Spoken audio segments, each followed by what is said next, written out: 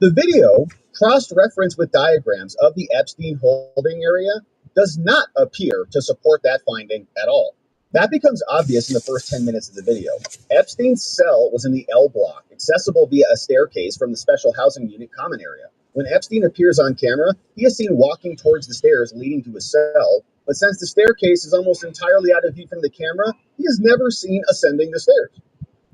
The entrance to Epstein's cell, as well as the primary entrance to the shoe, are off camera in the same direction, meaning there's no way to tell from the video if he went to his cell or if he exited the shoe. What? If he went to his cell or if he exited the shoe. Huh, interesting. So here you see, it looks like they've got Epstein's cell highlighted here. We're going to see the yellow dotted line walking us in there. But this is a nice recreation. We appreciate the effort that went into this so that we can get a visual for it and see where the camera was. Now, it looks like the camera's probably right up in here, right, based on the video that we saw looking this direction. So maybe you can't see if he comes out this way, right? Because he just walks right around this. The camera can't see him because it's got this angle. While brief movement is occasionally visible on the stairs when someone is walking up the left side, the area remains mostly obscured throughout the recording, making it impossible to determine if someone may have entered the shoe through the primary entrance and accessed the staircase without ever being captured on the recording. Just like that. Right there, because the footage may have just gone this way, kind of been cut off at that location, right? This angle here that we saw is blocked by that wall. We can't see what's going on past that wall to the right. Oh, bummer. Man, that's like a perfect blind spot for a camera. You can just sneak someone out. This appears to directly contradict the FBI and the Inspector General's assertion, and allows for the possibility of unrecorded movement between those areas. Without visual evidence, the case relies on the word of staff members, on these two liars, Noel and Thomas, that no one entered because you can't see it. At one point, the Justice Department noted both of them appeared to have fallen asleep, although Noel denies this. So Jim Stafford, now a video forensics expert, reviewed the footage and the Inspector General's report, told CBS News, to say that there's no way that someone could get to the stair up to his room without being seen as false. Four other leading video forensics experts also concurred. Now, experts question the interpretation of this orange shape that is moving up the stairs. And so just to be clear, those stairs would be these stairs. And you can kind of see it looks like maybe the set of bars right here. So somebody's kind of walking up those stairs, and you can see it kind of right there, cut off by the corner. And they tell us just before 10:40 p.m., an orange shape is seen moving up the stairs. Don't say something. Moving up the stairs leading to Epstein's tier.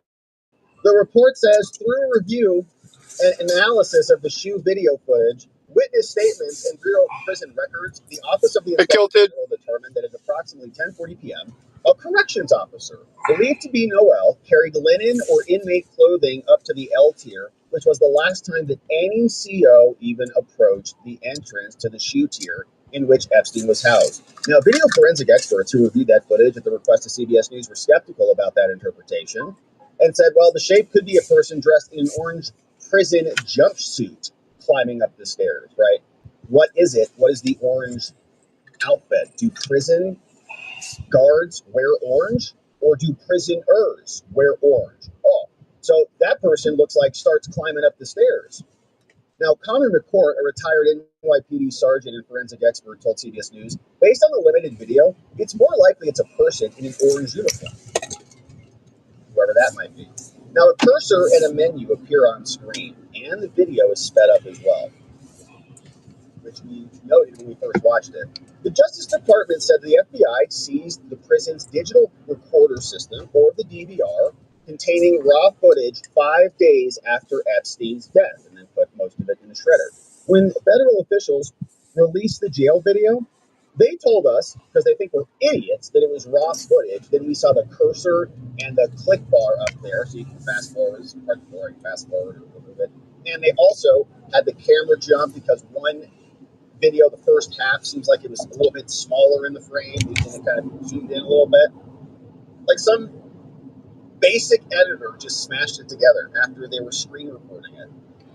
But the presence of a cursor and on-screen menu raised questions about that. Experts told CBS News those images indicate the video was likely a screen recording rather than an export directly from the DVR system. And the basis, the plausible explanation for that is that it's a 20-year-old system, and it's really hard to convert those video files and export anything off of it, and so they just did it for simplicity. But if they did that, they could have told us that. Not said it was the raw footage, because everybody could see it. Several forensic experts CBS News spoke with, including Jim Safford of some other company and this guy from that other company, said that they had not viewed surveillance footage in this format. They said it was unlikely to have been an export of the raw footage, and that instead it appears to be two separate video segments that were stitched together. Stafford, who looked at the video using specialized software to extract the underlying coding known as metadata, said the metadata showed the file was first created on May 23rd of this year. So that means it's probably a screen capture, not an actual export. Man. In addition, the analyst said a shift in the frame aspect ratio, which we noted, that is the ratio of the width to its height, indicated there were two clips. It wasn't a continuous run because it changed size. Government sources familiar with this said the actual raw video is in possession of the FBI, but that's not what the department released. Also, a report by Wired had previously alleged nearly 3 minutes of footage appeared to be missing based on the metadata. CBS News and their analysis also found that because the video was running at a slightly higher speed, and with 1 minute missing when the clock jumped ahead at midnight, the video was not actually 11 hours. It was actually only 10 hours and 52 minutes in length, as opposed to the full 11 hours. Now, the missing minute was also the thing that we all noted immediately, because we saw that click over here, right there, boom. And you can see even the aspect ratio on the video change. It gets a little fatter, like that door just puts on 10 pounds. Watch right there. There you go. It happens in your videos. Just had a double, 3 double doubles, a triple, whatever. So you get the point. So someone's been, changing the videos and manipulating it. And now the idea is that the video was actually only 10 hours and 52 minutes in length, meaning it only recorded 10 hours and 52 minutes, or that the video length was 10 hours and 52 minutes in total. But they said, because I don't remember what the actual video, at the bottom of that 11-hour video, maybe we'll pull it up. During this minute, an unnamed staffer with the title Materials Handler on duty from 4 p.m. to midnight would have finished his shift and is assumed to have left the unit. During that 1 minute, 12 o'clock, a lot happens then. Your shift's over, you're leaving. So there's probably movement going on, right? They cut that out. While there is nothing to suggest this action has any relevance to the events of that evening, the missing stretch of time does raise questions about the value of the video taken of a missing minute and the Inspector General's report, because they didn't catch it or care.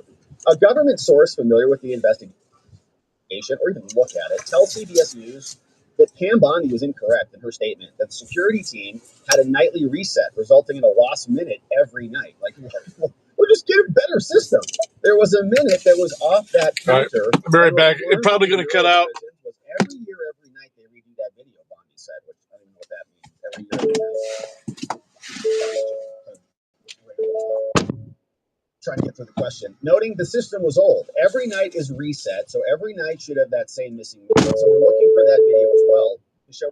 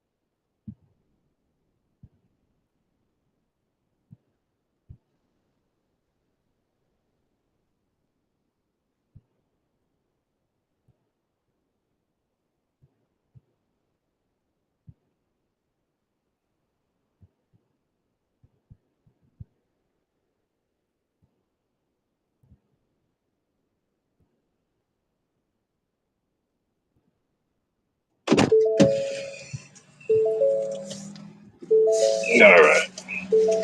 Fucking A, man. Hey, Holly. Holy.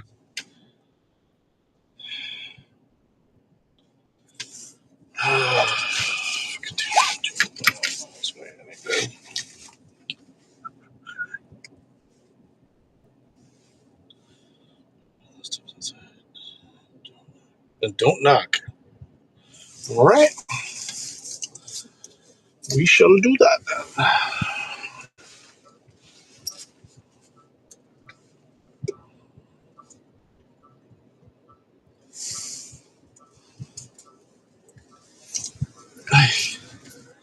Big truck. Big truck. Thank you. Fucking A, it's a big truck.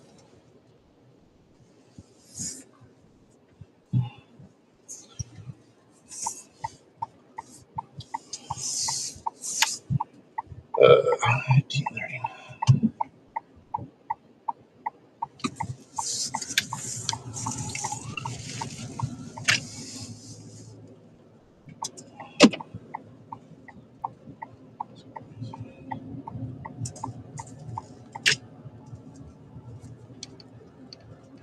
Ooh, 48.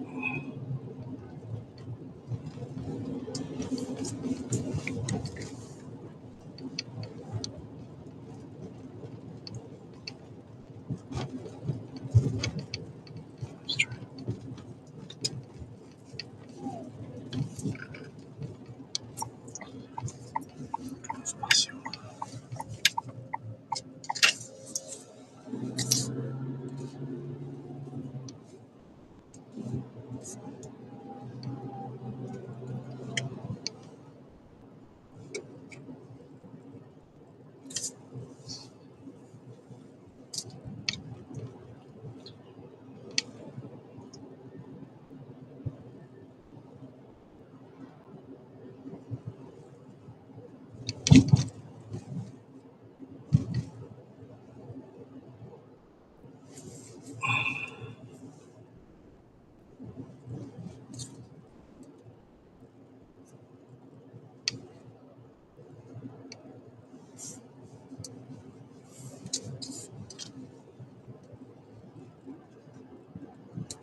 Back on a silver 2010 hatchback 5, registered to Justine McGee in Ashley, Indiana, if valid.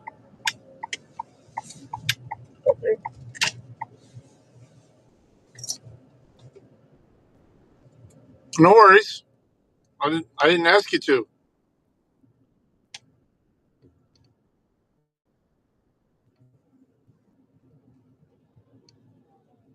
I appreciate you coming in. Either way. 12 minutes.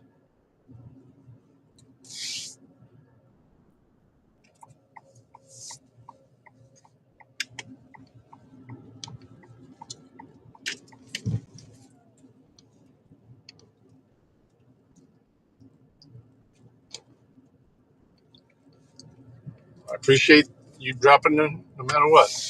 I don't know what if somebody else said something. I just realized that message was 12 minutes ago. Jesus. Why would it take me away from the light when I got a definite turn?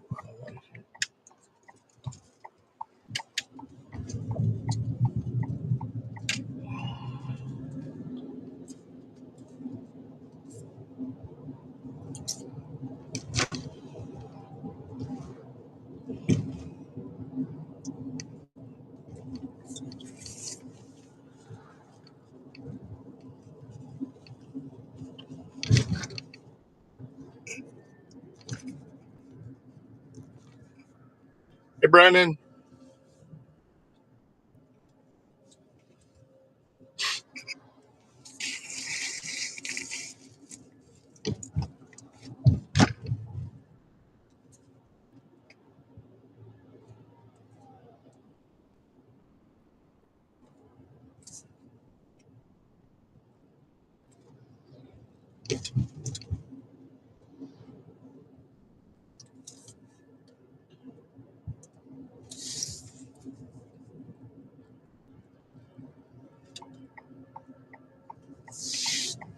Oh, wow. Street's blocked off here. It's like the car show.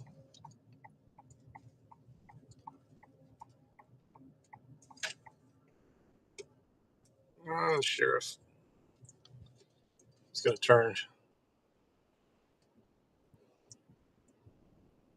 Go, go, go. Fuck. Idiots in front of me. Ooh, that red light. That sheriff just smoked. Oh, my God. He did. Went right through that red light. The sheriff deputy. Wow. Wow.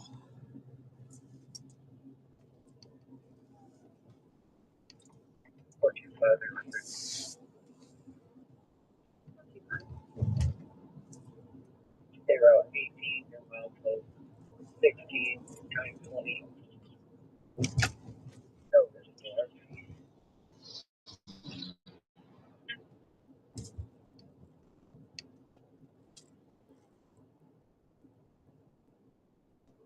And then they're stopped at a green light. What the fuck is going on?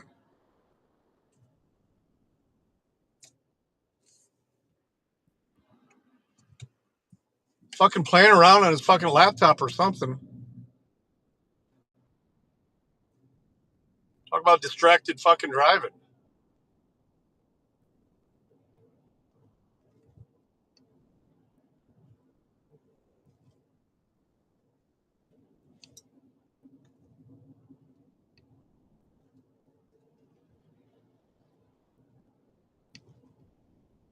Oh shit.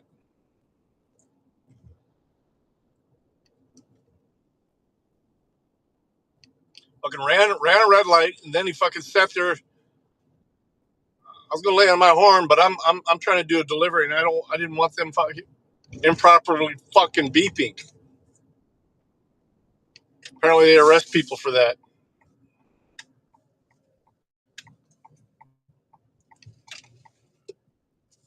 See, 412. I don't know. Is this it? Yeah.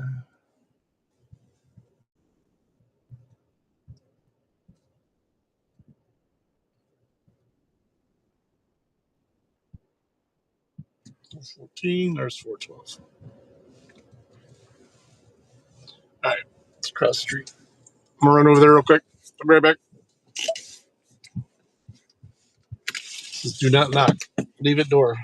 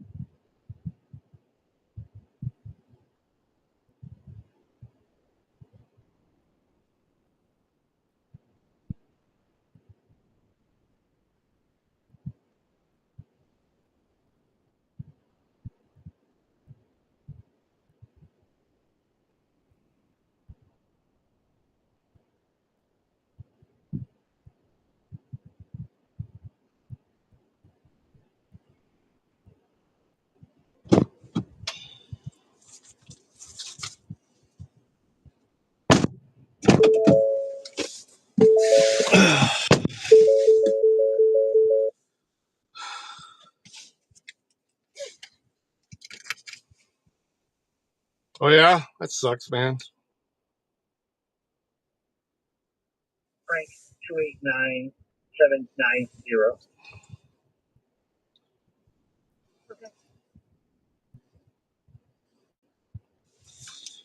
Let's head back toward the busy part of town.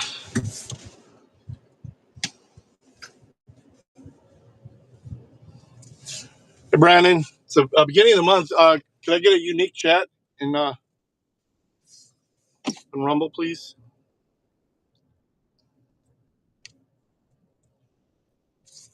I don't think you were in my stream earlier.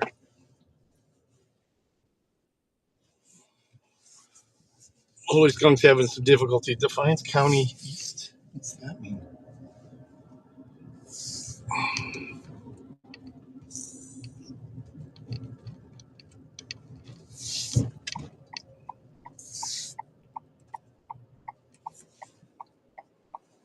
Sending me over to the east side.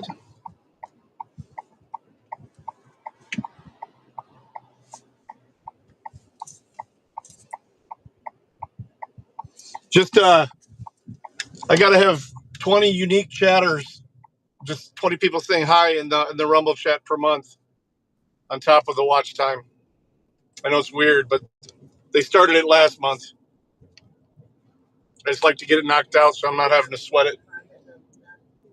I don't care where you actually watch the stream from. I appreciate you being here no matter what.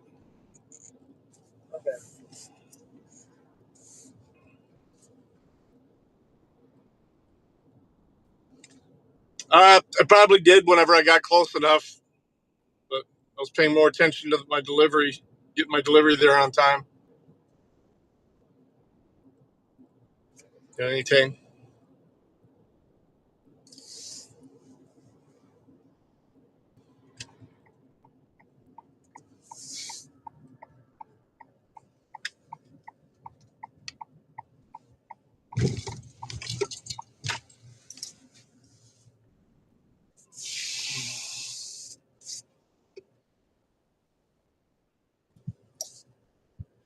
It's dead over here. We'll head back over to the other side of town where it's busy.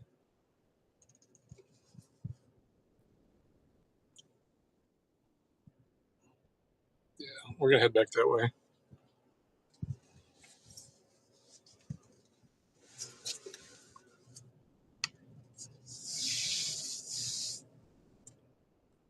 Yeah, someone who hasn't chatted it in there yet this month is basically.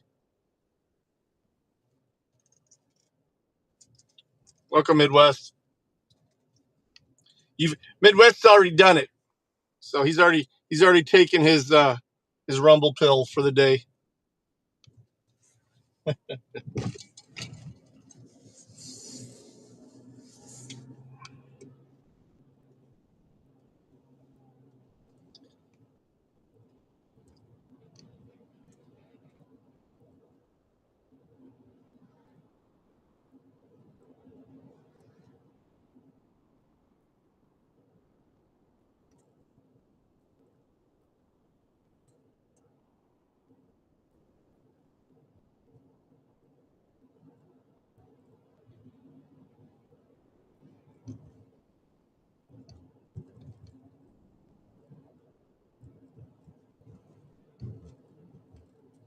No worries.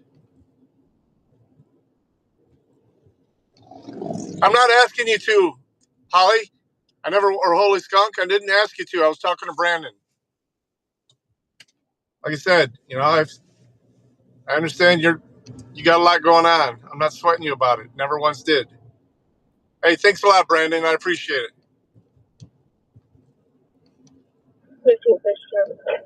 If someone else did in chat, I apologize. I didn't ask you.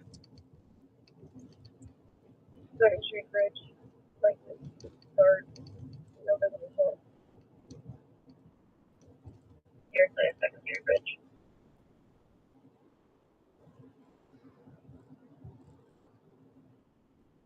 Yeah, back it up a little bit, Dirty. Had a fucking cop pull all the way into the middle of an intersection on a red light and then sit there not moving at a green light. Must have been playing on his laptop.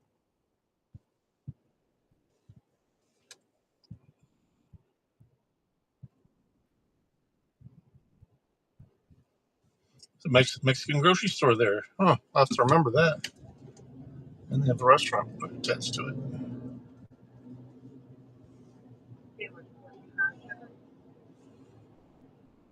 Shit. Papa John's. Cool.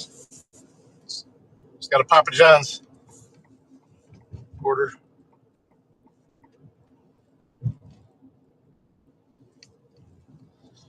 This is that one they just pulled over. Oh, they just let go. Well, it's pound 93021, P963021, right?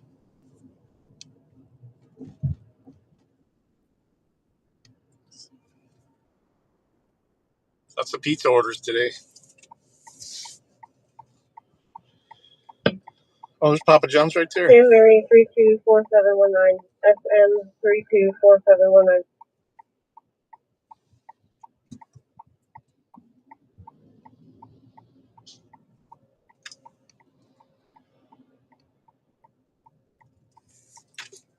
Stand by.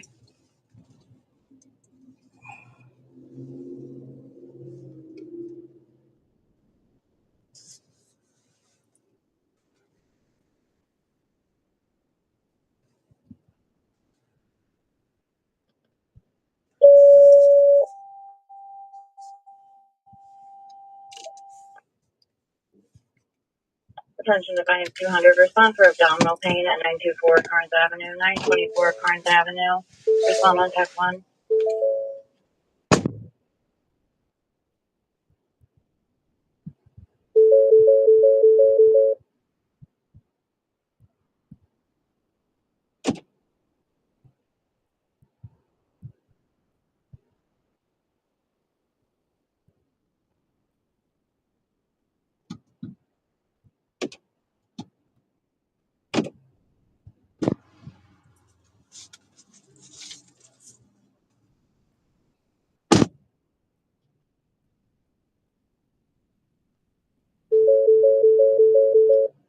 County 212 and around.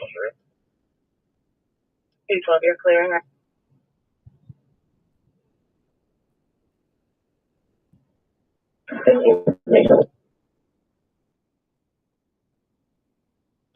15, go ahead. 29. You're clear.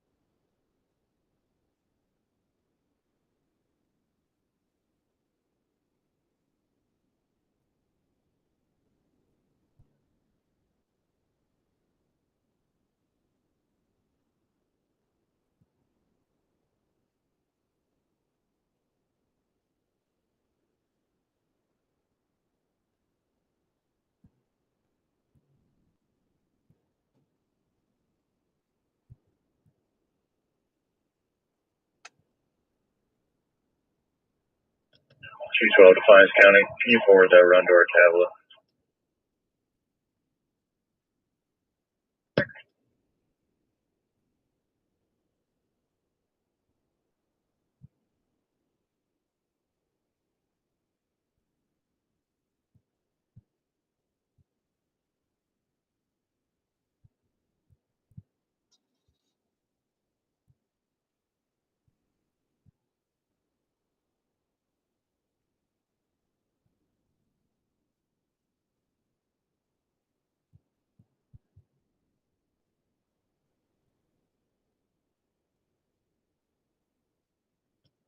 Fifteen, please.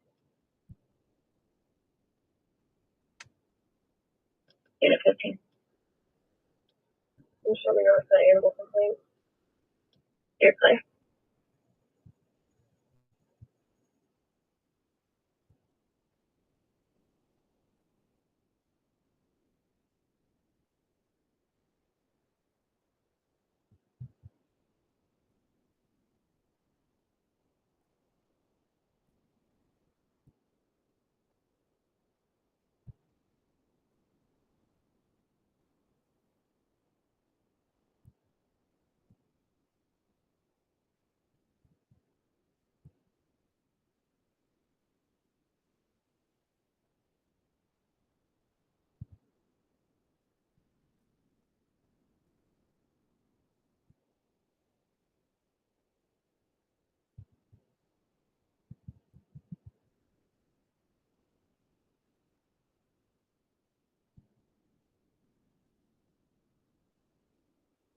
Defiance County 212 is going to be delayed by train.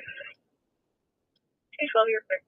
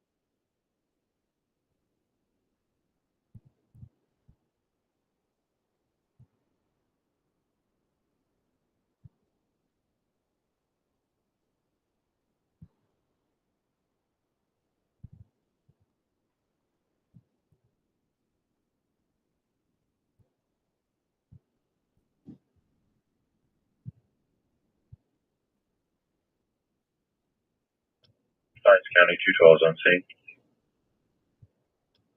Here, 6012.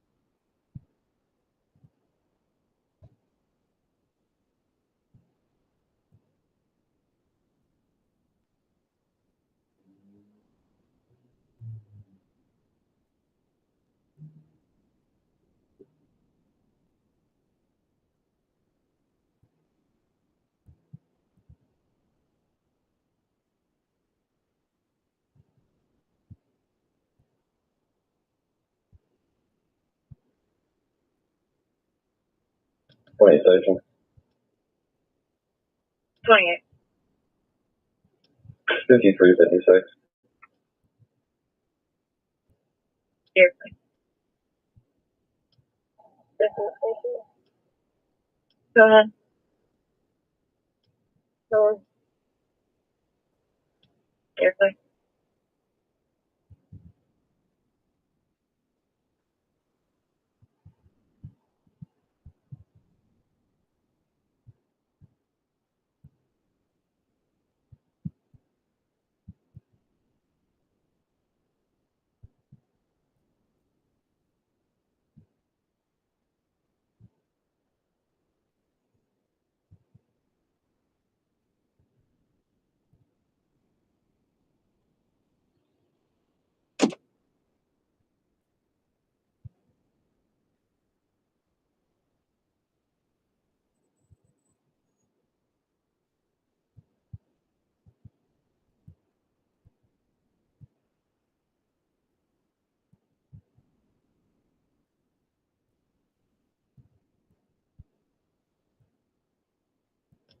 This is station. Unit 15. And if you just want to leave it out for street, it's going to be on the north side, just 1574. East of which area? Elementary school. Air clear.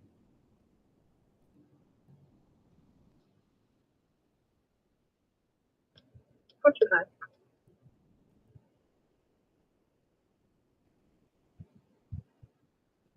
018 and 015. I'm catching up. Okay.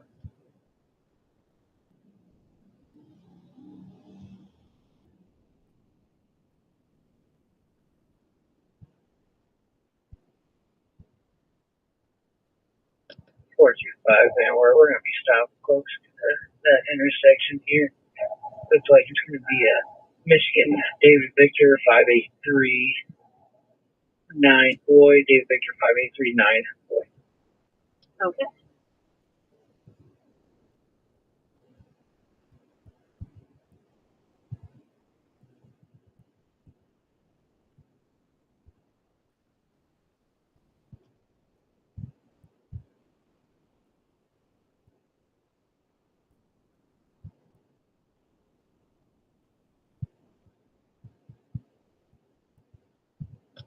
Yeah, we're 425 nothing in file on a 2023 Toyota Highlander.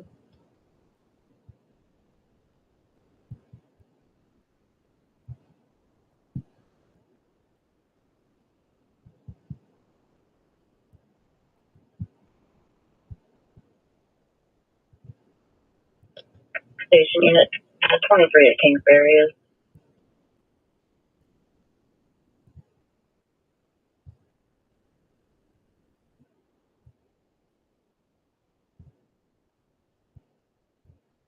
Clear.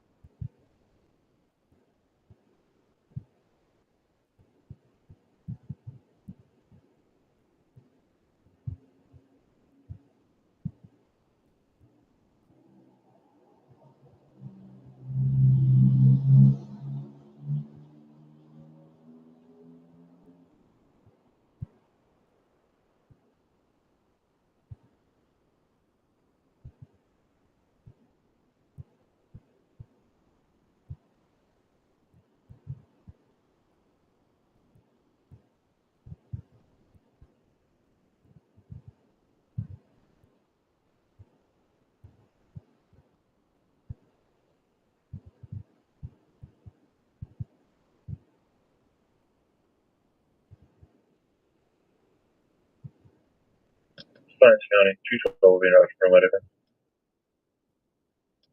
212, your car, Roger, for America.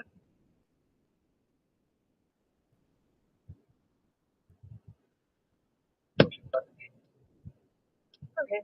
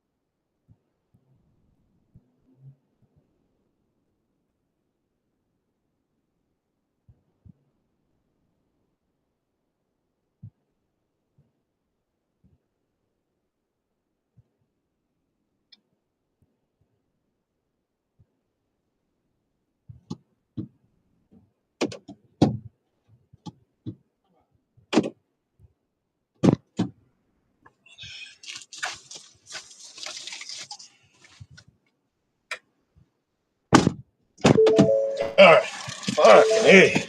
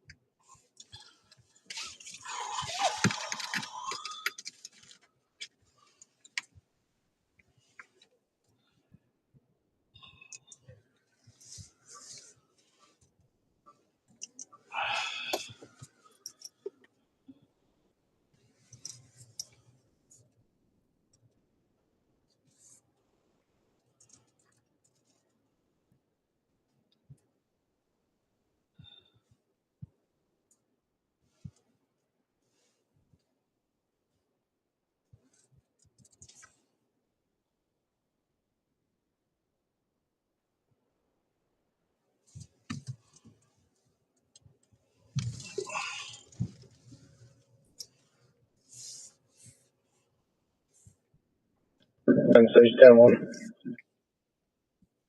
Yeah, 10, you're clear.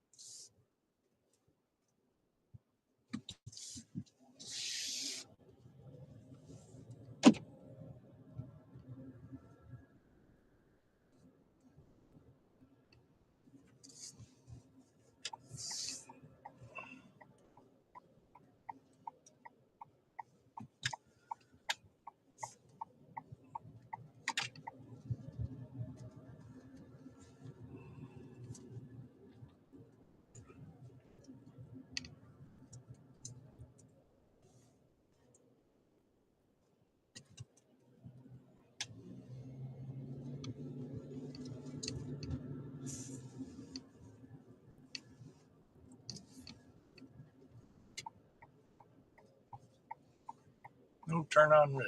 Thank you.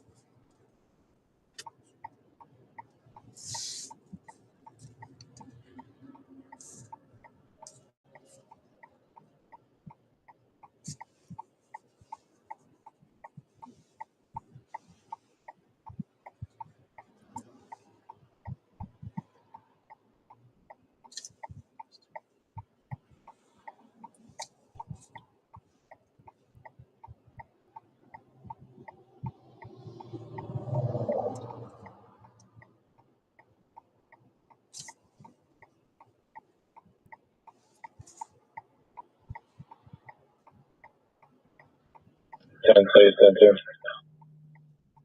Unit 10, you're clear.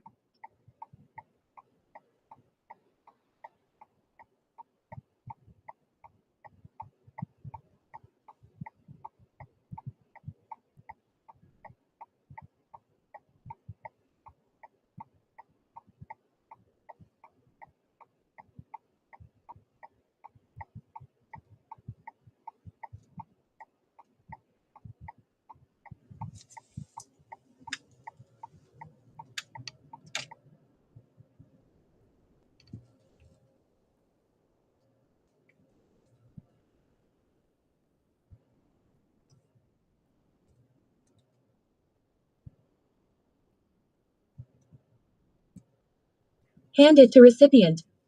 They added the following instructions. Around back, way back next to circular tree area.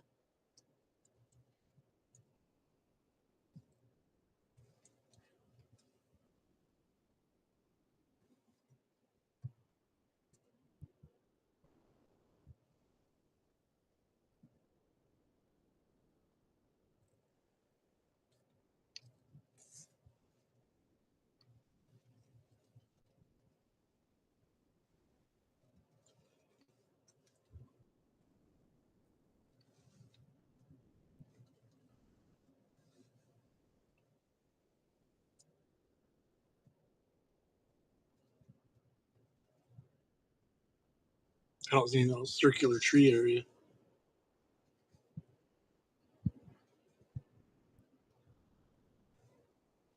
There's number 5. I don't see no circular tree area.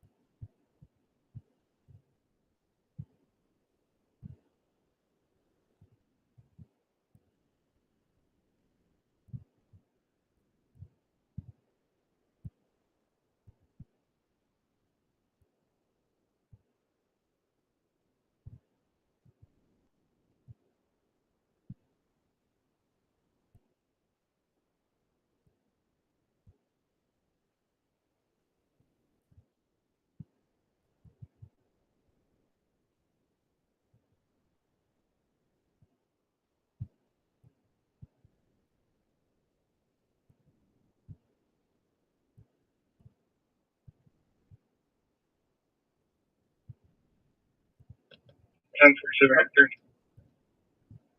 1042. Lincoln Minden. Henry Queen X-ray 4710. Henry Queen X-ray 4710. Okay, 1042.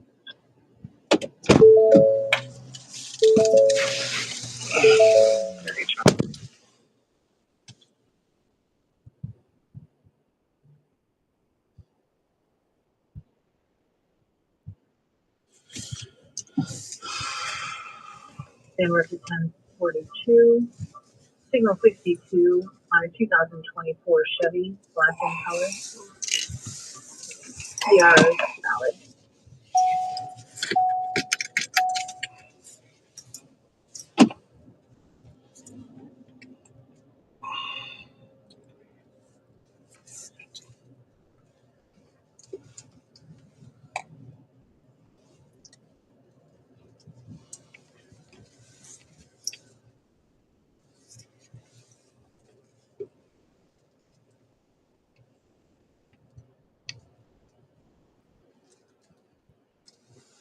Jesus Christ.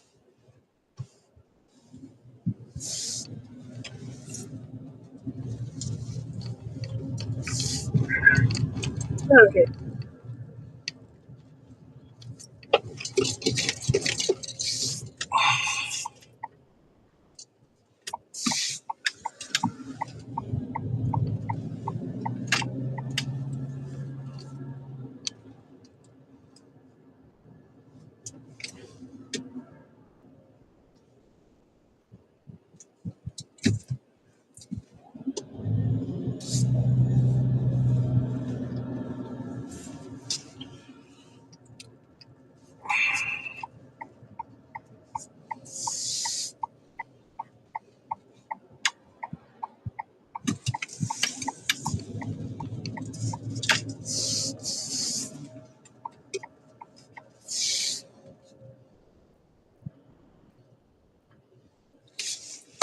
Nightmare. Knitmare.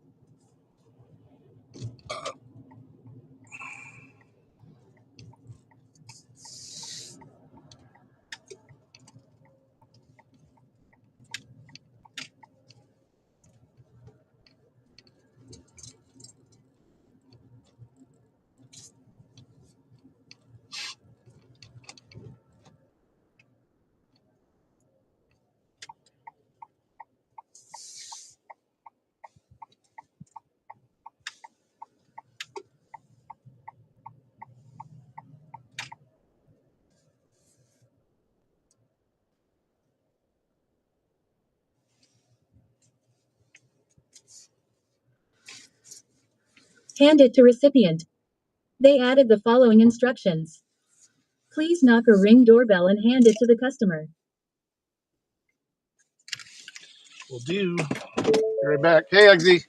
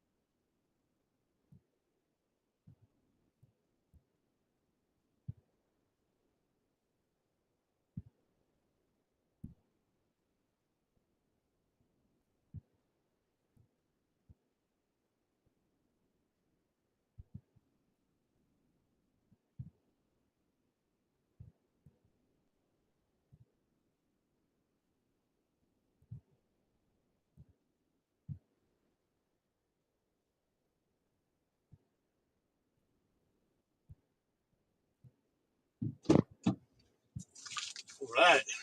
Cooking.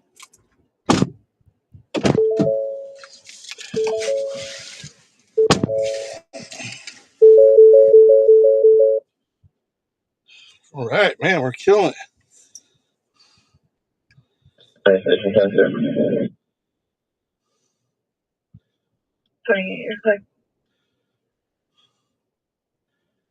Next, we're going to head toward Domino's because it's busy over there. Lots of pizza orders so far. It's Friday.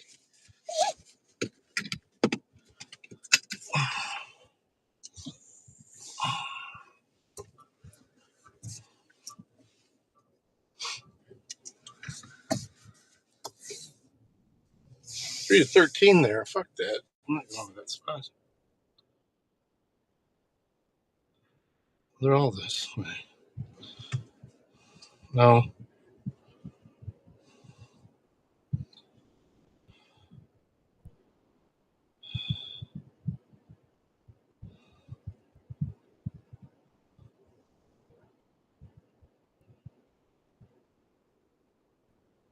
Sit that way.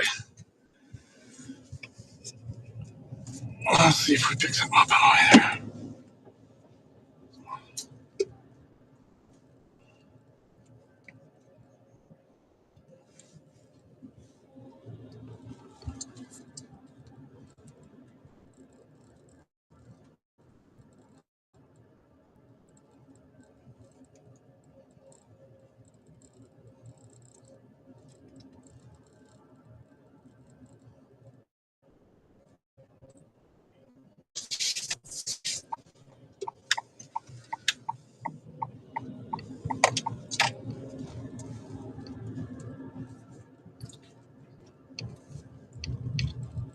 Yeah, for some reason, a lot of people aren't getting my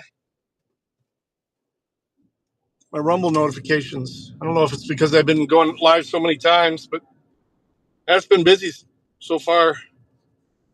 Several orders.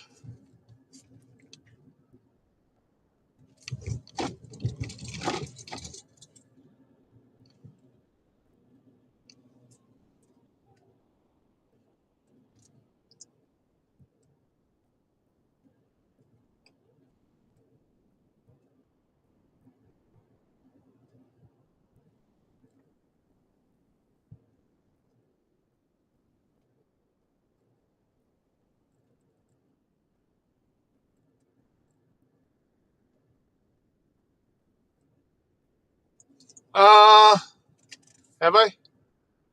Yeah, I guess just a little bit over an hour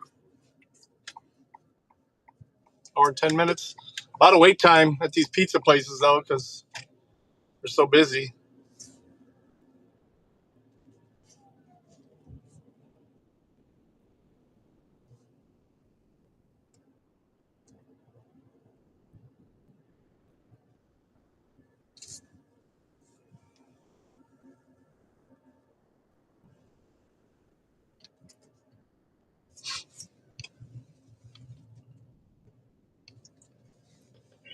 Compliance County 212 in service return.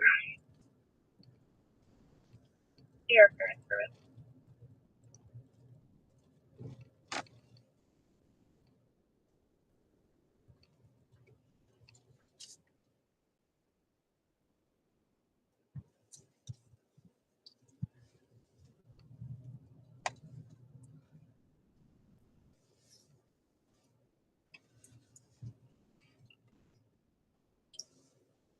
Ugh. Oh, no worries. No worries. I haven't actually been in the vehicle very long. I've been waiting inside all these pizza places.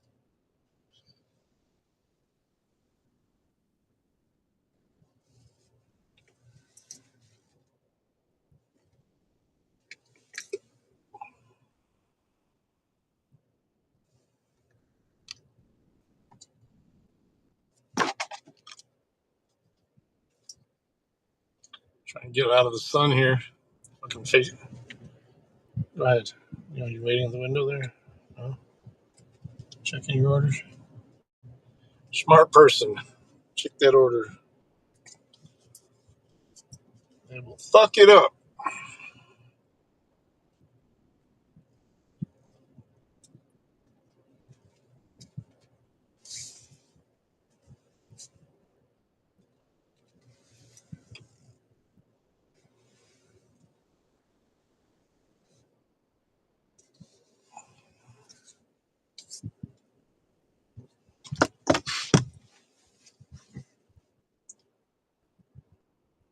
Yeah, I appreciate it. Well, we're in the middle of a busy. It's estimated 3 to 13 minutes for an order. We'll see. We got my notifications turned up, so I shouldn't miss any orders this time.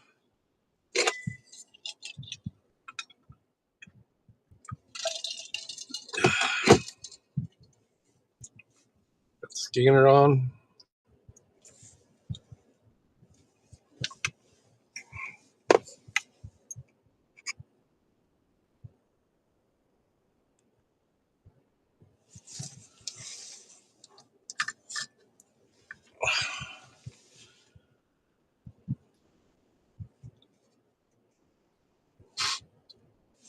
Yeah, we'll see.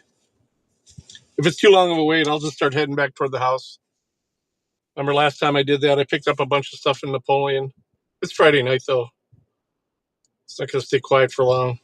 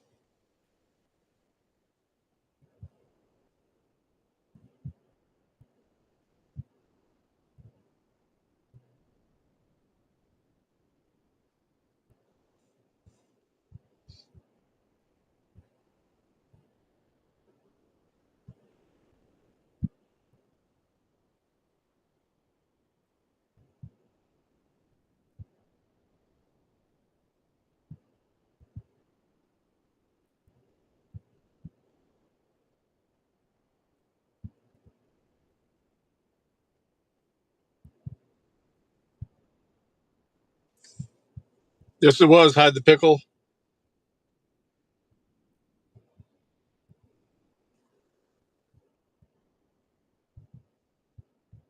You're still here. Well, here we go. Just in time.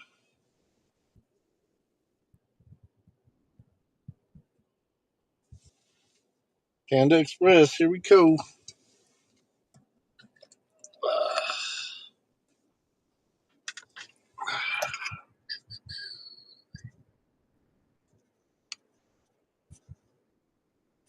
I like me a Panda Express. It's on the other side of the street, though, ain't it? All right, let's go.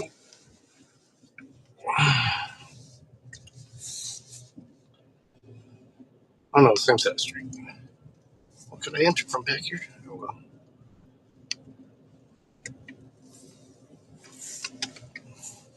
It's like 2 buildings down. I don't think I can enter from the back. We're about to find out, though. Do they want you to go in there at Panda?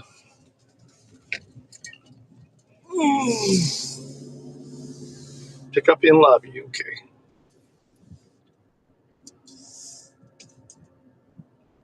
740.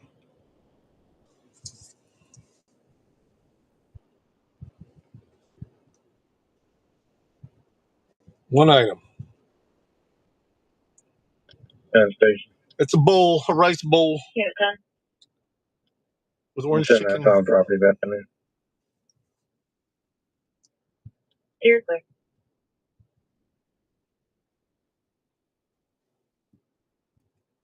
Steer clear, 212. Come on now. Can I have entered from the side there?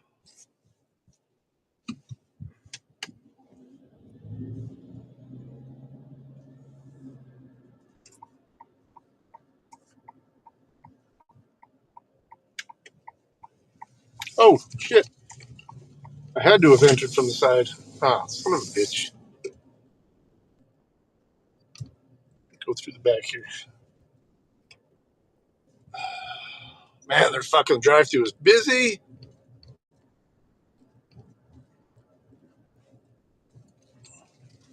Ugh. Is there a side entrance? Man,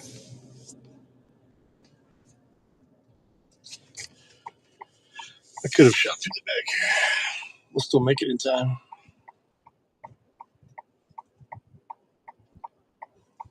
Well, that sounds good. Holy crap. Whoa, don't turn. Turn, don't turn.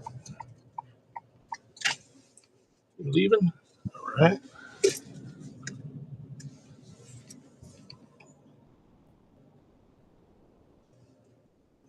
Probably lose connection inside here. We'll get it reconnected as needed.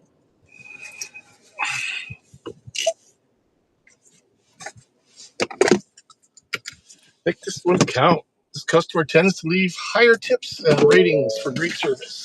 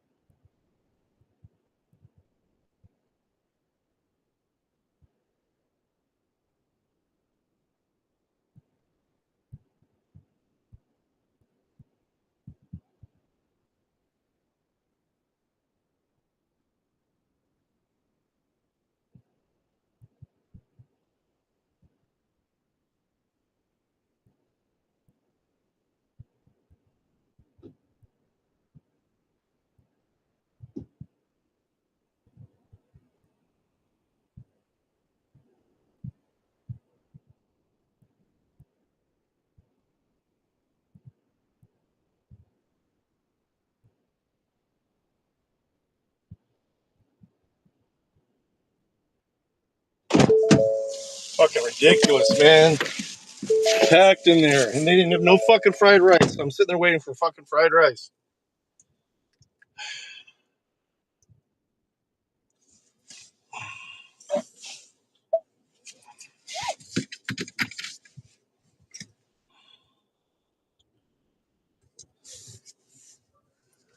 Oh shit! Fucking dude just came flying around. That's that fucking stupid state trooper that was in there.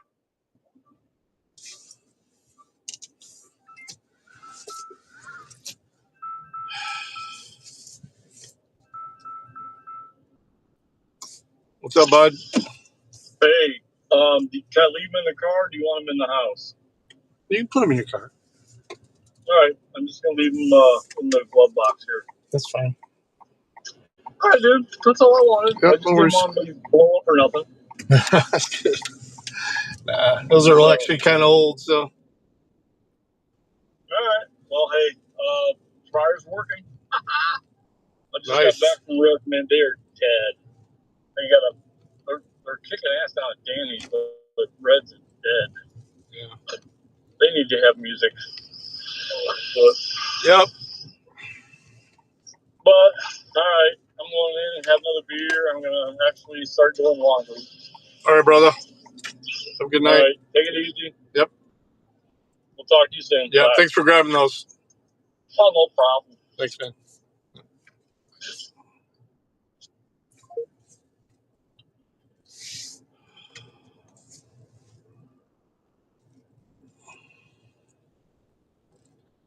Or just was on Front Street. Leave it door, please. Leave it at the door by the driveway, please. Okay. Turn the scanner back on. It's going to shut off when I get there because I have. About this, they're classifying your speech as affecting critical infrastructure for talking about elections. Completely unconstitutional, completely violates the First Amendment, and then say, oh, you're messing with critical infrastructure. That gives us justification to censor and shut down any dialogue that we disagree with. It's pure, unadulterated, 100% evil. You know, it's pure evil! Pure evil. How the fuck is this? Trickery. But what it did was, 1984 style. on January 6, 2017, the outgoing DHS made elections critical infrastructure. And then they said, because elections, a metaphysical concept, is critical infrastructure, that anything that damages the integrity of that critical infrastructure, those elections, is now a DHS domain legally. So tweets that undermine the integrity of the election because they contain misinformation or disinformation or malinformation could now be censored by the U.S. government, notwithstanding the existence of a first fucking amendment, all because of this trick, this word here, this completely deceitful concept. I don't know why I'm getting a fucking stream and a term that puts 99.99% of people to sleep, gives you the legal predicate. And so I pursued every aspect of the critical.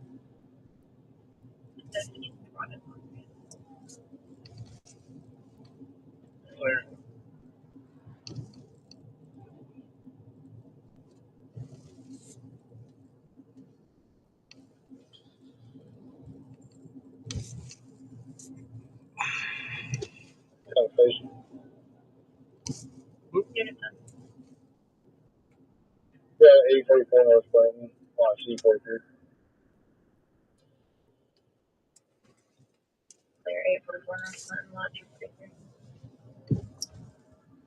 C, Charles.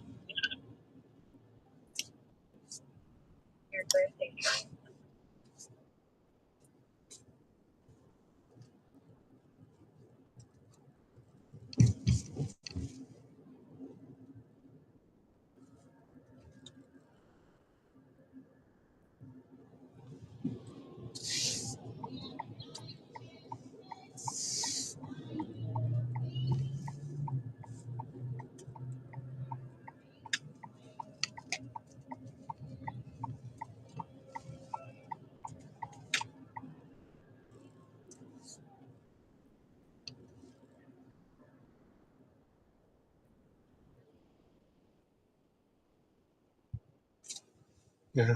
Had a deputy sheriff pull all the way into the middle of this intersection here earlier in front of me while it was red, and then stop. And then when it turned green, he pulls forward to this next light. It was red when we got there, and he stopped at it, but then it turned green, and he sat there for about 30 seconds with it green. And after seeing what happened online to that last dude that did that, I was like, I'm not hitting my horn. I got too many deliveries to do. I will get stupid with this motherfucker. Plus, I still had like a good 5 minutes to go before I had to be there, and it was pretty close. So,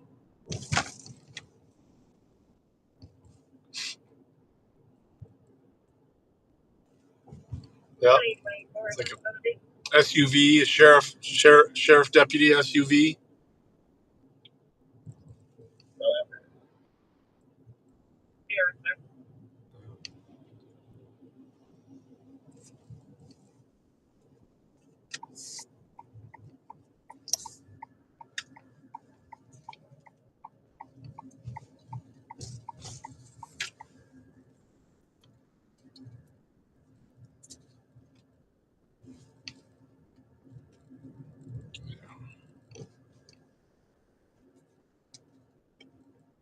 This sumbitch actually has a fucking loud horn.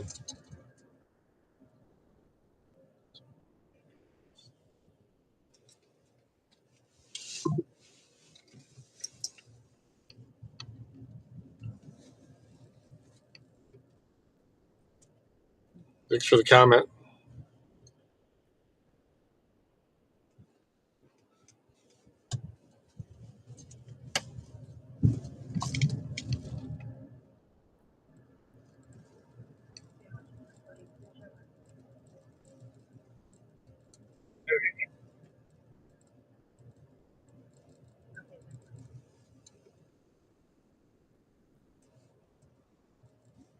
Leave it at the door by the driveway. Okay. This be it. 728. Yeah. Can you go to the past center and stand right with this spot until I can get a deputy there or they leave? I'll be right back.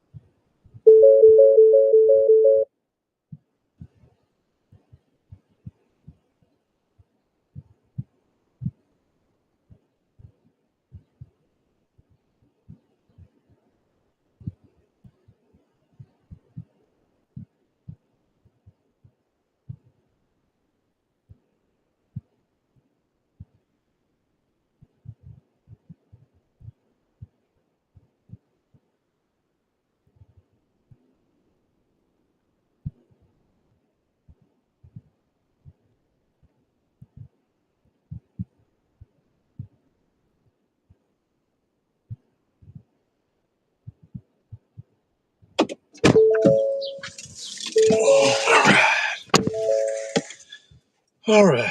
Continue.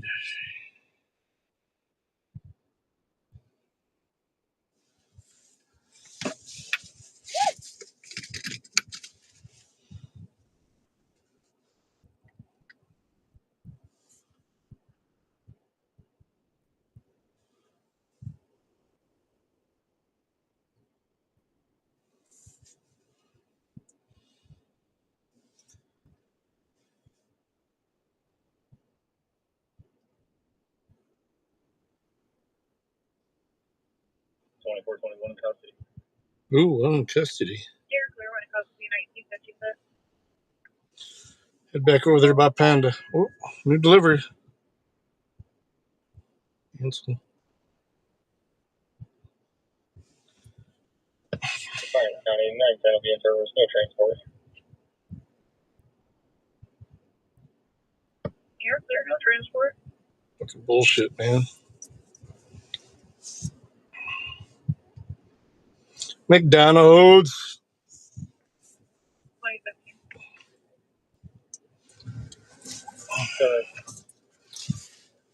What is in service that you're not transporting?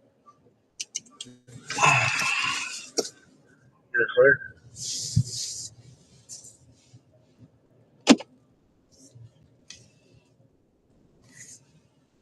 805 pickup. Oof, right on.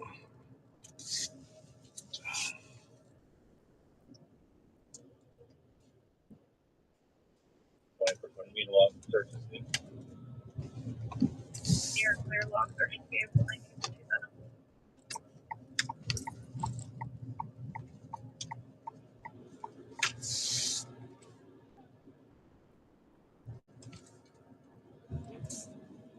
Station. We do have Brian Lutz in the house from Middle Point. Check 47. You're clear.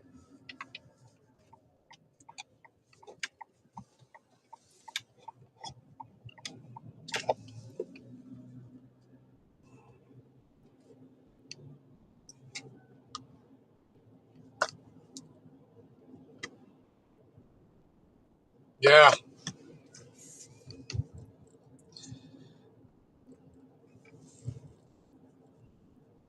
Yeah, definitely not good.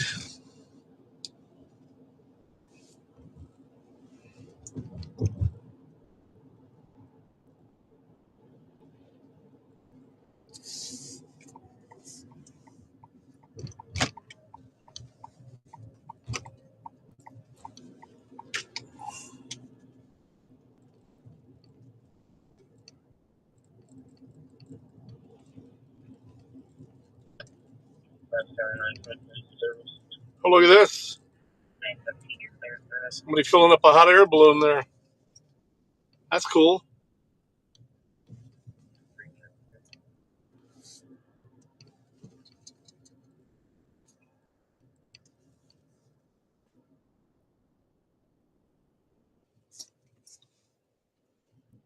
Yeah, my stomach, I regret it every time. Even that used to be the reason to go there was their fries, but they're not even that good anymore until they switch back over to the tallow.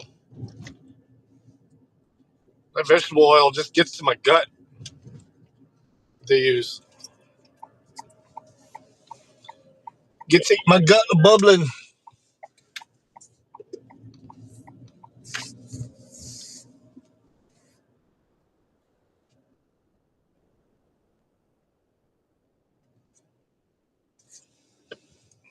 Station unit 25.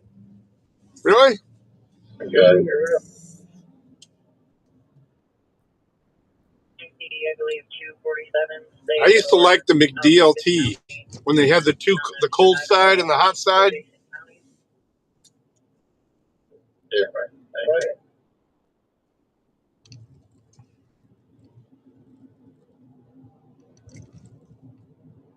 Oh yeah, double QPs, QPCs.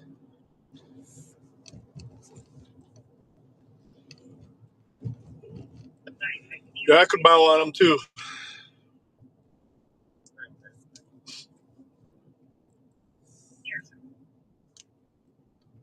That was actually my first job. I got canned for throwing a quarter-pound patty at a customer. He was talking shit to my girlfriend who was working the register. I was on the grill.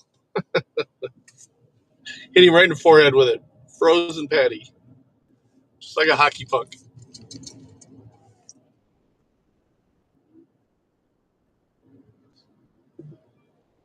Like depressed.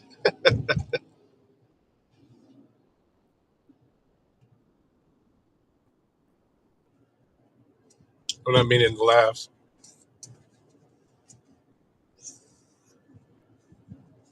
Maybe a little bit.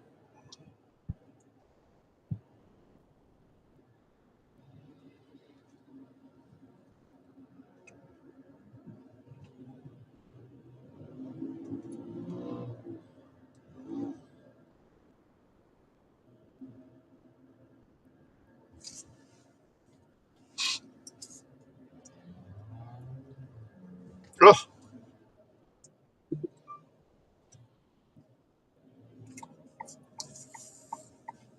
Station. 25. I didn't give a fucking more. Any chance?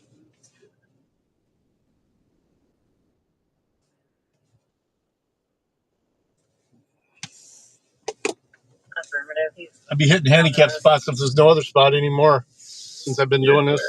You can close out the. Doesn't really matter on private property. Make up a. I'll be right back. Trespass.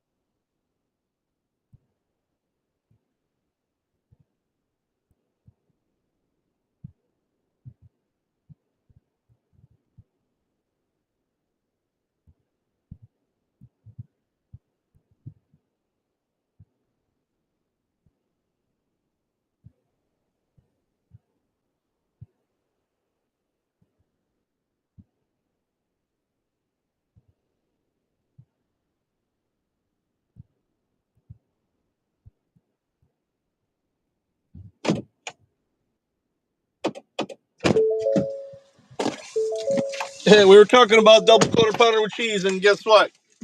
That's what they got.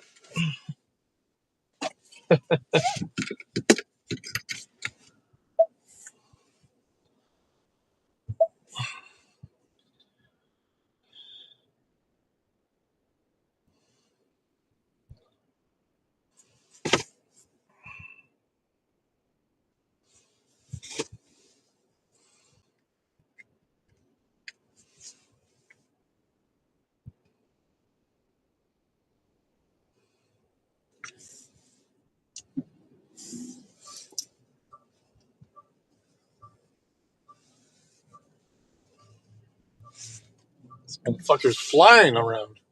Slow the fuck down, dude.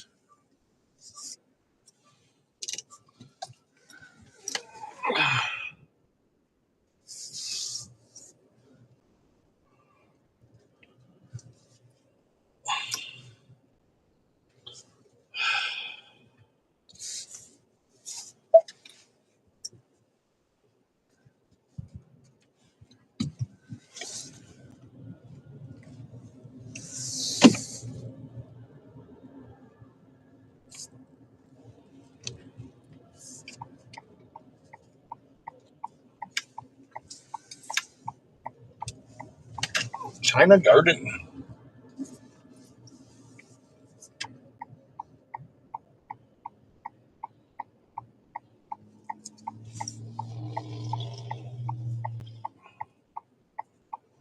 Ten West Session Street.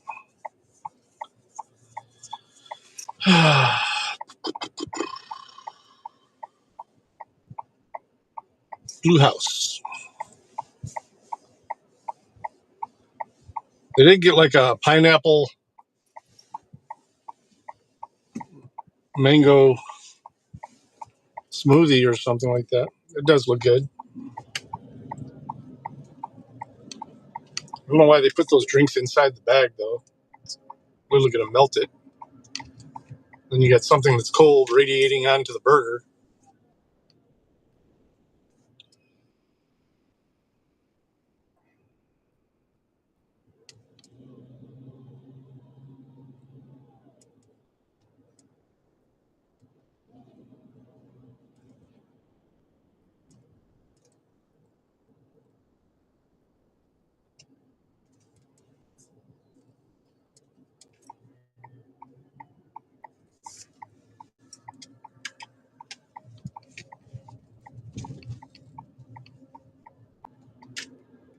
Oh, let me right there.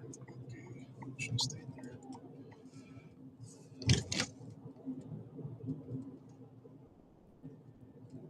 610. Session.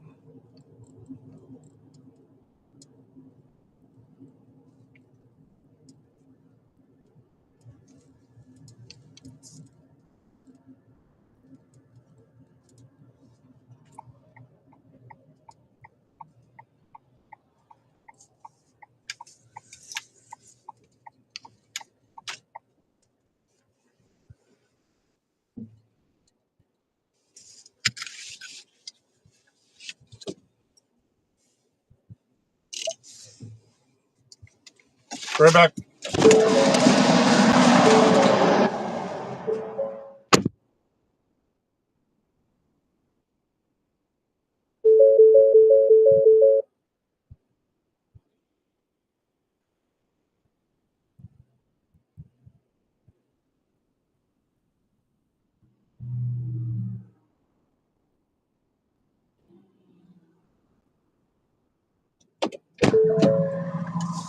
Ow.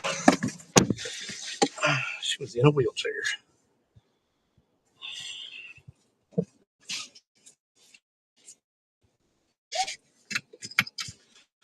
All right. Let's try and get this to work. Why isn't this working?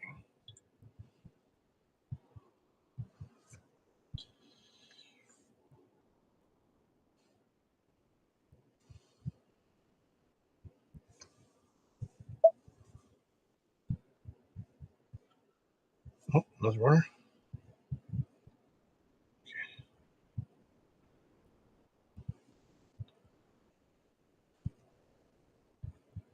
Let's head to Toledo.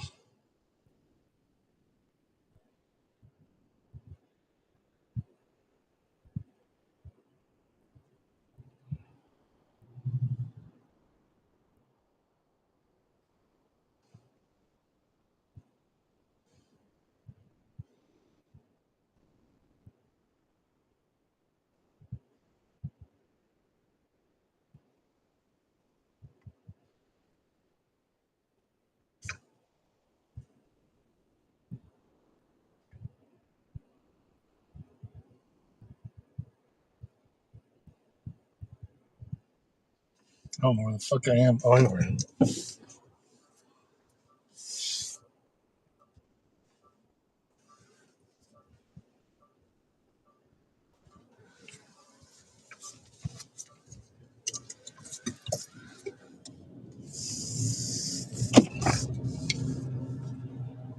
Start to head back toward Toledo.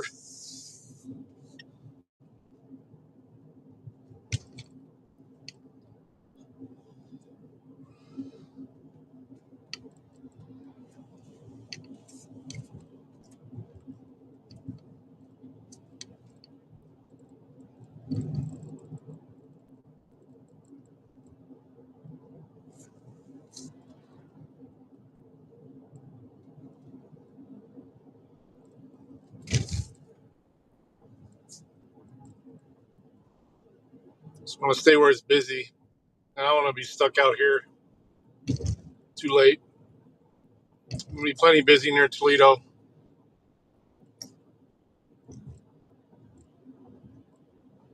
I can't get the fucking Android Auto to kick on. I'm gonna reboot.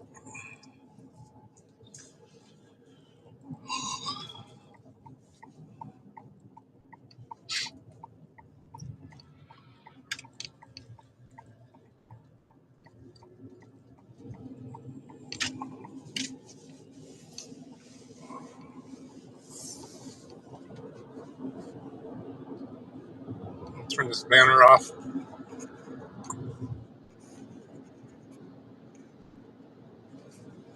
Oops. Not the camera.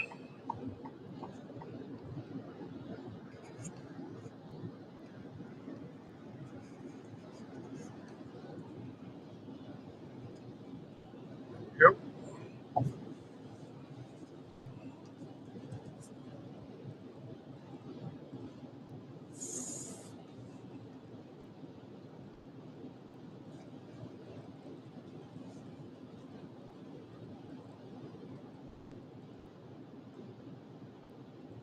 The ptomaine poisoning.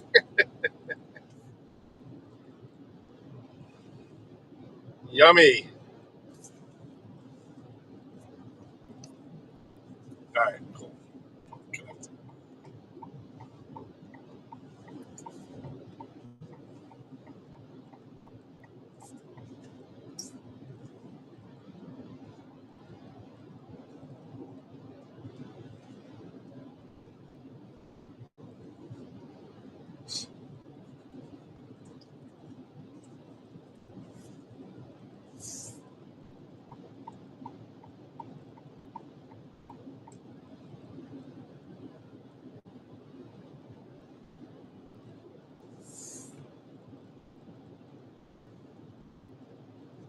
Let's turn on the all area scanner.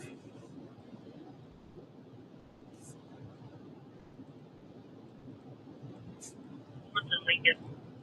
Is vehicle occupied? Break for a van off the cruiser. Break for a van off the cruiser. Good. Good. For dispatch command, 40 minutes on scene 2016.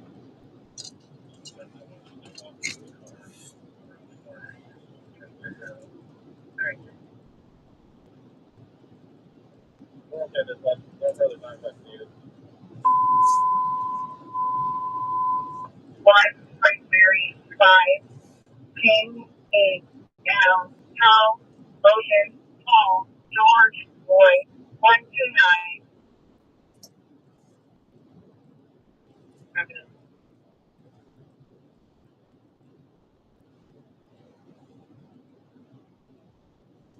Property interesting files 2115 Locus 2017.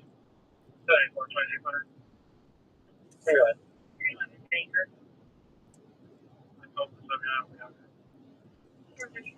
I don't mind their breakfast. I like the hash browns. Once again, though, I wish they were using beef tallow. Husband in the home anymore. He grabbed her arm. They have black male, blue bottoms, black top. 2115 Locus 311. Medic unit takes back and forth. Training from Bay Park. 510 Ida, and I will be Frank. It was training from 512. Right now, fireworks, 425 item. Fireworks. Oh. Oh shit. This is the baseball game. I'm trying to Tiger game on while we're traveling. 210, keep the peace. No longer at the store at this moment. Hopefully the other employees get it.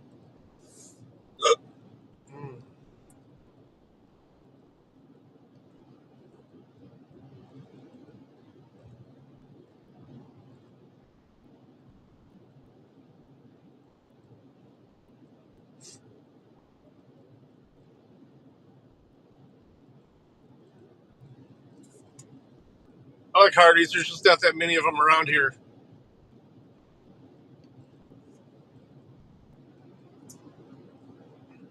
And it's just a long double. Yeah, Sosa thought it was a home run too. He was admiring his work at home plate. He's got to be on third, ain't he? He thought it was a homer, but in a night like tonight, the weather's cooler. This is not normal August in Philadelphia where the ball just hot and humid ball jumps. Yep. 14 degrees cooler, 15 degrees cooler than a few days ago. Not as humid. There's no question that it affects the flight of the ball. Yep. It's always a good philosophy to just hit the ball and run out of the box. Knuckle curve. I think they have Hardee's in if you hit PA. run, nobody can ever say anything. Carl's Jr. is more on the west.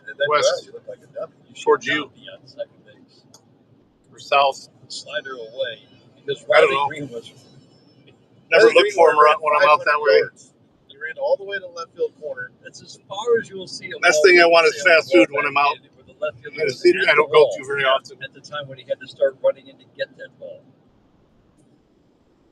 That Baker Square place is pretty cool. Fastball a little bit low. That is the first hit of the game for the Phillies.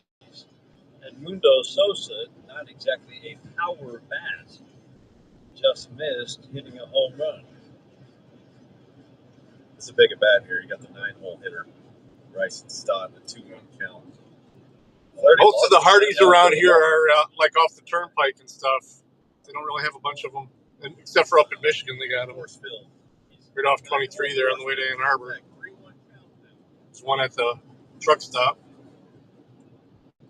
You'll see this with pitchers who are really good against the best hitters. It's the bottom three. Sometimes you get them. 3-1, fastball low. Flaherty shaking his head after that, saying, "Oh, what did I do here?" That's the second walk to the 9-hole hitter, Bryson Stott. That'll bring Trey Turner up. I would rather face Stott than Turner personally. Those are just, sometimes all the energy expended in the 1 through 6 or 1 through 7, good point, sometimes leads to that. Now he has to dial it back in. Trey Turner at the plate. He's bounced out twice. First pitch fastball low and away. You can see the energy behind that delivery. 95 is. Yeah, I'm sure they would do a good job with it. Tonight, but it's low and away. Turner hitting 289. Modest power numbers. Speed guy. 1-0. Swinging a high. Pop up. This will end it. Javi Baez will back that line to the outfield grass and open up his arm, saying, "I got it," and he does. Turner pops out. More boos from the fans in Philadelphia. First hit of the night, but Jack Flaherty strands 2. We head to the 6th inning. First and 3 in Philadelphia. Tigers with a 3-0 lead after 5 on the Detroit Tigers Radio Network. Echo America Bank. What does possibility to you? That's a hard question. Something you can strive for. That I'm able to do anything I set my mind to. You're confident in yourself and you believe in yourself. Stuff that you could achieve. I feel excited. Anything is possible when you're more confident. Shoes are a huge part of that. They are the most important part of my style. You can express yourself in the right shoes. Anything is possible. DSW, countless shoes at brand prices. I had the fish sandwich. Out here, it's not only the amazing views, but the way time stretches out a little longer. How laughter bellows louder among friends, and how the breeze hits just right. I think the only reason I did is because I already had a burger that day. It's the best of nature, with over 450,000 trails worldwide and navigation right at your fingertips. Find your outside with All Trails. Download the free app today and find your next outdoor adventure. A summer day is the most righteous time to throw on your helmet or boots, grab an ice-cold Mountain Dew with a refreshing citrus kick, and head to the hills for some hiking, mountain biking, and panoramic views you'll be liking. Because raising your heart rate and elevation deserves the elevated deliciousness. Yeah, they deliver to our house. DoorDash delivers culverts to our house now. Calling all baseball fans want to help shape the game you love? Then it's time to step up to the plate because Major League Baseball wants to hear from fans like you. Join MLB's Fans at Bat community and share your thoughts and opinions on topics such as new game rules, in-stadium experiences, and upcoming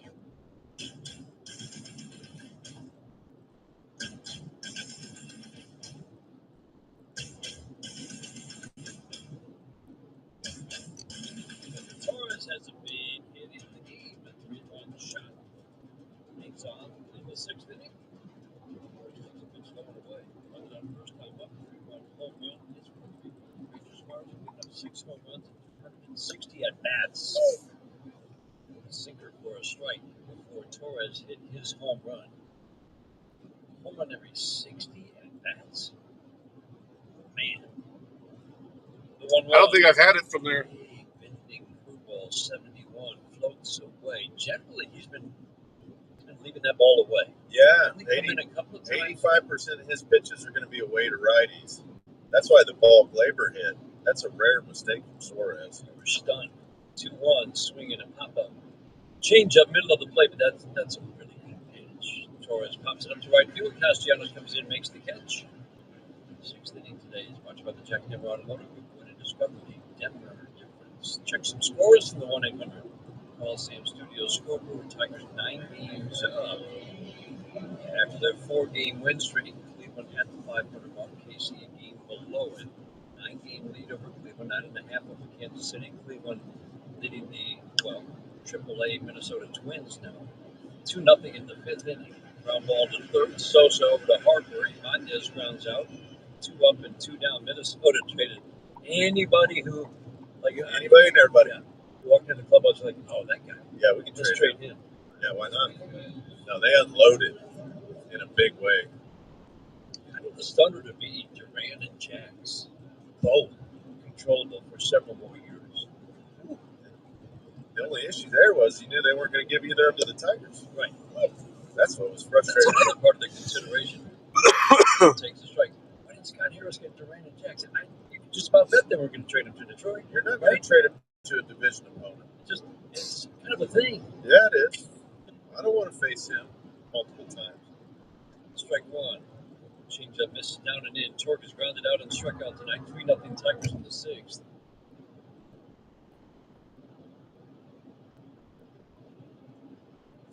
Says there's offers right now here in working away, and Torque keeps trying to hit the ball to left field. Napoleon.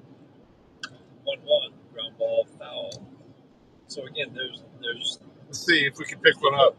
That's the approach, yeah. Well, and Torque has been good at that off and on throughout his career. He's locked in and dialed in. He can hit the ball the other way. We've seen it plenty of times. It's just so hard sometimes to wait on the pitch long enough. He throws below hitting speed for some of these big league hitters, especially the 78-mile change. 1-2, ground ball, foul. But it's more about where you're trying to hit the ball. Right. You're trying to hit the ball the other way, so then it's like, I can't wait on it long enough. Now I got to hit the ball down the right field line, maybe.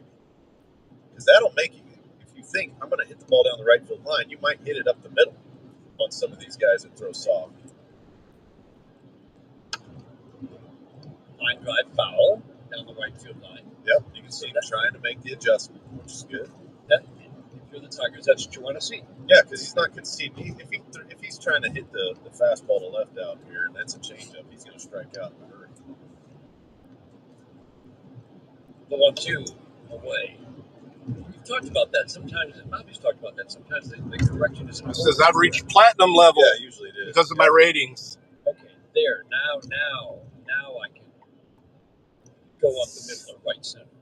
Torkelson swings and misses. Just oh fuck that! Estimated 13 to 23 minutes. Consecutive at bats to the curveball or changeup away. Falls across home plate. I ain't waiting for that long. 4 strikeout for Suarez ends the 6th.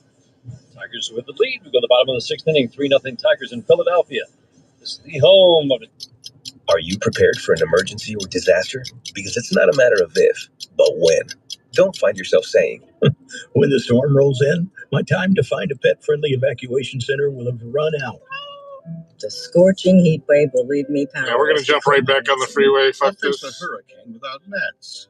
I ain't waiting that long for a fucking order. Let's prepare so we all have a better story to tell. Get started at ready.gov/older adults. Brought to you by FEMA and the Ad Council. Great moments in baseball. It said there was an order waiting for me, so I jumped in and it says 13 to 23 minutes. Fuck that. Go crazy, folks! Go crazy! It's a home run, and the Cardinals have won the game by the score of 3-2, and a home run by the Wizard. We're jumping right back on the freeway. It's the next unforgettable call on the MLB app and MLB.com. Let's see if you can figure out the following baseball slang term. Today's phrase is seeing eye single. Do you know what it means? Seeing eye single. A soft ground ball that finds its way between infielders for a base hit, as if it had eyes of its own. That is a perfect seeing eye single for Riley Adams. Expand your vocabulary with the MLB app and MLB.com. Yeah, let's head back into west side of Toledo. Food, fuel, and fiber. Find out more at micorn.org.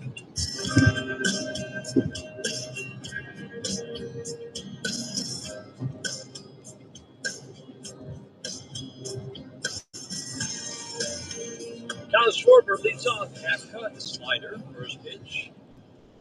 The first pitch mix has been tremendous. Really good. Got Schwarber with sliders down below the zone last at bat. Sticking with it here. Strike one, slider below the zone. 1 ball, 1 strike, 2 strikeouts of Schwarber. Schwarber's laughing at that pitch as he finally laid off it. Good for me. 1-1. And again. 3 straight sliders. Generally, the Tigers shy away from 3 straight anything. 6-4 Flaherty stands. Slight angle to home plate. The black glove back and forth. Arms up over his head into his motion. The 2-1. Swinging a foul over the screen. Right down below us. Upper deck Below has us? 2 levels above us. Club level. That goes left field foul pole to the right field foul pole. 3 levels of seating in the upper deck and right. 2 levels of seating in left. The 2-2.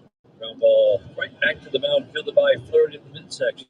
In self-defense, he'll flip it as he walks over toward first to Torkelson.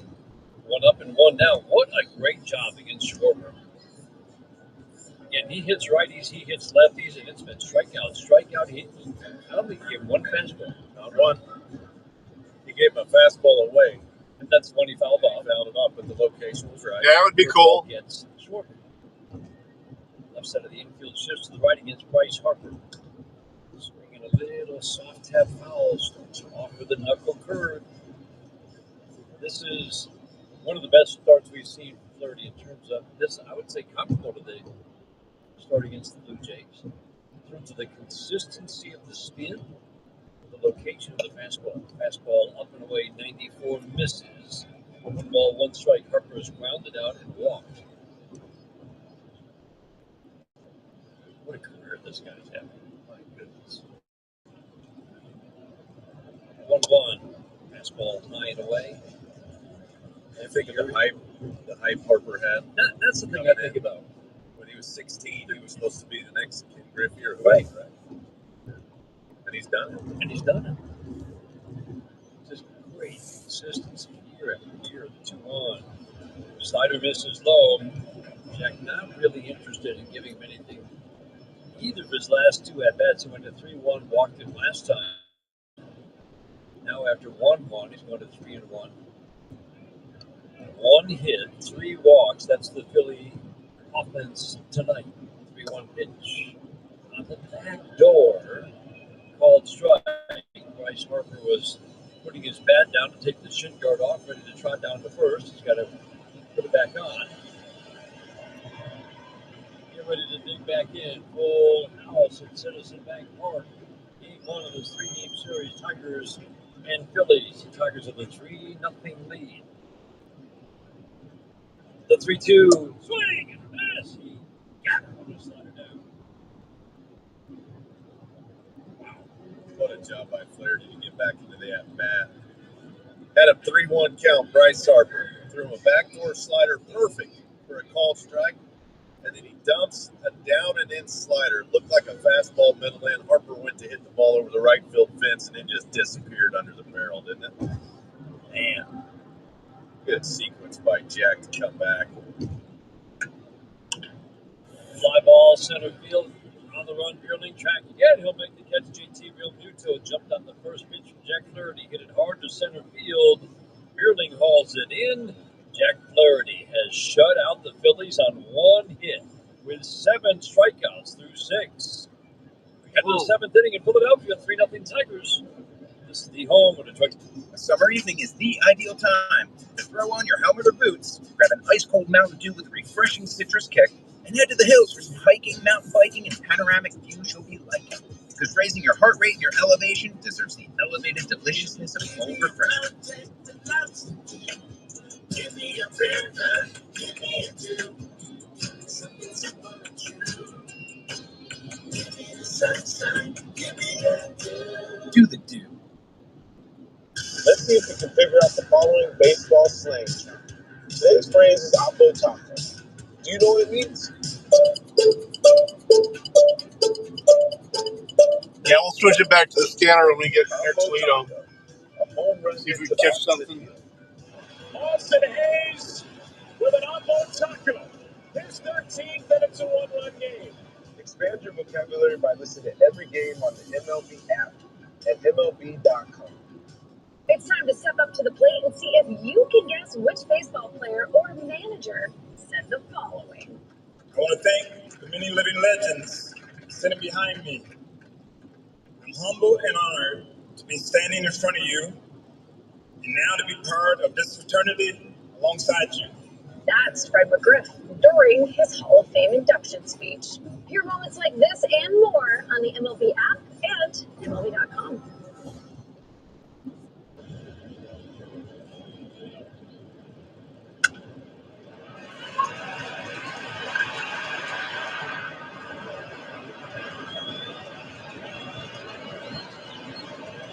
I hope so, as long as I can stay out of the hood.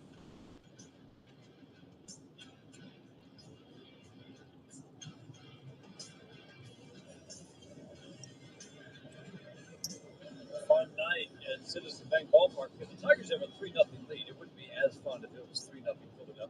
Richard Kind told me this, an old Jewish joke. He said, a Jewish kid asked his Jewish father for $100. And the dad says, $60? What do you need $20 for?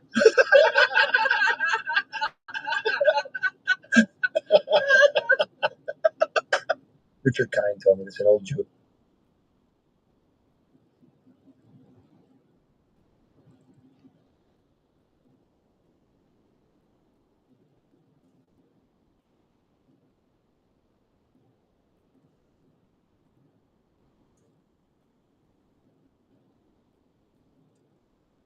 But really, Andy, the starting pitching matchups, when they're really good, it's still one of the most fun things in baseball. Yeah, going into a game, it's like, oh, those guys are on the mound tonight, swing and miss. Wheeler against Scuba tomorrow? Oh, man.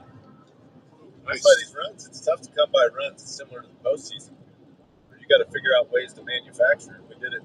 Tigers did it via the long ball. The 3-run homer so far. Oh, they did? Good. Home run power is important in the postseason. The 1-2, down and away. And one of the reasons I think the Tigers feel like that wasn't a top priority is because this offense has top 3 or 4 power numbers in the American League this year. It's been pretty consistent. The 2-2, ground ball up the middle, and Turner will make the play to the right field side of second base. On the dirt, flips to Harper. Green grounds out. He's over 3 tonight. 2 bounce outs and a soft line drive. But you have to have that power in the postseason because you're going to face good pitching like this day after day after day. And it's together 3 hits in a row to score a run. Yep. That's Mike Larry.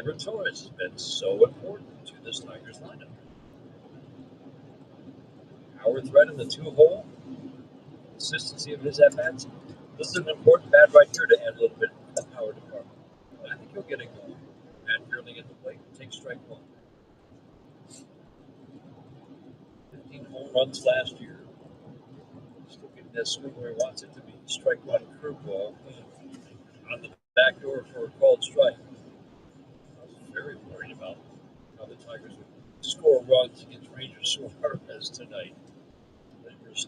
Torres stepped up big. 12th home run of the year was a 3-run shot in the third. The 0-2 is swinging a miss.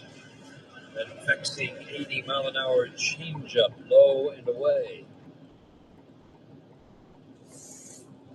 Suarez has worked 7 innings or more 7 times this year. Remember, he's only made 15 starts, so he's trying to make it half his starts this year, 7 innings or more. That's impressive. The consistency, impressive. Dylan Dingler takes curveball. Kept digging to the outside corner. Brian Wall says it got there. Strike one. Dingler struck out, grounded out. Line for Suarez has been very good. Line for Flaherty has been even better. Change up a little bit low, but he's really done exactly what he said he would do. Tease around the edges. That's it. Made one mistake. Torres hit it out. Other than that, I mean, he's been tough. He'll hit that outside corner relentlessly. Relentless. The strike one. Fastball up and away. Doesn't use it much. Change up. Curveball to these righties and away has been, and it's been almost exclusively away. Yep. They know it's going to be exclusively away, and it's still. Yeah. It's been effective. The 2-1. Swinging a fly ball, right field. This one's deep. Castellanos tracking it to the track and make the catch. Onto the warning track, 2 steps. Swing for Dylan Dingler. It's the 3rd out of the 7th inning. We go to the 7th inning stretch. Brought to you by DTE. Manage your energy use and save. Go to a summer evening is the ideal time to throw on over the boots. Not really. Ice cold Mountain Dew with a refreshing citrus kick and head to the hills for some hiking, mountain biking. It's got to be consistent with them, I guess.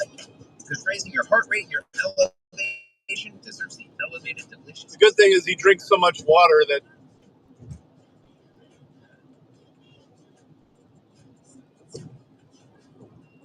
doesn't do that much. It's super clear. It's not like it's pretty easy to clean up. It's basically just a water spill. He's so hydrated.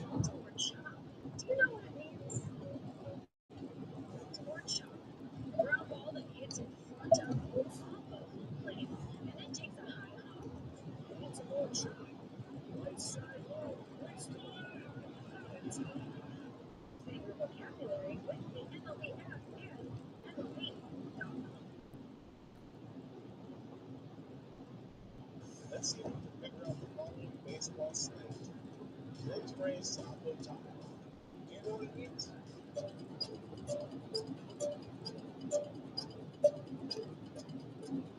Sambo Taco. The home run hit to the opposite field. Austin Hayes with an Sambo Taco. His 13th, and it's a one-run game. Expand your vocabulary by listening to every game on the MLB app and MLB.com.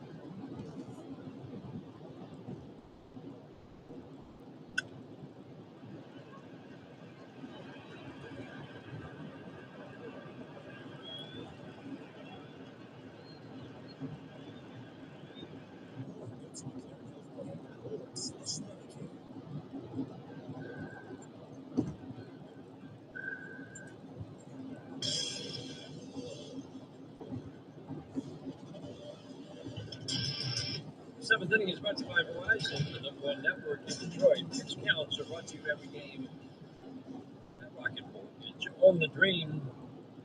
It's got an 89 for Jack Flaherty. Bullpen busy. Castellanos at the plate. First pitch fastball, swing and a miss. Tyler Bolton is in, up, ready. 2 lefties coming up after Castellanos. I think that might be where he brings him in. Pretty good chance. Strike one. Make a lot of Swing sense. and a miss. Knuckle curve. Castellanos falls behind 0-2. This crowd's a little bit unruly. Well, actually, they're kind of just Philly. They're just Philly. They're just Philly fans. Anytime you're playing Philly, They're getting a little bit Philadelphia and they're booing their team, you're doing good. Just keep the boos rolling against their own team and you're good to go. The 0-2 is swinging a foul fly. That has been what we've been watching all night from Jack Flaherty. Talking about the importance of fastball location while maybe pitching backwards. And I think all those things have unfolded through 6 innings that they have. Put together a really good outing. Now, the 0-2 spins the breaking ball off the plate and in. 7 strikeouts. Strikeout updates brought by Card List. The official ready to bring in cocktail of the Detroit Tigers. 7 strikeouts, 6 swinging for Flaherty. Wind up the 1-2. Castellanos lays off the curveball now. We saw this in his last at bat. Struck out twice tonight. Well-timed swinging. Almost sure. Yeah, it shows where they're at. The windup, the 2-2. Since Toledo's pretty busy right now, so. Base hit over shortstop. Sharp single for Castellanos. Something might have broken his back. That will be the end of the night for Jack Flaherty. 6 strong innings. He will leave after giving up just his second hit of the night. Nick Castellanos line drive single to left. A couple of words of encouragement and praise from his manager A.J. Hinch. Flaherty leaves the mound. Tigers go to the bullpen. Holton's coming on, man out, 7th inning. You can earn cash when you bank with Centra Credit Union. It's really beneficial for me as a member because it's rewarding me for doing things I'm already doing. Centra's cashback checking lets you earn unlimited cash rewards based on how you use your account, and those rewards quickly add up. I actually use it to buy my books, and that's really helpful for me as someone who's trying to pay for my education. I do love cashback checking. I think it's great. Centra Credit Union, centered around you. Go to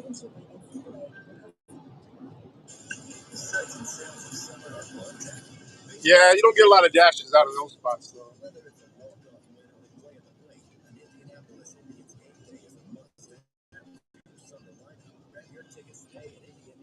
Go where the popular fast food places are, basically.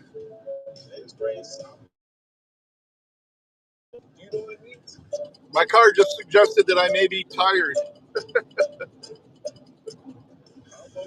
Maybe because I was touching the white line. Austin Hayes with an on-board taco. His 13th, and it's a 1-1 I was goofing with my phone. Expand your vocabulary by listening to every game on the MLB app and MLB.com. Chance to go big. MLB Big Inning. Check out baseball's only nightly show that brings you the biggest plays of the night, live and commercial-free. No one stacks more clutch plays in one live show. Sun's going down to the west there. Oh, shit. Well, I'm not tired. I just distracted. I was goofing around with something. Change by Southeast Michigan coordinators think forward first. Holton comes out of that Tigers bullpen. I don't do that type of stuff when I'm around a ton of cars. So when the freeway's empty like this, Doesn't have a ton of time. Not a lot of I don't mind. Hasn't really hit much power, but they're going to platoon the righties in, and they picked up Harrison Bader as well, who's on deck. So they're going to bring in 2 righties to try to face Tyler Holton. Whitey's got the big edge against Tyler Holton this year, but it's not the last few weeks. Last few weeks, he's back to Holton. Whitey's lefties out. This guy's very aggressive. So he can get it all on the ground early. First pitch, change up strike. That's probably the best one you'll see. Pitch hit, you better be ready to hit. Grab a bat and walk into that box there. as soon as I entered the zone, I just went live. So we'll see if I pick something up. Back right foot misses to the dirt. Holton's been so much better, especially throwing the cutter backdoor to righties, working that first strike, change up away, cutter down and in, the breaking ball down and into the right-handed hitters. The 1-1, swing and a miss. Always with the cutter. Both sides of the plate. That is his pitch. When he was struggling, it was still his pitch. Now he's in a stretch of 15 games where he's worked 19 innings, giving up 2 runs, 1 walk, 16 right We are live now. The 1-2 bounce the ball up the home plate, and Dylan Nichols. That's Available to pick up an order. On a curveball that's in front of the plate. Yeah, he used every inch of that big middle linebacker frame to knock that ball down. It hopped up on him. He got that ball almost around the neck area. Good body angle. So keep it in front of him. The Castellanos could not advance. Hitting 236. It's pretty quiet. 236 to 2-2. Swinging a little jam job. Blue. My goodness. In the right field. The ball just dies. Perez has to hustle in and get it.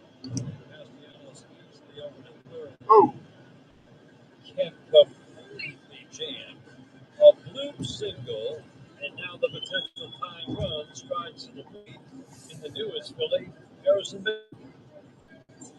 Harrison Bader, we know him well from his time in Minnesota. This will be his first at bat as a Philadelphia Philly. You know, his adrenaline's up and high right now. Chris Sutter going to go to the mound really quickly to have a discussion. Hey, we know this guy, but let's remember the game plan here. Get the scouting report. Entire infield to join the conversation. 43,000 plus, a sellout. Finally have something to cheer about. Bader, long time with St. Louis. Terrific center fielder. Offense has kind of come and gone in recent years.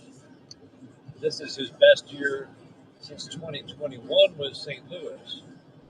258 with Minnesota.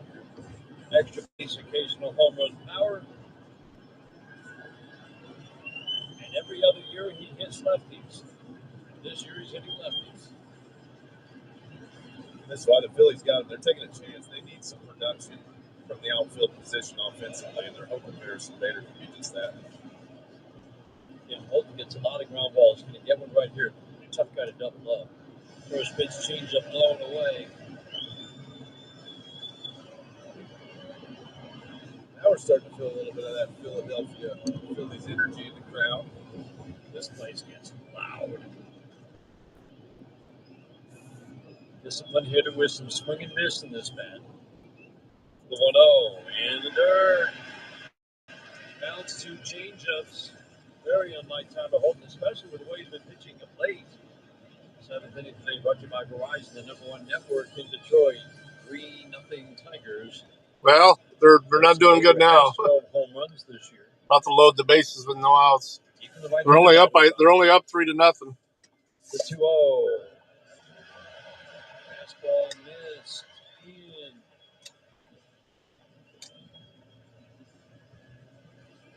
3-0 on Bader. Sosa, another right-handed batter waiting on deck. The 3-0. Away. Missed badly with all 4 pitches.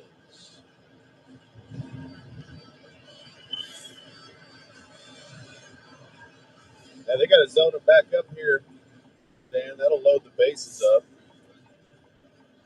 Got Will Best warming up in the bullpen. AJ's not going to play too many games here.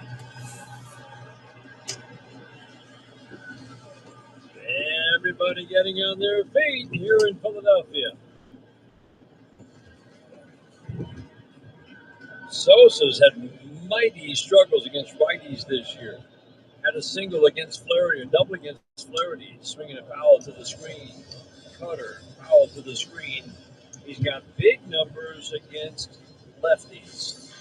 Hitting lefties at a 350 clip with solid power numbers in his 69 at-bats. Bases loaded, nobody out. Tigers 3-0 lead in Harold here in the 7th. The strike one, swing and a miss. There's the good changeup. After bouncing 2 to Bader, a perfect changeup to Sosa. Very aggressive hitter. And he's down 0-2.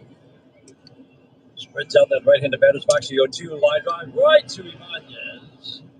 No chance to double off Castellanos. Like fully extended. Change up away. Landed right to Ibanez for the first out here in the 7th. Changeup didn't quite get down as far. It was hit not overly hard. Right at Ibanez. Now, this is a very good matchup for Tyler Holt. Bryson Stott, left-handed batter who used to hit lefties but does not now. First pitch from Holton. Right through the heart of the plate with a fastball strike. Wow. Middle. Wasn't messing around there. Right at him. Ibanez one step behind the base at third. Ibanez shades up the middle. He and Torres in double play depth. The strike one. Low and away. One ball, one strike. Stott has got some speed. He's tough to double up. It's one of the advantages of having great team speed. Don't bounce into a lot of double plays. Holton again can get that ground ball when he needs it. The 1-1. Down and away. Sinker missed. Again, Stott, one of his strengths as a hitter is his ability to work an at-bat, draw a walk to get on base. He has bat-to-ball skills. Ace is loaded, one out. Tigers holding on to a 3-0 lead. The 2-1, swinging a high fly ball, center field, not especially deep. This will get the run home. Yearling makes the catch. Castellanos scores. Throw goes to Baez. Sacrifice fly for Stott. Phillies get on the board now, trailing 3-1. 2 outs. Here's an order. Holton 1 out away. Let's see. Ooh, Red Robin. Here we go. Jam with minimal damage. That'll bring AJ out. I think they're going to go to Will Vest in the bullpen to face Turner. A little better matchup for Vest with the righty coming up. Holton's night is done. A bloop single, a walk, a line out, the sacrifice fly. 2 outs, 2 on. Did you know back where I just came from? You can get 24/7 access to live MLB Network programming through the MLB apps. Ooh, how fun is this show? Now you can stream live MLB Network shows like MLB Tonight, MLB Now, Intentional Talk, and Off Base, along with out-of-market MLB Network showcase games. Network's gotta go. Corey Seager says, remember me. Go to MLB.com/network today to get unlimited access to the best baseball has to offer. MLB Yeah, there's this little outdoor mall over here. Is coming in a brand new format. It's going to be hard to park, though. That's what's going to suck. As they explore all the baseball buzz across social media, pop culture, and around the shops at Fallen Timbers. Sundays at 11 a.m. Eastern, only on MLB Network. The MLB Network podcast is here. Join your favorite on-air personalities for unique perspectives, in-depth interviews, and untold stories from on and off the field. The MLB Network podcast, presented by New Balance, Sundays at 11:30 Eastern. Take a hack at guessing which baseball player or manager sent the following. I really don't know what to say. I'm just so happy I gave something these people cheer. We all did. I mean, it was a great game. Both teams played incredible. It was a great game. That's Mike Piazza after he hit an 8th-inning go-ahead home run in the first New York Mets home game after 9/11. Hear moments like this and more on the MLB app and MLB.com. Join your daily activities. TrinityHealthMI.org/spine. Trinity Health. We see all of you.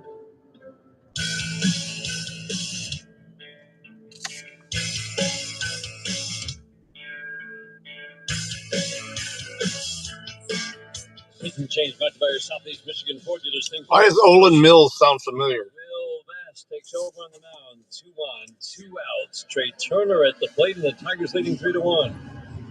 AJ not messing around. Just go ahead and bring Will Vest in. He's been their best reliever all year. Great fastball. The slider has been much improved this year. And he's been a stud. Guys don't hit his fastball well. He can get swing and miss with both the fastball and the slider. Season full of improvements. Trey Turner takes fastball low and inside. Strike 1. My goodness. Wow. Turner couldn't quite believe it. Pretty aggressive hitter with good bat-to-ball skills. He hits for average, not a lot of power. Strike 1. Shot in the right field. A base hit. And the third, heading home later. The throw will go toward third base. Sharp single for Turner. 3-2 Tigers lead. Shit. It was a fastball away. That was a perfect pitch, really. Trey Turner just goes with the pitch the other way, hits the hole on the right side, and now you got to face Kyle Schwarber. exactly who the Phillies want up in this type of situation. He can hit the ball a long ways. No, I think it was Olin Mills. I think it was spelled that way. Shit. Yeah, I think it was spelled that way, Olin Mills, because that's who I had do my senior pictures. Schwarber over 3 against Flaherty. Potential tying run at second. Schwarber's not interested. Many moons ago. Oh no, he got one thing on the brain, and this is the type of atmosphere good for the Tigers to play in. Yep, It's that postseason feel to it. this guy comes up big again and again for the Phillies. Line drive, Fucking tie game. God damn it. Raiders scores. Turner to third. Schwarber ties it up with a line drive single to right. 3-3 in the seventh.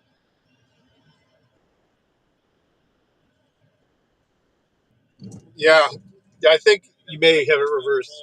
River's Edge Racing. What's that? That's new. Hit it hard to right field. Ooh. Good thing that ball didn't have Got like sport bikes in there and stuff. Single, still a tie ball game. Hey, Boss the Hog. You gotta you don't happen to have a Rumble, do you, bud?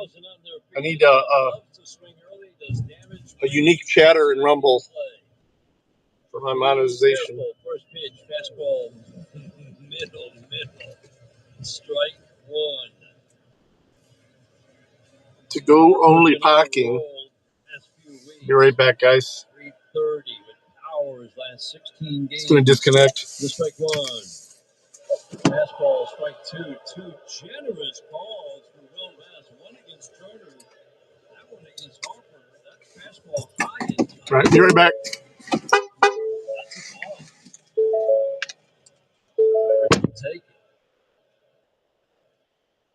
The 0-2, check swing. Did he go? He did not. Let's pause for station identification on the Detroit Tigers Radio Network.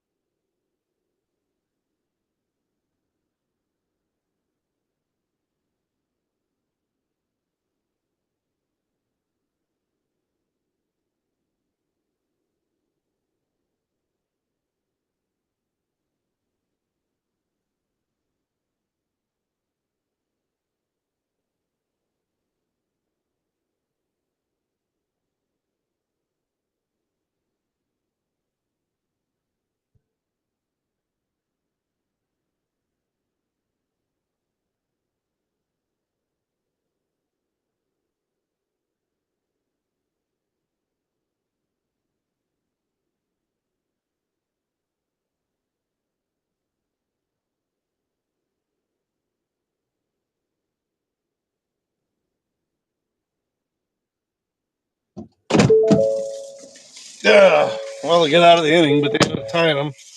So let's get reconnected here.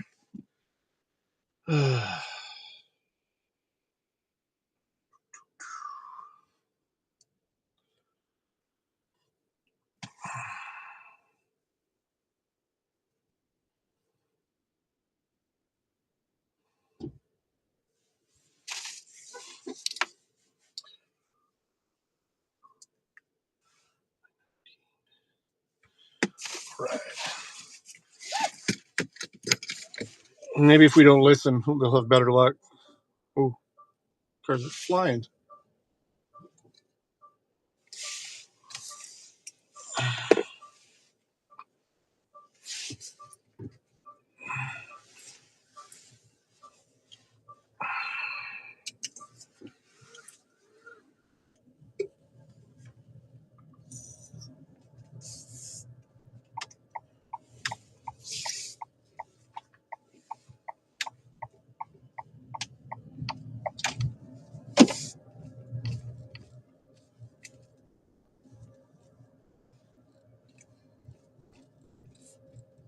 Fucking 13 minutes away. Jeez. 7.5 miles. This is going to put me in Perrysburg. Although that's where it got busy last time, so.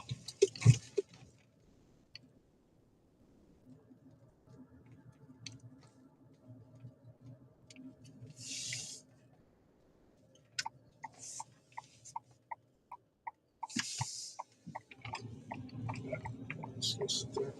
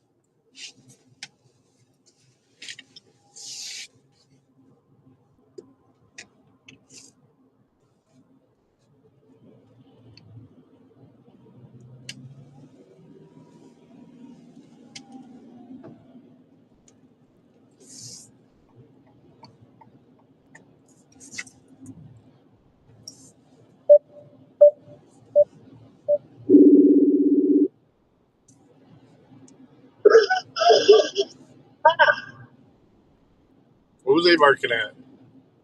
Oh my gosh, like jacks, all like nonstop, constantly, all day.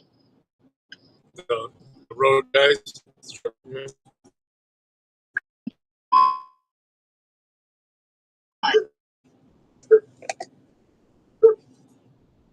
Listens to you so well.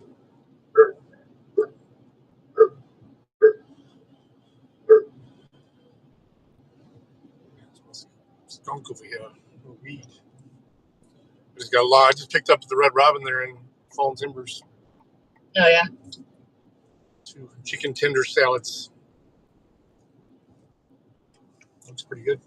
Like a fucking 13-minute drive to the fucking where I'm taking it, the other side of Perrysburg. What kind of ice cream were you talking about? I don't know. I just have a craving for ice cream. I finally got my platinum rating because I got my 50 orders in. Yeah.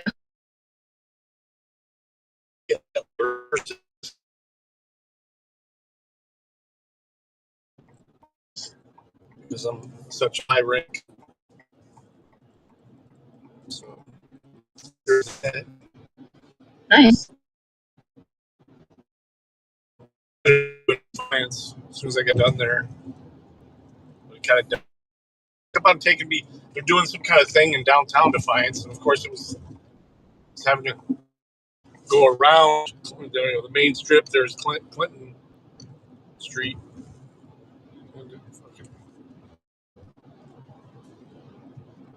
Man, why did it take me this way if it's right off of Fort Meigs Road, River Road? This just was the fastest way. All right, well, just letting you know. I mean, I don't know who does. I mean, Culver's. You can do Culver's. I know. Yeah, I was looking. There's a couple. You can get a pint from there. Yeah, I know. There's a couple different things. That, I don't know. Anything else you could do?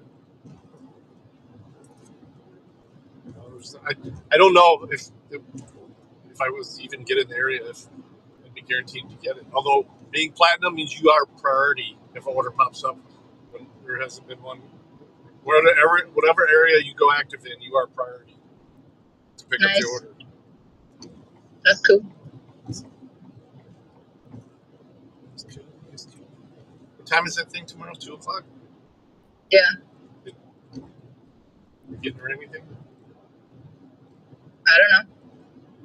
Just get a card with a gift card or something. A restaurant gift card. Yeah. They like to go out and eat. Yeah.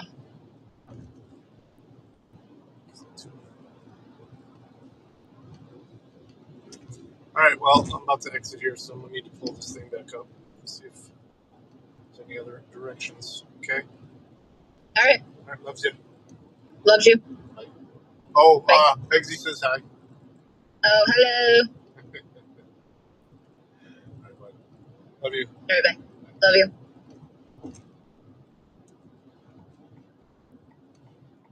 I remember to say it.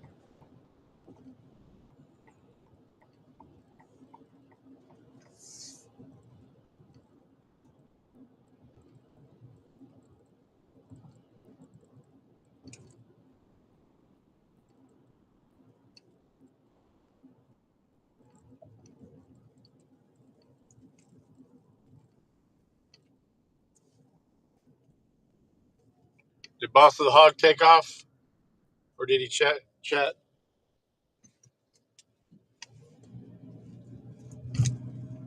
It's so weird being able to run that red light. This is a very unusual intersection here. Or overpass. They cross over the lanes.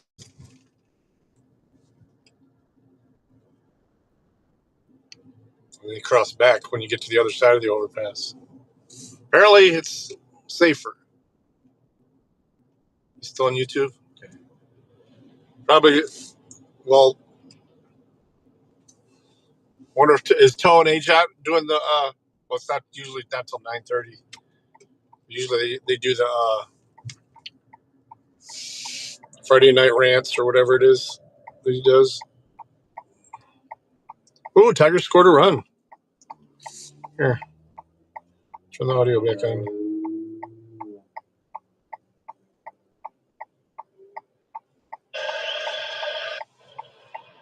Hannafy burying righties. They're hitting 200 with no power.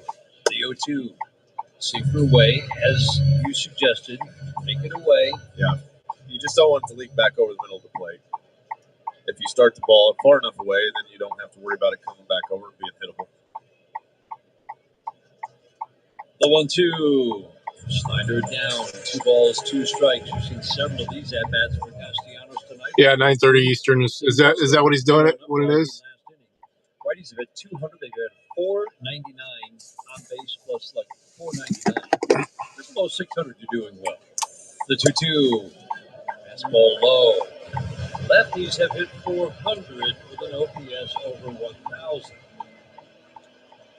That's why A.J. Hinch looks for these pockets of right. Leave at door, it says. Got to find a way 1409 Woodstream Road. Ooh, Perrysburg Township. Wind up in the 3-2. Ground ball softly fouled on the third base line. Ibanez will field in foul territory. Count stays 3-2 on Nick Castellanos, the ex-Tiger. It's been a while since he's been a Tiger. Best numbers, power numbers of his career is when the Tigers traded him to the Cubs, and he went off in those last 2 months. Oh, shit. Back in 2019. Why is my map not updating?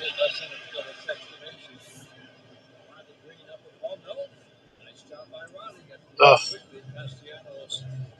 My fucking mapping just fucking froze, dude. Line drive single with one out in the 8th inning. Good piece of hitting as a sinker in. Oh, Android Auto just crashed. Fuck.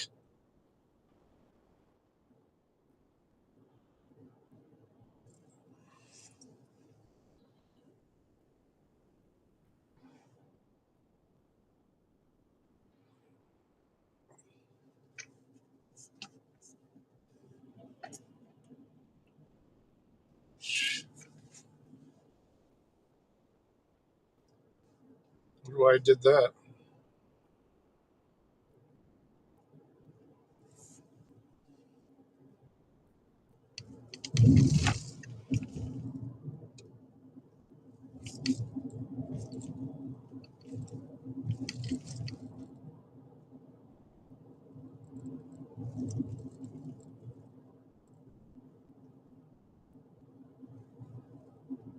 That was weird.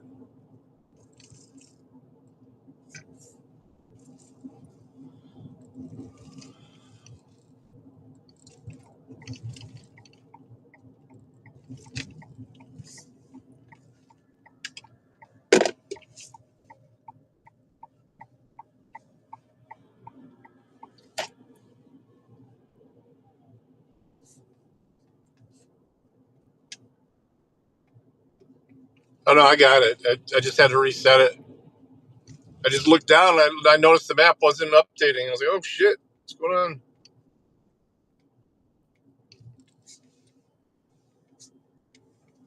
I may have to turn off the car and reset a lot of things. It's like crashed twice while I was inside the restaurant there, too.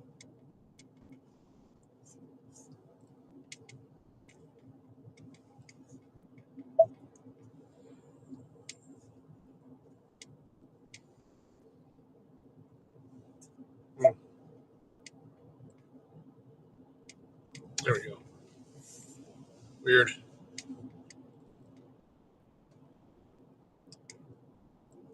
I knew about where it was, and I could always just switch to my phone.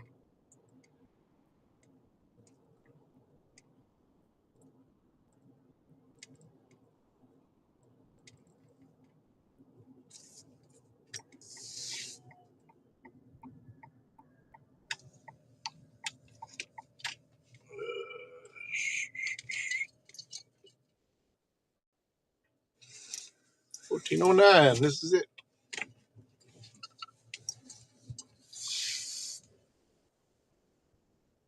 I'll be right back.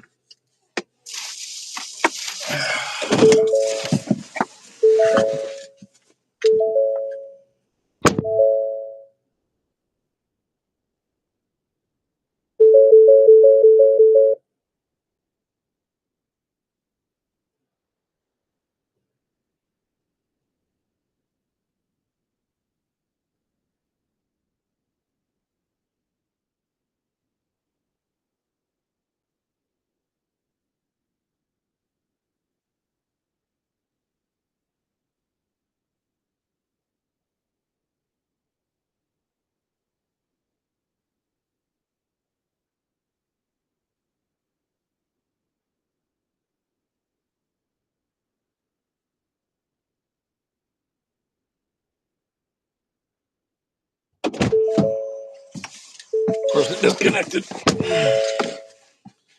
Let me turn off the car and turn it back on real quick.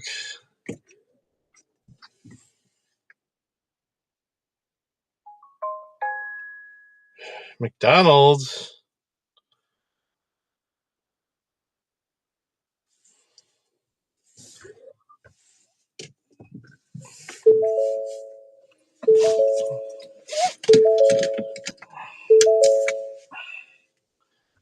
Even rich folks want some McDonald's tonight.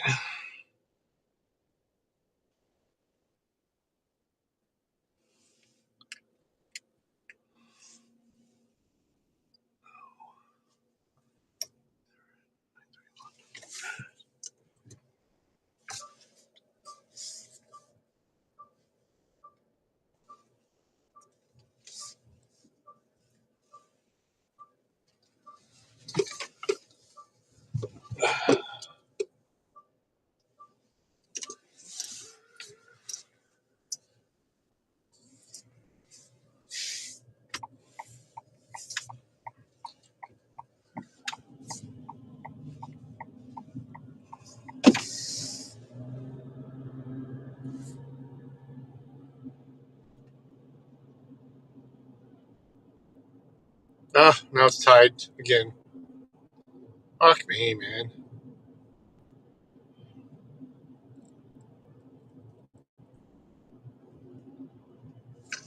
Let's just stick with the...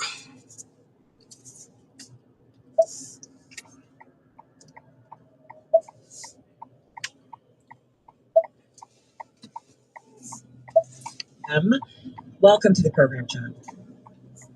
Hey, thank you so much for having me. I really appreciate it. I'm glad that you sent me a quick note. We were just, I was minding my own business, and I got a text message from you with a link to an interview that you've done recently about your new book. And I was not expecting the emotional roller coaster. What do we got? This order includes drink. I kind of was watching it on my phone, and a few minutes in, I was weeping. I was feeling like. For stacked orders, make sure you right confirm there, picked up each. Oh, we got multiple orders here. I think that's 7 items. If you Whoa! have children, you hear about something happening to someone else's child, you kind of go there instantly. Got a strawberry shake. How difficult that was. So I want to offer my sincere condolences. 10-piece nuggets. And you and your wife and your daughters. With creamy chili, about McCrispy strip dip. To talk about your book, but there's a story behind you writing this book. Spicy buffalo. A Big Mac. A ranch snack wrap. Thank you so much. And a double cheeseburger.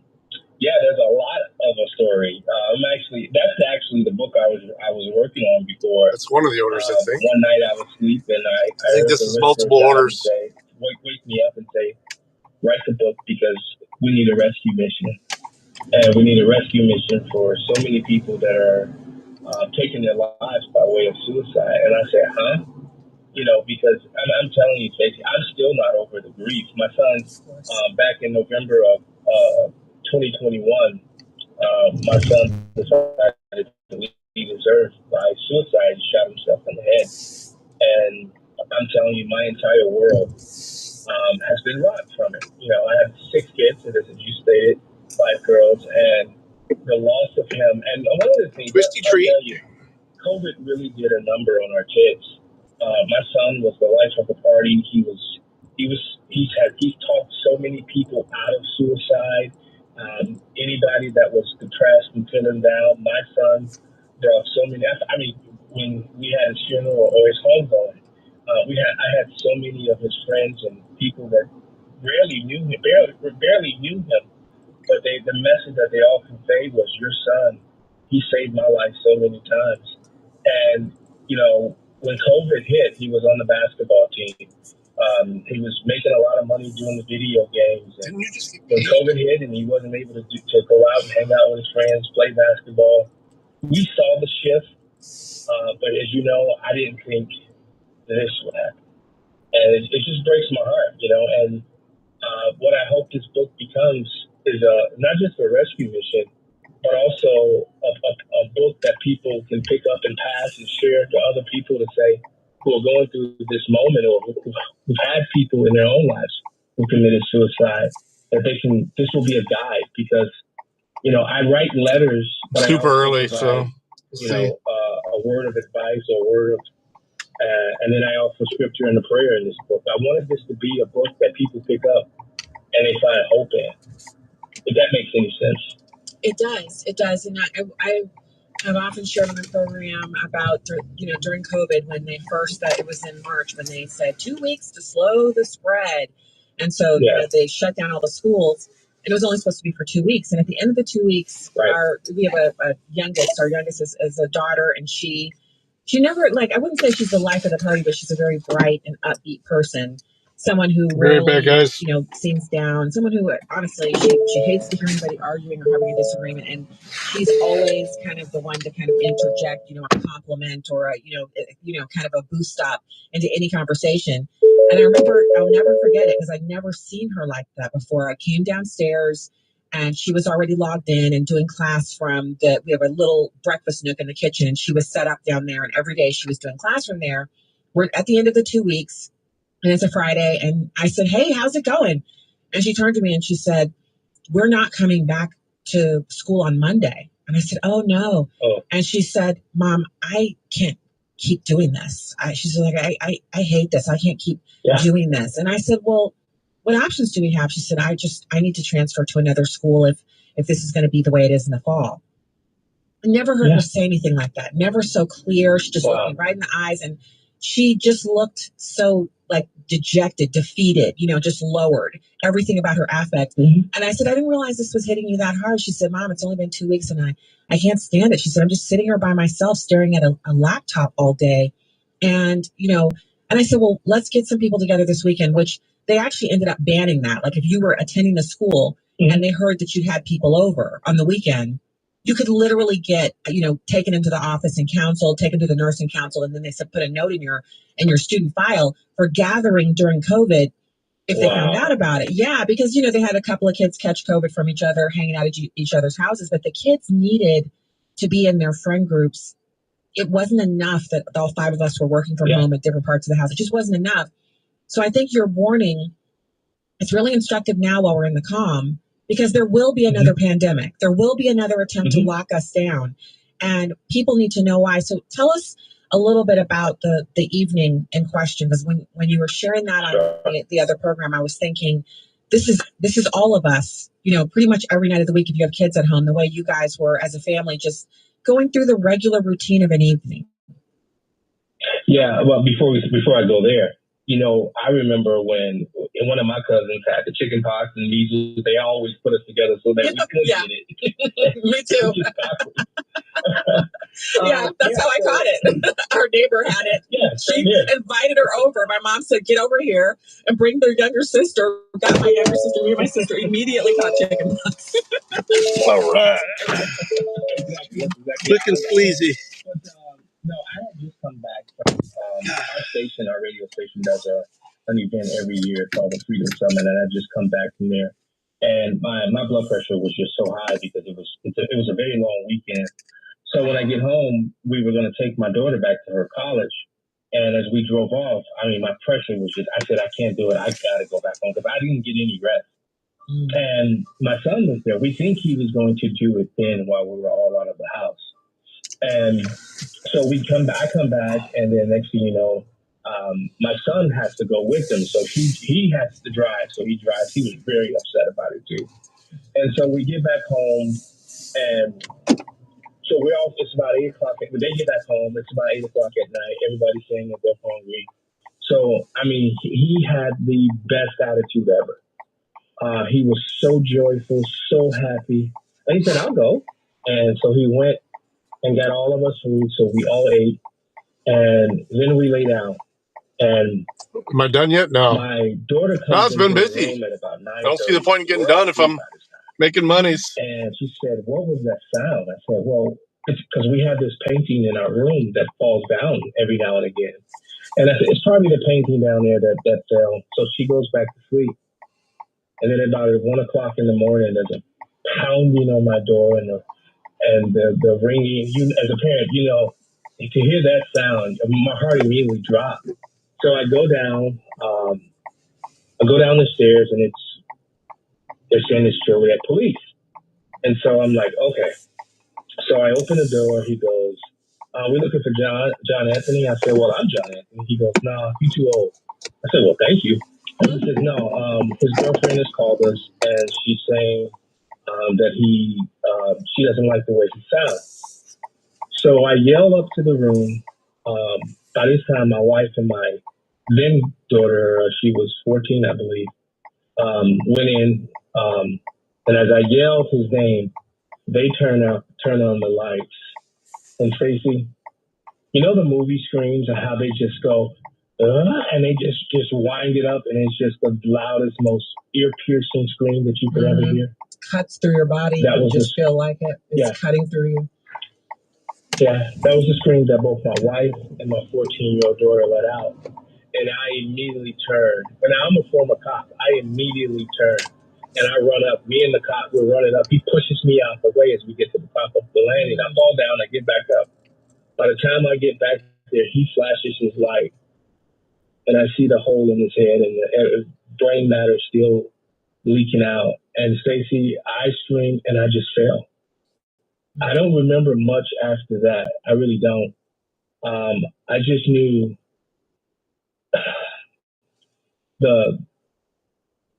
mentally, I think God had to save my mind, so he took me to a place. And it was the most painful thing. I've been through a lot in my own personal life. I mean, a lot.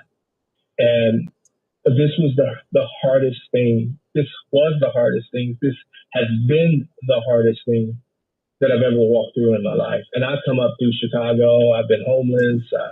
I've done a lot of things in my life. And when I saw that hole in my son's head, the pain, the hurt, the anger, the frustration, it just permeated my body. And now my entire family is still affected by this because we're like, some days we walk around like zombies because the grief overtakes us. And we try to find things to do, things to occupy our minds. And I think the thing that hurts me the most, after I got out of it, a couple of months later. Yeah, it was, man. That story. I say, God, I'm a curse because my entire bloodline just ended. I said, there will be no John Anthony. There will be no my son, because he was my only son. And I started hyperventilating, I'm not going to lie, because I said to myself, God, I'm cursed, because of everything that I've been through in my own life and I've overcome. And it's like, God, why? And he said, well, you know what he told me as I was reading scripture? I started to see something. Letters to John Boy, which is the name of the book, needed to be created so that I can get this message out to so many people, because this subject is so taboo. There's stigmas attached to it, and nobody's willing to talk about living in that with that silent pain. Well, I am. I'm more than willing to talk about it, Stacey. And I think your willingness to talk about it means that, as your son did before you ever had any inkling that, obviously you didn't know this was going to happen. And afterwards, you kind of think to yourself, what could I have done? What's the purpose of this? Why is this happening to me? That's usually what we ask ourselves when this kind of a tragedy touches us, where first thing we think is, why me? Why is this happening to me? Yeah. What is my purpose here? And we don't always get an answer to that right away. And I think there are probably people listening. I understand that, Eggsy. Never gotten the answer, right? We don't. When I worked as a paramedic, I saw so many suicides and homicides and stuff. It was moms whose children have been a lot of suicides in Ann Arbor, a lot of homicides in Detroit. Their child was, and it was. We're not talking about kids who were addicted to drugs or had college students. A kid who's never had a really couldn't handle the pressure. They just accept the pill from a friend, and all of a sudden, it's a tragedy in their family. Overdoses. The moms have said, both places. You sit up and think, why? Why is this happening to me? Why would God allow this? And one of the interviewees said she didn't understand why God would allow it, but out of it comes the opportunity to save others. Parents who can warn their children, not to, even just one pill from a friend can result in this, and how you have to say no. And I was listening to that and thinking, what an amazing ability to even talk like that after a tragedy like this, because this breaks people, it breaks marriages, it breaks families, it's a devastating hurricane that comes through, and picking up the pieces afterwards. Well, there's really nothing to pick up. In a lot of cases, people just break. But instead of that, you've come to us with this book. We did. Yeah. We did. I mean, this was all, our marriage was almost ended.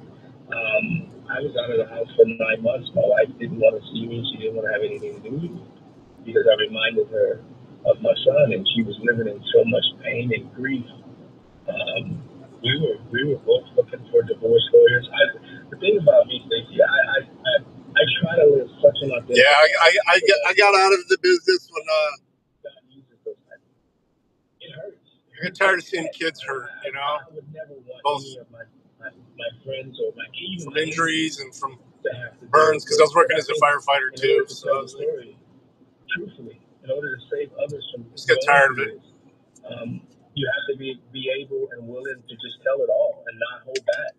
Because if you, I just think people need the raw, unadulterated, some mansions out here, unfiltered truth. Because we live our lives, you know, with a lot of facades because we don't want people to see who we really are.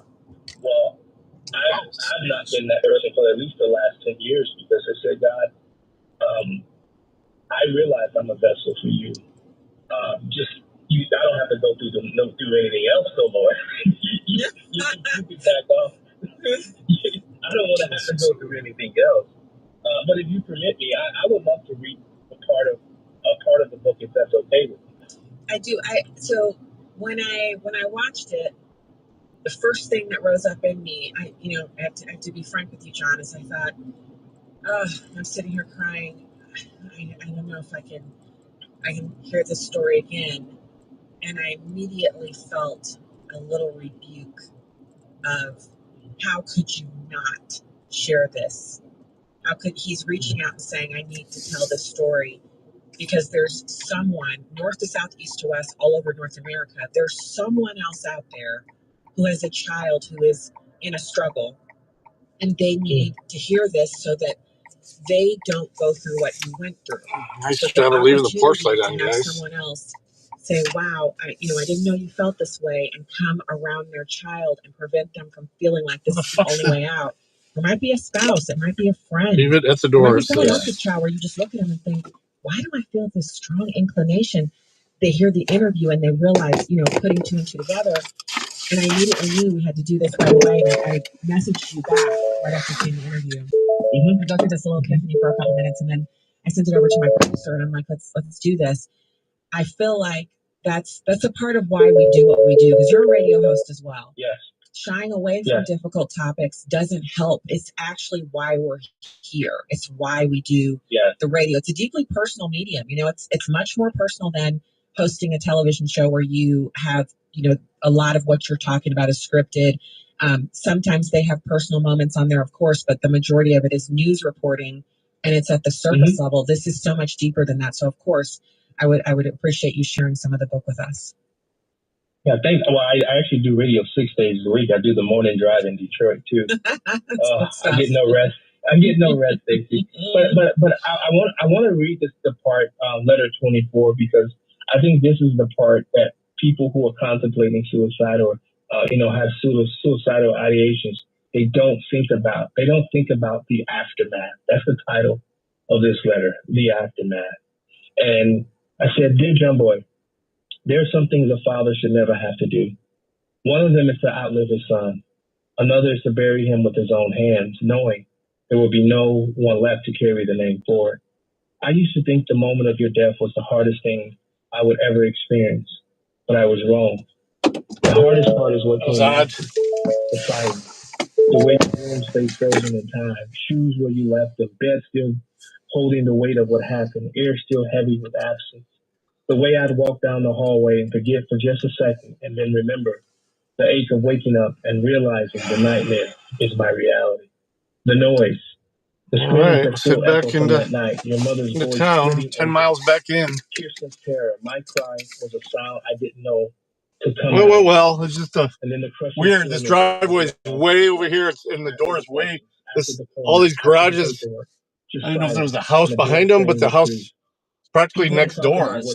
It's two lots. This property is two lots. I think it's a moment, a tragedy, a sharp, clean break, but it's not. It's a slow motion detonation, and the blast keeps echoing for years. I lost myself that night. I tried to smile, to move forward, to carry on.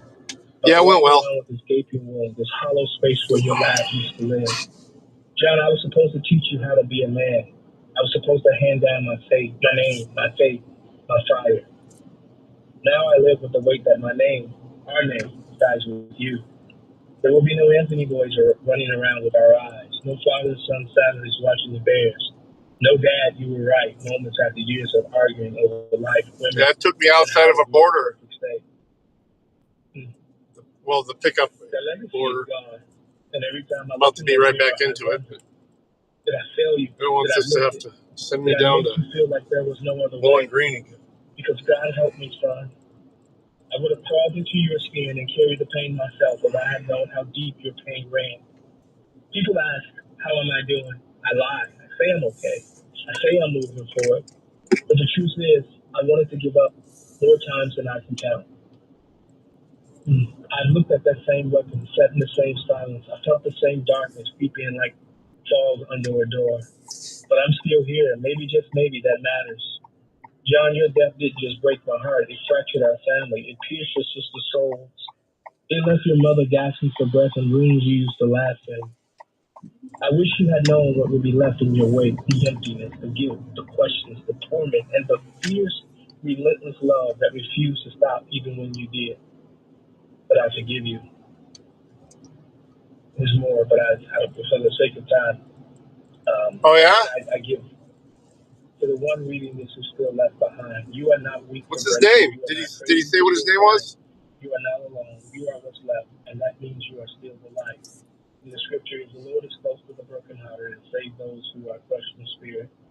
God, I don't know how to carry this. I don't know how to breathe without breaking, but I trust that you are here in the aftermath, in the rain, in the ruin, in the ashes. Hold every parent, mend what's unmendable. I'm sure he'll say his name again. Without letting go of the ones we've lost. Amen. Oh, wow, amen.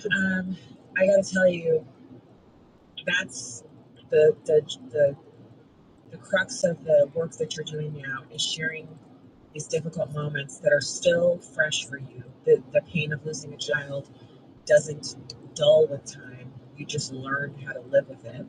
I read that in a book, and the woman lost her child. And the idea behind this, what you're doing, is instead of dealing with this privately and keeping it to yourself, which sounds to me, it sounds easier. If you were to do that, it would be easier on you because you wouldn't have to have this very public moment here with me and the other interviews that you've done. But I feel like the sacrifice of having this public moment means that someone else may not have to have it. And yeah, that you're willing to do that. Those lockdowns ruined a lot of kids' lives, man. The goodness of God and the courage and strength that your previous, you mentioned having difficulties, having gone through things. Those things. Fauci deserves to be in prison. In some way, prepared you for being able to do this. Yeah. And so I just, I really appreciate it, and I wanted to tell you, especially since I've had some days to think about when I first heard you share what happened, and had to think about, just what this is for you. It's certainly a continual burden, but something that you're choosing to bear gratefully and with a sense of honor for your son. To talk about him, to keep his memory alive, to share him with all of us. John, I would say we really not ready to share him with you, but I also would say we're very grateful for it. And I really appreciate you coming on to talk about it. Thank you. And I didn't want his legacy to be known as the kid that killed himself. I wanted the legacy to be known to let people know who he was, because when you think about husbands and wives, they have a name for when they widow and widow, but they've yet to come up with a name for a parent who loses a child, because it's unthinkable. Well, I kind of agree with that. I don't think we want a name for that, because our hope is that parents won't have to go through that. But you have, and you're sharing, And I hope that everyone who's listening tonight would consider sharing this story with a friend, going out and finding the That's book. crazy. I'm assuming can we go to Amazon for the book? Yeah, there are two places. If you want an autographed copy with a note, a special note for me, it's at my website, blackandwhiteradio.com. But it's also on Amazon, Letters to John Boy, A Father's Journey Through Grief, Faith, and Redemption. So you guys know what to do. Buy the book. Maybe you buy it and you don't have anybody to give it to right now, but you keep it at the ready, kind of like how we keep those little fire blankets at the ready inside our kitchen cabinets, because you never know when you might have a need of it, when you might feel an inkling that a friend of yours or a family member might need to read this book before the tragedy strikes. Thank you for the sacrifice, for your time tonight on the show, and everyone, you can listen to him. He said, drive to order. If you're, especially if you're local, you might want to check him out. Peach Cobbler Factory. Of course, it's so good. Yum. You come on to my show. It's good to have you here. We'll have to have you back to talk about other things, especially politics. But thank you so much for coming on tonight and for the service that you're providing now in sharing this with all of us. Thank you, Stacey. I really appreciate it. God bless you, and may peace and prosperity follow you all the days of your life. Thank you. The same to you, sir. And we'll talk to you again soon. John Anthony, former just barely got out. And father of 5 daughters and proud father to his late beloved son, John Wesley. We'll return with more Stacey in the Ring after this. Conservative principles live here. Economic opportunity. We're here today because we believe that America's destiny is to dominate every industry and be the first in every technology. And that includes being the world's #1 superpower in artificial intelligence. This is Sirius XM Patriot. Oh boy, this is embarrassing. I'm here at the 4 Patriots warehouse and we are bursting at the seams with food. Our best-selling 4-week survival food kit. No, I was just past the exit when the order came in. So we told our purchasing guy, order more food. And holy cow, he really delivered. Nope. But due to supply chain delays, I was cutting across 2 lanes to get to the exit, so I was just being careful. We're out of room. So to clear space, we're doing something we've never done before. Buy 1 4-week survival food kit, get a second one absolutely free. This food lasts 25 years, tastes great, and is hand-packed in the USA. It's a high dollar order, so. Food supply at no extra cost. Plus, seniors and veterans get free shipping. Go to 4patriots.com right now. Remember, when disaster strikes, supermarket shelves empty fast. The Peach Cobbler Factory. I was just seeing that. I was looking at that place the other day. I was like, I wonder. 2 items. You built it. 1 paycheck, 1 sacrifice, 1 smart decision at a time. Well, let me open the items. Policies in Washington squander your there we go. success. Ooh, listen to this. Bourbon pecan pudding with caramel on top. And then classic OG pudding. Man, this shit sounds good. I wonder how late they're open. Economics, policy, and politics. Alio Capital's Altitude AI is a proprietary tool designed to analyze these macroeconomic factors and their potential impact on your portfolio. Download our app today in the App Store or Google Play. Text Patriot to 511 511.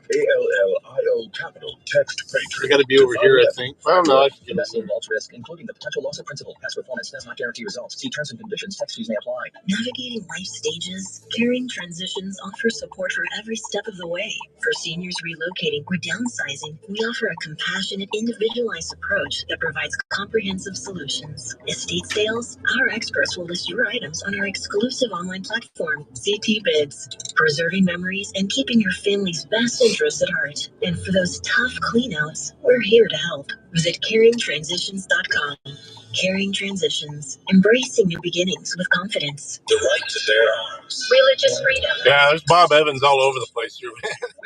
All over the place. That's a different one.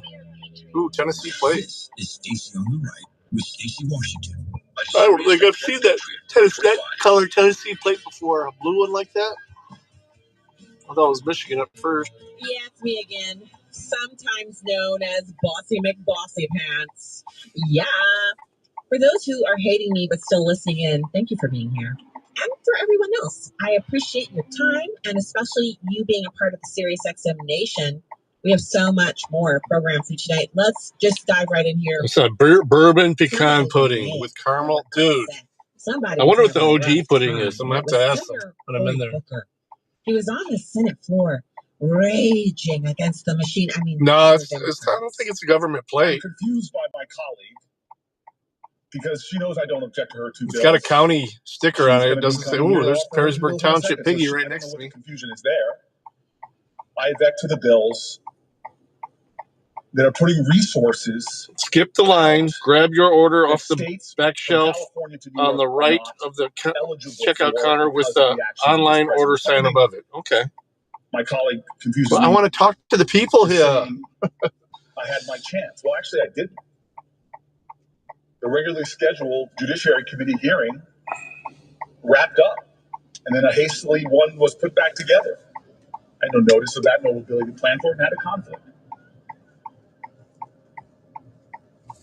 This, to me, is a problem with Democrats in America right now, is we're willing to be complicit to Donald Trump to let this pass through when we have all the leverage right now there is to say, if you're as passionate about police as we are, then pass bills out of this body that will help the police officers in Washington, that will help the police officers in Illinois, that will help the police officers in New Jersey, it's right here. That will help the police officers. No, right. Don't be complicit to the President of the United States, who we both know doesn't understand that language. This Hakeem Jeffries is a fucking moron. I've met him. So if you feel like you're a little confused because that was some incoherent nonsense, you are not alone. He wasn't done. Senator Cory Booker, continuing on in a very unhinged fashion, talking about the president eviscerating the Constitution of the United States of America. Where was he when Biden was in office? We are standing at a moment where our president is eviscerating the Constitution of the United States of America, and we're willing to go along with that today. No, not on my watch. I stand against this. It is a violation of our Constitution for the president of the United States to ignore the will of Congress and decide which states are eligible to grant and which are not. Well, we know something in New York and New Jersey. I was a Newark elected official when 9/11 happened. I saw my first responders charging into those buildings. I know what police officers do every day. My amendment was just called the poison pill. That's ridiculous. But is it? The Democrats actually support defunding the police. And if you say, well, no, they don't. Actually, they do. I grabbed one of their little menus. Man, there's a lot of things that look good in there. Within policing, like in NYPD, they have a specific policing unit that handles, like if they need SWAT to show up and bust something up. I'm a person who's shooting up an apartment building or it's fucking taking me 10 miles to Toledo. Strategic response. That's why it pains so much. Because they're sometimes called out to deal with wilding out protesters, people who are crashing out under the guise of protest. 10:08. Mom Donnie in New York wants to disband them. So ETA is 10:08. Look, I know it's actually really hard if you make delivered by 10:16. Sweet. And kind of come to grips with it. I can deal with that. It can be very difficult. Send them a message. When I say it can be very difficult, what I mean is you can look at it and say, oh, geez, if you're an adult, you look at it and you're like, dang. And every time it hits you, I've been there before, where we made a decision based on the information we had at the time, but looking back, we should have thought of it differently. So the only people who could be blamed for the decision that we made was us. Fucking motorcycle just rolled up on me, man. Every time I thought about it, I could feel my heart. All right, motherfucker. Like a piece of aluminum foil. Trying to get killed? And I had to deal with that for a while because that's why we made things motorcyclists get hurt so quickly because they drive like that sometimes. We didn't have any malice or anything that was behind the decision itself. We just were kind of it was kind of like, well, we don't have any good options. So we Lorena chose an option that, S. at the end of the day, if we'd really thought about it hard, Brighton Avenue, and maybe Toledo. taken some advice from an outsider to say, look, if this is the scenario you were facing, what would you do? Then that person would have said, oh, well, I wouldn't do that, which was the option we took. And so I dealt with that for a couple of weeks. Even though the person that we wronged, we made it right, we fixed it, we apologized, I was still upset about it. And that was me taking accountability. Yeah, it's called the every time that feeling hit me, I thought to myself, this has to be me pledging to think the Peach harder Cobbler Factory. So that I Dude, it looks fucking delicious. They got cookies, cobblers, cinnamon rolls, banana puddings, all these different flavors. Still, in business, Shakes, cobbler topping shakes, pudding topping shakes, if there's any kind brownies, churro sticks, cheesecake in a cup, some people will just say, look, mac and cheese. All right. Jeopardize my business by dealing with you. If you've made a mistake, I can't deal with that. Some people are one-off people. Other people, they'll come back to you one time, but then after that, if you go again, it's a problem. So Democrats need to have a hard Leave look on the at steps. the things they've advocated for, and stop lying about it. Stop saying, well, the real truth is that we're inclusive. The real truth is that we believe, no. You've advocated for defunding the police. You support violent protest movements. Deal with it. Sit with that fact. See the mistakes you've made, and vow to be a party that actually honors law and order. This takes me right into fucking almost downtown Toledo area. Or don't do this. Here's Senator Cory Booker rounding out the clips we have of him as he crashes out on the Senate floor. Now he's talking about police officers. Well, my amendment does. It says that police officers in New Jersey are just as important as the police officers in North or South Dakota. It says the police officers in New York are just as important as the police officers in Texas. I'm gonna call the wife and tell her about this to look this place up.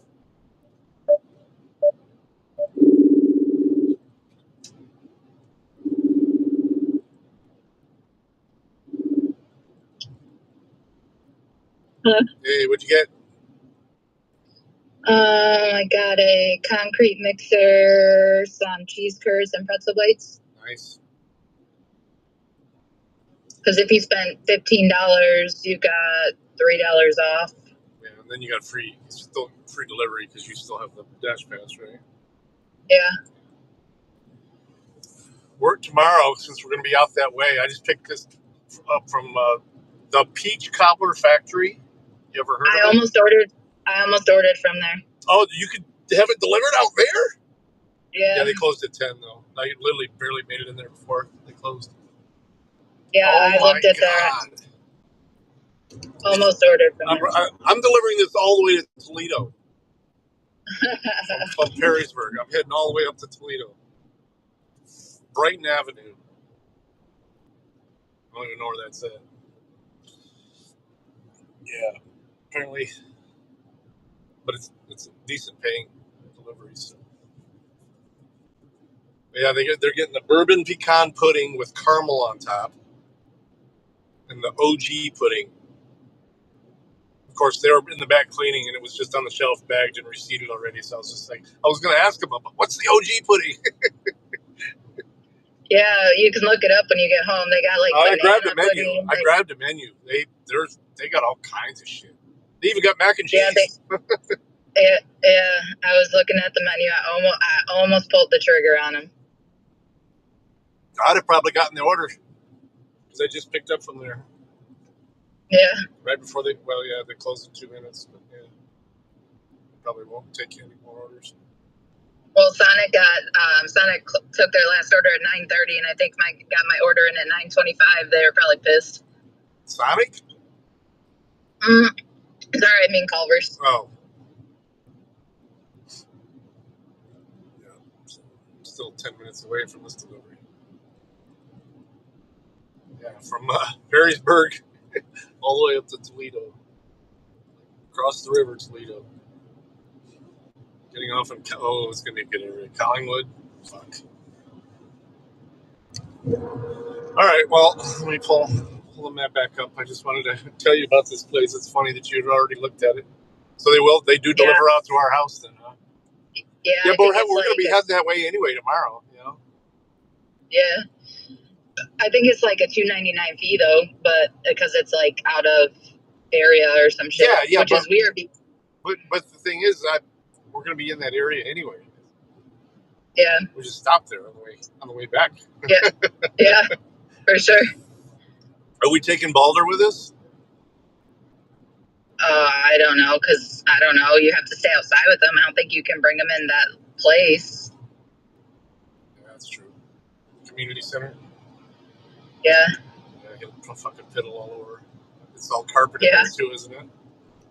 I don't remember. All right. Well, love you. Talk to you later. All right, love you. Or just as important sorry. officers in Alabama. I didn't say hi for you again. Why would we go along with a president who's violating our Constitution time and time again? When in the history of this body, Democrats and Republicans used to stand up for their turf? These could easily pass with a simple amendment that says, you know what, you can play games however you want, President Trump. But when it comes to resources for police officers, no games.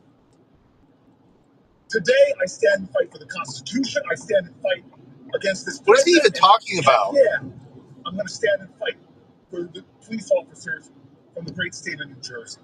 I object. So if you're confused as to what he's objecting to and why he has any validity in objecting to anything having to do with the police, since he stands with a party that defunds them, we're right here together, my friends. Right, hour 2 is up next. We have Dr. Carol Lieberman. Stay right there.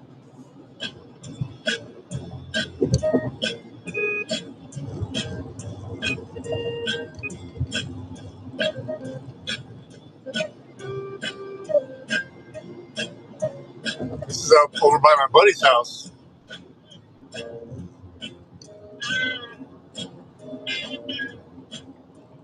Hey, business owners, tired of just dreaming about that next big step for your company? It's time to stop waiting and go for it with Delta Capital's incredible sweepstakes. Head to delta25k.com right now for your shot at a $25,000 cash giveaway. That's right. At the end of this month, one lucky business owner will walk away with 25 grand to fuel their business growth, launch a new project, or take their venture to new heights. All from Delta Capital Group, where business owners get their business loans overnight. This is for existing business owners only, so don't miss out. Imagine what $25,000 could do for your business. New equipment, more staff, or that marketing push you've been planning. It's all within reach with Delta Capital. Rated A+ by the BBB. Enter now. Yeah, I know. It's kind of a weird standoffish thing. It's like the only regular food that they have. Remember, it's time to start thinking beyond the bank. Like it's like comfort stuff, puddings and all that stuff. Though it's mac and cheese is pretty comfort foodish. Did you hear that sound? That's the sound of lower scores. You may hear it more often with AIM or yeah, my buddy lives right over here. Titleist. AIM designs are engineered for performance, and players using a Titleist golf ball with AIM are up to 35% more precise in aligning their putt. Whether it's the tour-inspired AIM Performance, AIM Enhanced, or AIM 360, there's one right for you. So commit to your line and make more. See all the AIM designs at Titleist.com. Now that I'm a dad, I can't stop thinking about what would happen to my kids if something happened to me. Like losing the house or not affording college. Yeah, that used to keep me up at night too. That's why I finally got life insurance from Ethos. It's 100% online. No medical exams, just a few health questions. I got $2 million in coverage for around $2 a day. I never realized it was that simple. Get your free quote at ethos.com/apply. That's ethos.com/apply. Please meet your rebuild monthly sample rate 10-year term life policy for a 35-year-old healthy non-smoking male. Economic opportunity. Moral order. Conservative principles live here. We are Sirius XM Patriot, Channel 125. Breaking news this hour from inDOCtriNATIONlive. Leaders in Washington. Senate Majority Leader John Thune says he's considering using an extended recess to allow President Trump to bypass the Senate confirmation process for a backlog of nominees. Bob Agnew reports. Democrats have done a successful job of holding up confirmations, and now the backlog is so severe Republican leaders are considering alternatives. Majority Leader Thune has suggested it may be time for a rules change that would make it harder for the minority party now and in future Congresses to delay confirmations. A more short-term solution would be to rely on the president's power to make recess appointments. If he chooses that path, Thune would still need to get 50 Republicans to agree to that recess and convince the House to do the same. There's been a rather savory spill on a Pennsylvania highway. Hundreds of hot dogs poured of a major highway in Pennsylvania as a tractor trailer crashed on Interstate 83 just north of the Maryland border. The truck scraped a concrete divider, ripping open his trailer, scattering boxes and boxes of hot dogs across the road. Hot dogs all over Pennsylvania. Scooped up the hot dogs in a front loader, with one first responder saying they didn't realize just how slippery hot dogs can be. 4 people were injured, although none of the injuries are considered life-threatening. I'm Lisa Dwyer. In a warning to Russia, President Trump said Friday he's ordering the repositioning of 2 U.S. nuclear submarines based on the highly provocative statements of the country's former president, Dmitry Medvedev, who has raised the prospect of war online. A rough day on Wall Street with the Dow down by 542 points, the Nasdaq dropping 472. Never heard of either of those terms, but this sounds delicious either way. Healthcare is complicated. It doesn't have to be. If you don't love how your health insurance works, maybe it's time to leave traditional health insurance behind. Take charge of your healthcare with Christian Healthcare Ministries. CHM offers you flexibility. Enroll anytime, choose your own provider, and select the program that fits your needs and budget. CHM is the original faith-based way of taking care of your medical bill costs. Learn more at chministries.org/wellness. This is an urgent message for investors over the age of 50. Silver is on the verge of making history. This is an opportunity you can't miss. We're Advantage Gold, the #1 rated precious metals company in America, and we've helped thousands of investors move their IRA, 401k, or retirement account into physical gold and silver. Call 800-900-8000 now, or visit us at AdvantageGold.com and get our free 2025 Silver Investor Report. You'll learn how to get up to $10,000 in free silver with a qualifying purchase. Past performance may vary. Consult your financial or tax advisor. Call us at 800-900-8000. 2 wildfires burning in the western United States, including one that has become a mega fire on the north rim of the Grand Canyon, are so hot that they're spurring the formation of fire clouds that can create their own erratic weather systems. Arizona Fire Information Officer Lisa Jennings says fire clouds are a difficult weather event to work with. As these pyrocumulus clouds form, they suck in that superheated gas and create their own wind systems. If they get high enough, they can also create downdrafts, and that's something we really watch out for because that can like a fire tornado. It can be very dangerous for firefighters who are doing their work on the ground. She says they've seen this for the past few days, and what that means is that there's a lot of fuel and vegetation that the wildfires are consuming. News and analysis at townhall.com. From Washington, I'm Keith Peters. Christian, mother, wife, Air Force veteran, gun rights advocate. This is Stacy on the Right. Here's your host, Stacy Washington. You're live and direct with Stacy on the Right here on SiriusXM's Patriot Channel. I know I say it a lot, but I hope you guys know how grateful I am to be with you and to get to be here manning these 3 hours and just, for us having our time together and for my great guests. Dr. Carol Lieberman is known as America's psychiatrist. She's a board-certified Beverly Hills psychiatrist and host of Dr. Carol's Couch on VoiceAmerica.com and the Terrorist Therapist podcast. She's a best-selling, award-winning author at Dr. Carol MD. Dr. Carol, welcome back. Thank you so much. Okay, so, wow. You were talking about this Kohlberger case, and you have asked this question, what is incel theory? So first off, for anybody who fucking nowhere to park in front of the house, maybe have not dug into this case, they've heard Brian Kohlberger's name, but they know he killed people, but they're not sure exactly what happened. Can you give us a rough sketch of what he did and then the sentencing so that people will all be on the same page? Yes, it feels like I've been talking about Brian Kohlberger forever because it has been. I'll be right back. It was on November 13th of 2022. Now, I'd like to be able to say that now that the sentencing hearing has finished and he's in jail, safely ensconced, well, I don't know how safely, but he's ensconced in jail, in prison.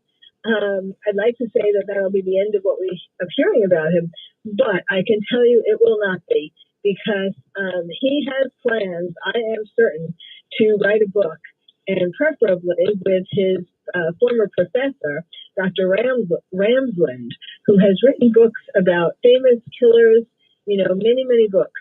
And she has expressed her interest in the media in writing a book with him.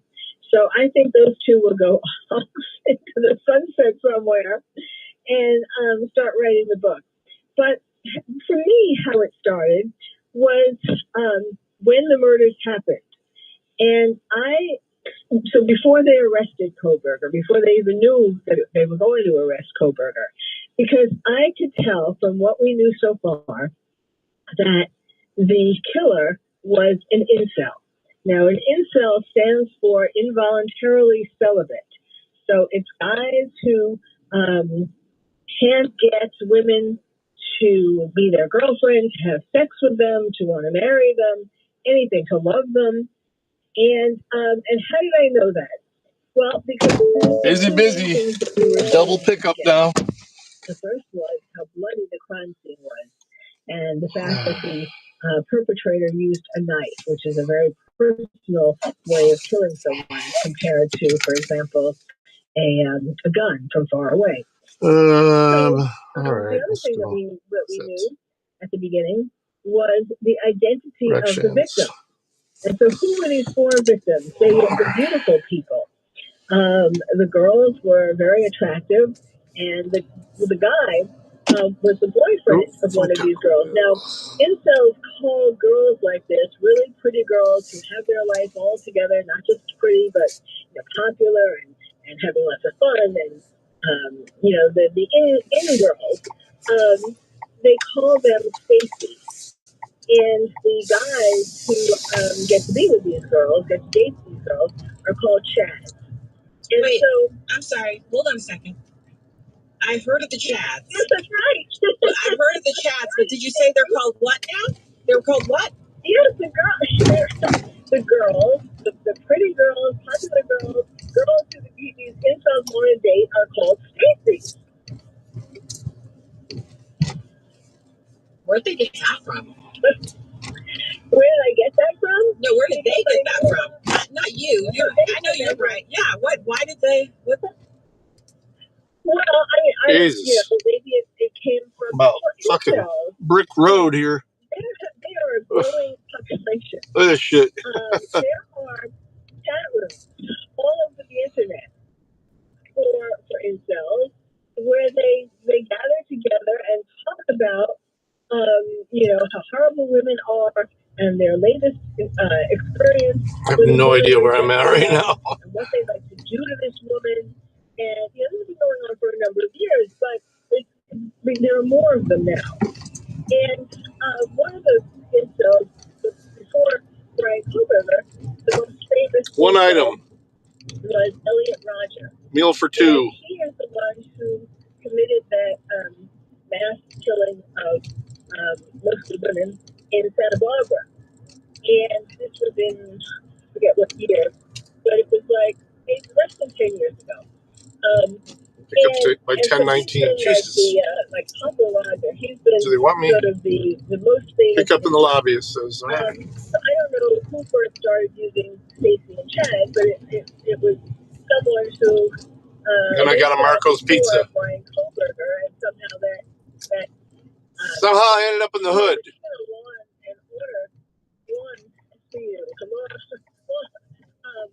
Dude, when they opened that door for that pudding, you could tell why they wanted pudding. It was like a fucking cloud come out that house of weed. College kid, or I guess it was after college.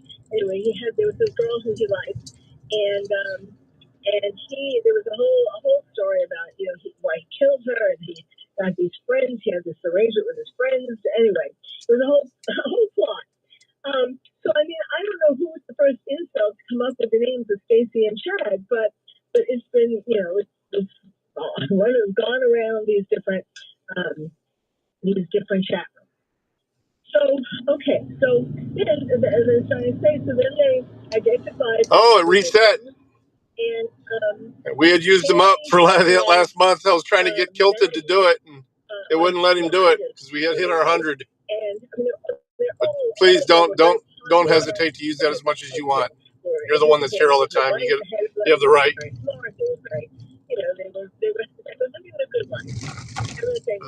Fuck, am I turning left on Broadway? And so, they definitely have been on something else. So that was why I said they were typical Casey's, the girls, and Ethan was a typical Chad. So that's how I put it all together and said that the murderer had to be an incel. And in fact, I was quoted saying this on November 28th. Significant because that's the date, that's right before they arrested Kohlberger. So it's before I even knew who Kohlberger was. So, and since then, yes, I've been saying it ever since. And since then, the third part of this puzzle is that we then found out months later that the first girl who rejected him. This fucking sucks. This is actually not very good paying for 2 pickups. Blonde cheerleader. Wish I would have looked at how much it was beforehand. Him in a very mean kind of way. He was sort of an outcast to begin with. He was awkward, and he wasn't popular to say the least. And so she kind of made fun of him when she rejected him, and she told the other girls to reject him. He loved her, in your first love kind of way. And so it was a major rejection. And since then, he had rejection after rejection after rejection after that. But it is not a coincidence that the two of these girls, Maddie and Kaylee, were these blonde, I don't know if they were cheerleaders, but they were blonde girls who looked exactly like the girl in middle school who rejected him. How do I know this one? And there were articles about this girl and with pictures of her.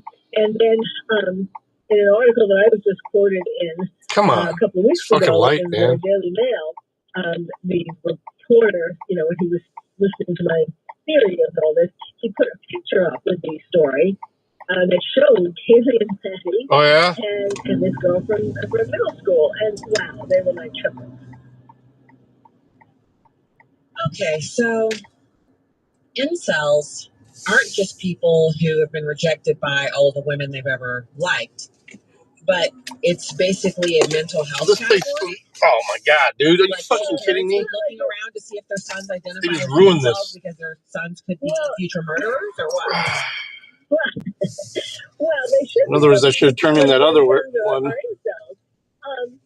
Another little entrance there. A diagnosis in the DSM. All right, let's run in and grab this order. Put out by the American Psychiatric Association. There is no specific number, assigned to it, a diagnosis authorized in that book. But all right, I'll be right back. And there should be really.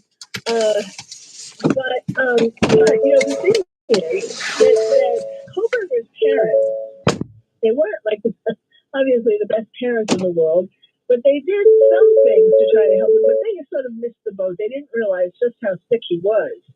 And the father took him to boxing lessons because he saw that he was an outcast and that he was angry.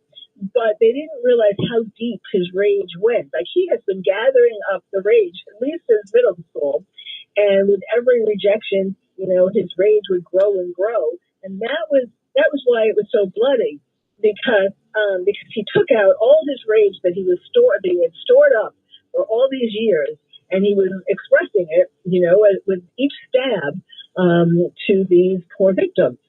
And so parents should be paying attention to whether their child, whether their son is, how if he's having, they should be paying attention to every little thing that their children are feeling.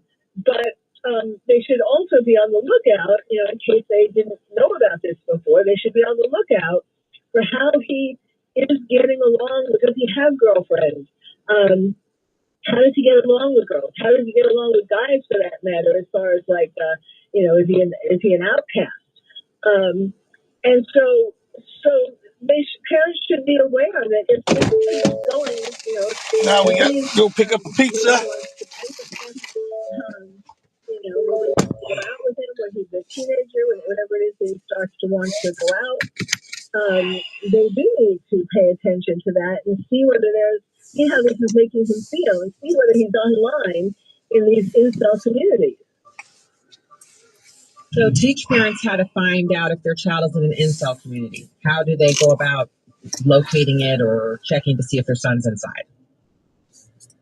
Well, I am not an expert in tech, in anything tech, but surely they can ask someone who, if they start looking for it, probably you could Google something that would bring you into those. I started looking in those. I myself spent some time looking for some of these chat rooms. It wasn't that easy to find, and to be honest, I don't remember how I got into them. But I wanted to see what was really going on there, whether they were mentioning Brian Kohlberger, and just in general what was going on. And it gets very violent in there. I mean, they talk about doing things like stabbing and shooting and other kinds of, just let your imagination go. This pizza has 4 items. Oh, it's so disturbing. So when I was reading pepperoni melt, I think everybody has the works, cheesy bread, and chicken wings. It's not as bad when someone dies Royce. and they're not attractive. But when they show the picture and it's this young, bright-faced, attractive person, and they're staring out of the picture, and they've been killed, and brutally so. And I think I was reading the same story. I mean, I was so disturbed by it, I just was trying to block it out afterwards. And ain't gonna be ready either, because I'm gonna be like 5 minutes early when I get there. Reading about how one of the roommates, he was and it's Friday. Oh fuck, the ball game's emptying out. That's what all this traffic is too. I heard the fireworks going off downtown when I was outside at the other stop. Is that what happened? She gets killed as well. There was one room. So he killed the two, Maddie and Kaylee, right at the beginning, and then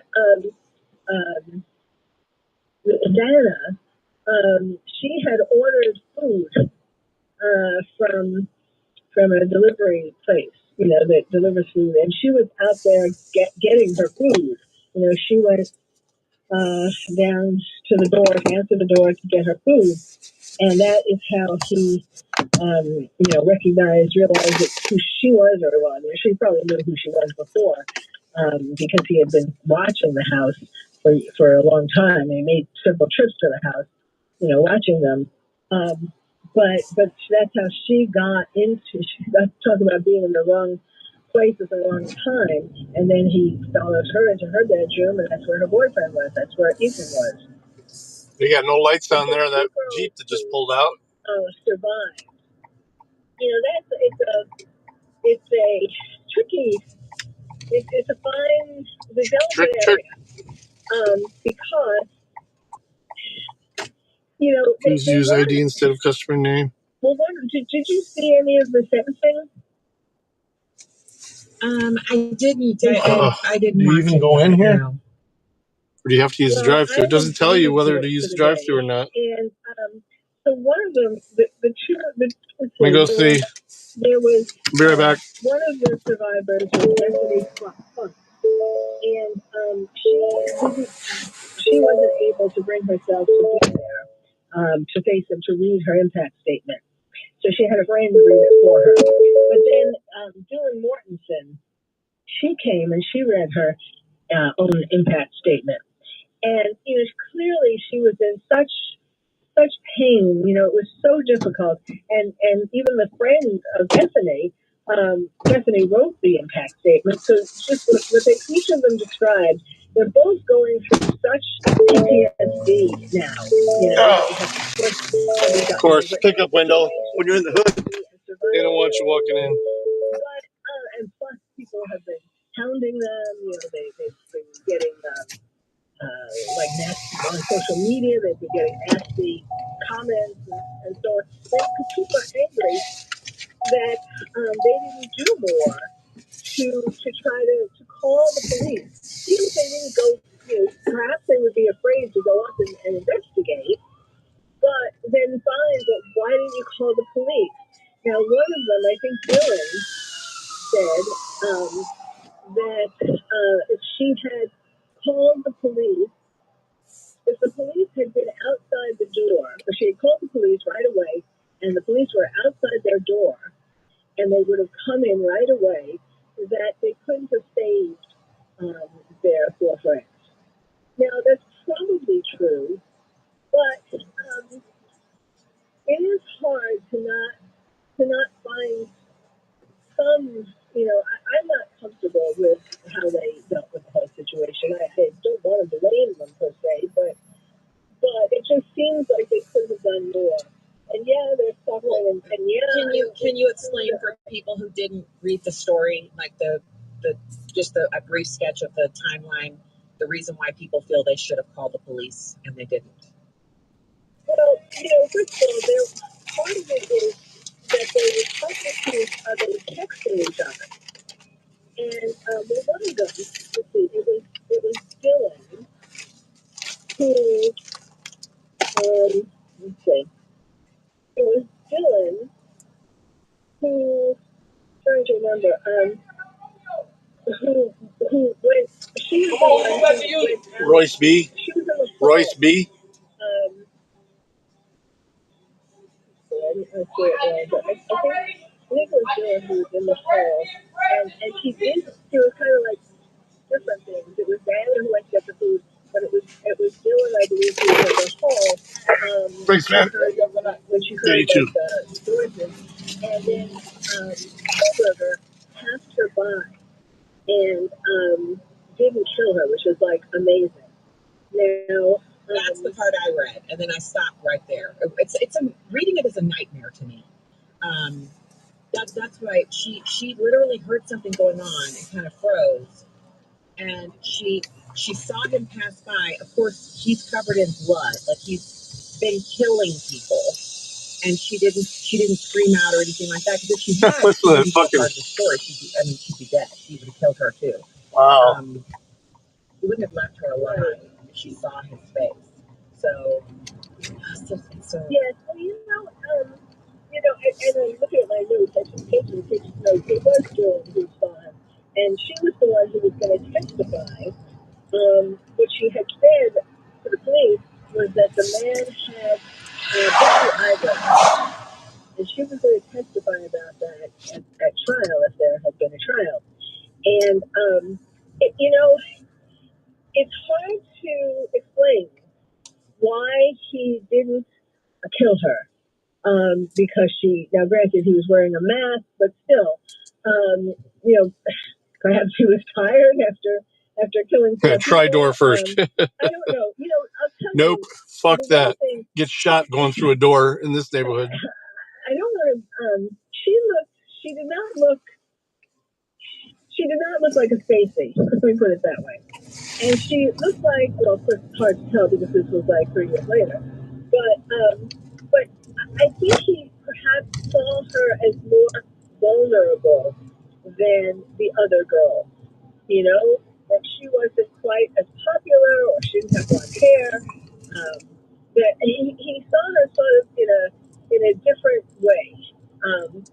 And because I was noticing how he was looking at her in the courtroom when she was reading her impact statement. And it was so interesting to watch him during these impact statements, because some of the people said they were really angry and they expressed their anger and were telling him, saying all kinds of bad things to him. I mean, not that he didn't deserve them, but so when the people were doing that, like that was mainly Kaylee's father and mother and sister. And so they were like going whole hog. They were really, especially his sister. She was really saying she had done her homework. And she was, the mother too. The father was just kind of more, he was the most angry of all. And he expressed it when he got up the to Brick the podium, Road. and he moved the podium to face 647. Kohlberger, whereas it had been set to face the judge. and nobody else moved it until he did. So that was his kind of like, and he also said some things. But Kaylee's sister had done her homework, and the things that she said were she expected, she chose to hurt him as much as possible. You know, things that she knew that he wanted. Oh, talking about like that he wanted to be important, and he's not going to be important now. Actually, the father too said something like that, and the father said, you know, the media doesn't. We don't even call you by your name. Let's see. This is so weird. There's grass growing between the bricks on this road. Yeah, we don't call you by your name. So weird to because, see. You know, you're a nobody, and in fact, the media, they don't call you by your full name. They call you BK. Now, when the father said that, what occurred to me was that he probably wasn't so. He could probably see the book or see the classes, you know, forensic classes that other kids are going to be taking now. Instead of, you know, there's a killer, the BTK killer. It probably hit him right away. You know, he's BTK. Jesus, there's no place to park. That's what the father did. But the sister was really pretty amazing. And then the mother said some things about how 647. Things like basically related to my incel theory. You know, she said you couldn't even get a female to look at you. Now men in prison will have their way with you. You finally will get physical touch, just not how you wanted it. And then the mother's final line. You may have gotten A's in college, but you're going to be getting big D's in prison. Wow. And the sister said something sort of similar. She said, first she said that Kaylee's sister said, that Kaylee and Maddie would have been kind to you. You know, they in a world that rejected you, they would have shown you mercy. So like she knew, you know, she knew about this, and then she said something that was bleeped out, so it was hard to get exactly. But she said, if you hadn't, I'm paraphrasing. She said, if you hadn't snuck in there like a pedophile in the dark of night to attack them, that Kaylee would have blank you in the blank. And then she's basically saying she would have defended herself. Yes, in very picturesque language. And so the people in the courtroom clapped that's how she ended her impact statement, and people clapped, and then they were talking to some other people after that. But what I was really interested in, so I was trying to say that when people were saying things to him, very angry things to him, he sort of clenched his jaw tighter. You know, he pretty much didn't move any part of his body. I say that he was. Now I got to go pick something else up before I drop this off. I'd be pissed if I was that dude who's waiting on this pizza. Because he cares a lot about the way he looks. Savvy sliders. That's a part of the whole incel thing, is they're insulted that they're not being given the opportunity to do what everyone else is doing, which is having a relationship. So it's it's almost, is that narcissism or is that obsession? It kept popping up. I was like, fuck. Well, there's that, but it's also the pride in being like this big bad murderer. You know, besides the incel part of it, I also said once we knew 3 miles away. A little bit about it, knew particularly that he was taking all these forensic courses, that he wanted to be one of the murderers. That future I guess this was on the way there, though. He wanted to be famous. And the judge said something clever at the end, too. He was saying, he started his speech by saying, well, this is the end of your 15 minutes. And, you know, because everybody realized that he wanted more than his 15 minutes. Now, there's something that's really kind of, really sort of strange that could have future ramifications. The judge said, and it wasn't really clear about this, but he said something about how Koberger could appeal in the future, but that would he implied that would endanger this deal. Because this deal part of it was that he wouldn't get any appeal. So it was very strange that the judge said that. But and I wouldn't put it past Koberger to perhaps appeal. I guess if he did, he would risk then not getting a plea deal and risk getting the death penalty. But that was really kind of question mark after it. But another thing was, besides how when the people were being really angry towards him and trying to hurt him and all that, he clenched his jaw tighter, but he still tried to show no expression. But there were two fathers, who, when they said something, they weren't being angry towards him. They were talking about who they were, making themselves really this guy trying to turn left. Fathers were making themselves vulnerable. And each of them had some addiction, alcohol and or drugs. So, like, for example, the father of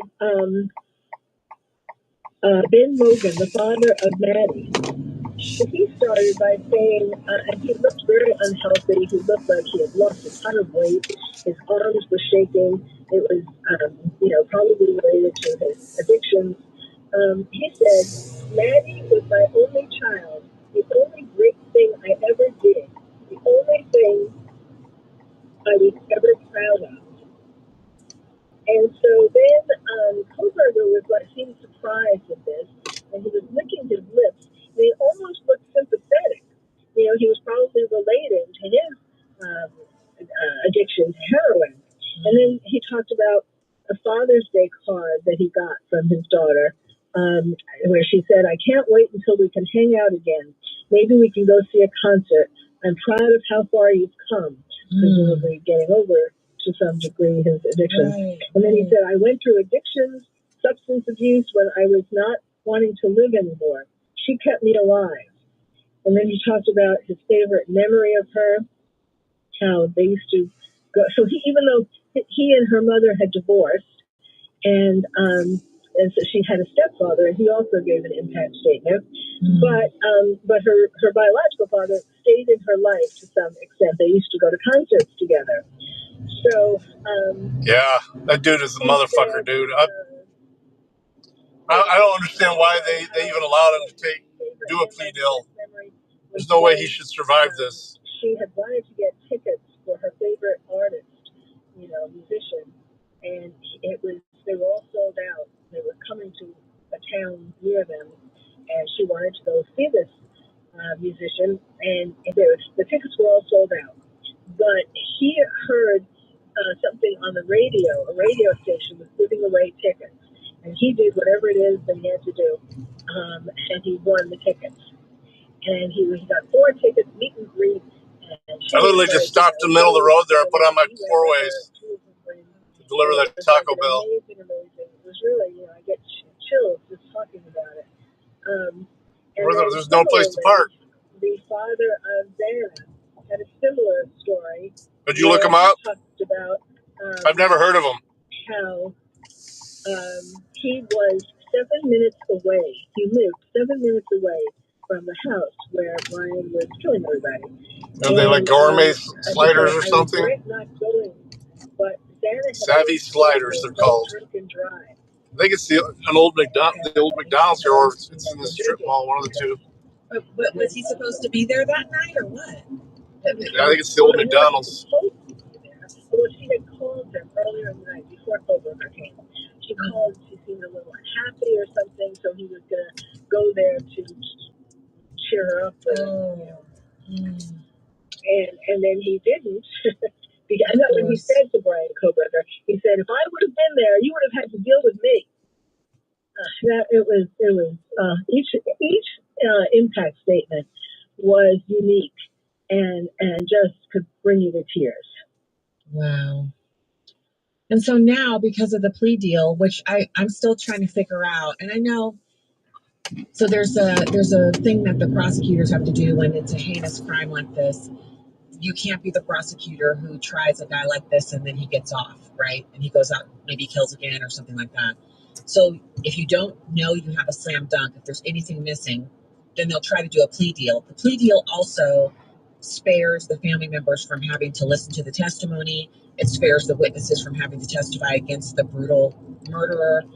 And it shortens everything so that the victims and their families can move on. And I'm talking about the two survivors, because the girls who survived are victims. They're going to suffer from survivor guilt, unless they get into some really good therapy. And, I always recommend as a Christian that they would need to get into a good church and get into Bible study to begin to redirect that self-hatred, because the survivor guilt is a form of No, it's not the old self-hatred. McDonald's. It's right here. But I just don't understand why this prosecutor would take the death penalty off the Where the table for fuck is your someone stop sign who, there? in cold blood, stalked and murdered 4 young people, removing them from our lives, removing them from our existence. 4 young people with a future, people who would have had children and done all kinds of things other than what they did. Even if they all just, worked regular retail jobs, it's irrelevant that they wouldn't have been Nobel Peace Prize nominees or anything like that. That's not the value of a life. It's that there are so many other people, like the dads are talking about. The one guy says that's his reason for living. He's battling addiction. How's he supposed to do it now? Alone. Right. All right, let me see if I can. First, I'm gonna pack up this Why did they decide to give this guy pizza order.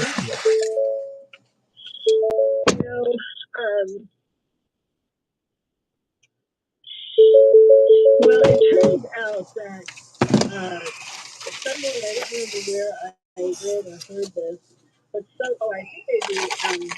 think maybe Kaylee's father, and he's been the most active family member for all of these victims, and the most aggressive. I mean, not aggressive in a bad way, but he started saying that the police didn't tell them enough and blah, blah, blah. He apparently looked into into it. And this prosecutor has a record of giving plea deals. That, like, he hasn't tried a case in a long time, and murder cases, and but he gives plea deals, and he really didn't know exactly why, but like maybe the prosecutor didn't feel secure enough that he was going to, anything can happen in a trial, even like what seems like a slam dunk. So maybe the prosecutor didn't feel confident enough, or maybe he, just wanted to be, the excuse that the prosecutor gave was that he didn't want to put the families through all this, but he didn't really ask the families what they wanted. He just made that decision. So, I don't know. There's some, I think now there was, I think what really happened, it was the person who took the first step. I mean, there was always that possibility, of course, a plea deal. But I think what happened was Brian Koberger's lead attorney, Ann Taylor, she really, pulled out all the stops. You have to give her credit for trying. But in the months before they went for the plea deal, or past the 2 or 3 or 4 weeks before that, she was bringing things up to the judge, things that she wanted to not be allowed to be in the trial, like there's the words bushy eyebrows, for example. And she tried to get their number one best piece of evidence, the DNA. She tried to get that thrown out, and the judge wouldn't let her. And the reason why she thought that she might have a chance at that, and other attorneys, also thought that there was a chance, is because. All right. Damn. This is popping in here. Police and the FBI making that money. They sent the blood that was left on the sheath of the knife that Brian Koberger had left inadvertently, presumably, on the knife sheath. sent it to CODIS. They sent it to the database that you, as you well know, that you originally sent it to. That you sent it to first. All right, got my pizza wrapped up for crimes or at least felonies. the other dude. He must be watching me drive around the map, going, "What the fuck, man? This guy gonna bring me my food or not?" You know, kind of everybody was saying how when you're gonna arrest. Where's this? This guy's name is Lum W. In their sort of desperation, in a way. Toronto Avenue, where it was just at. What the fuck, dude? Places, and where it's just regular people like.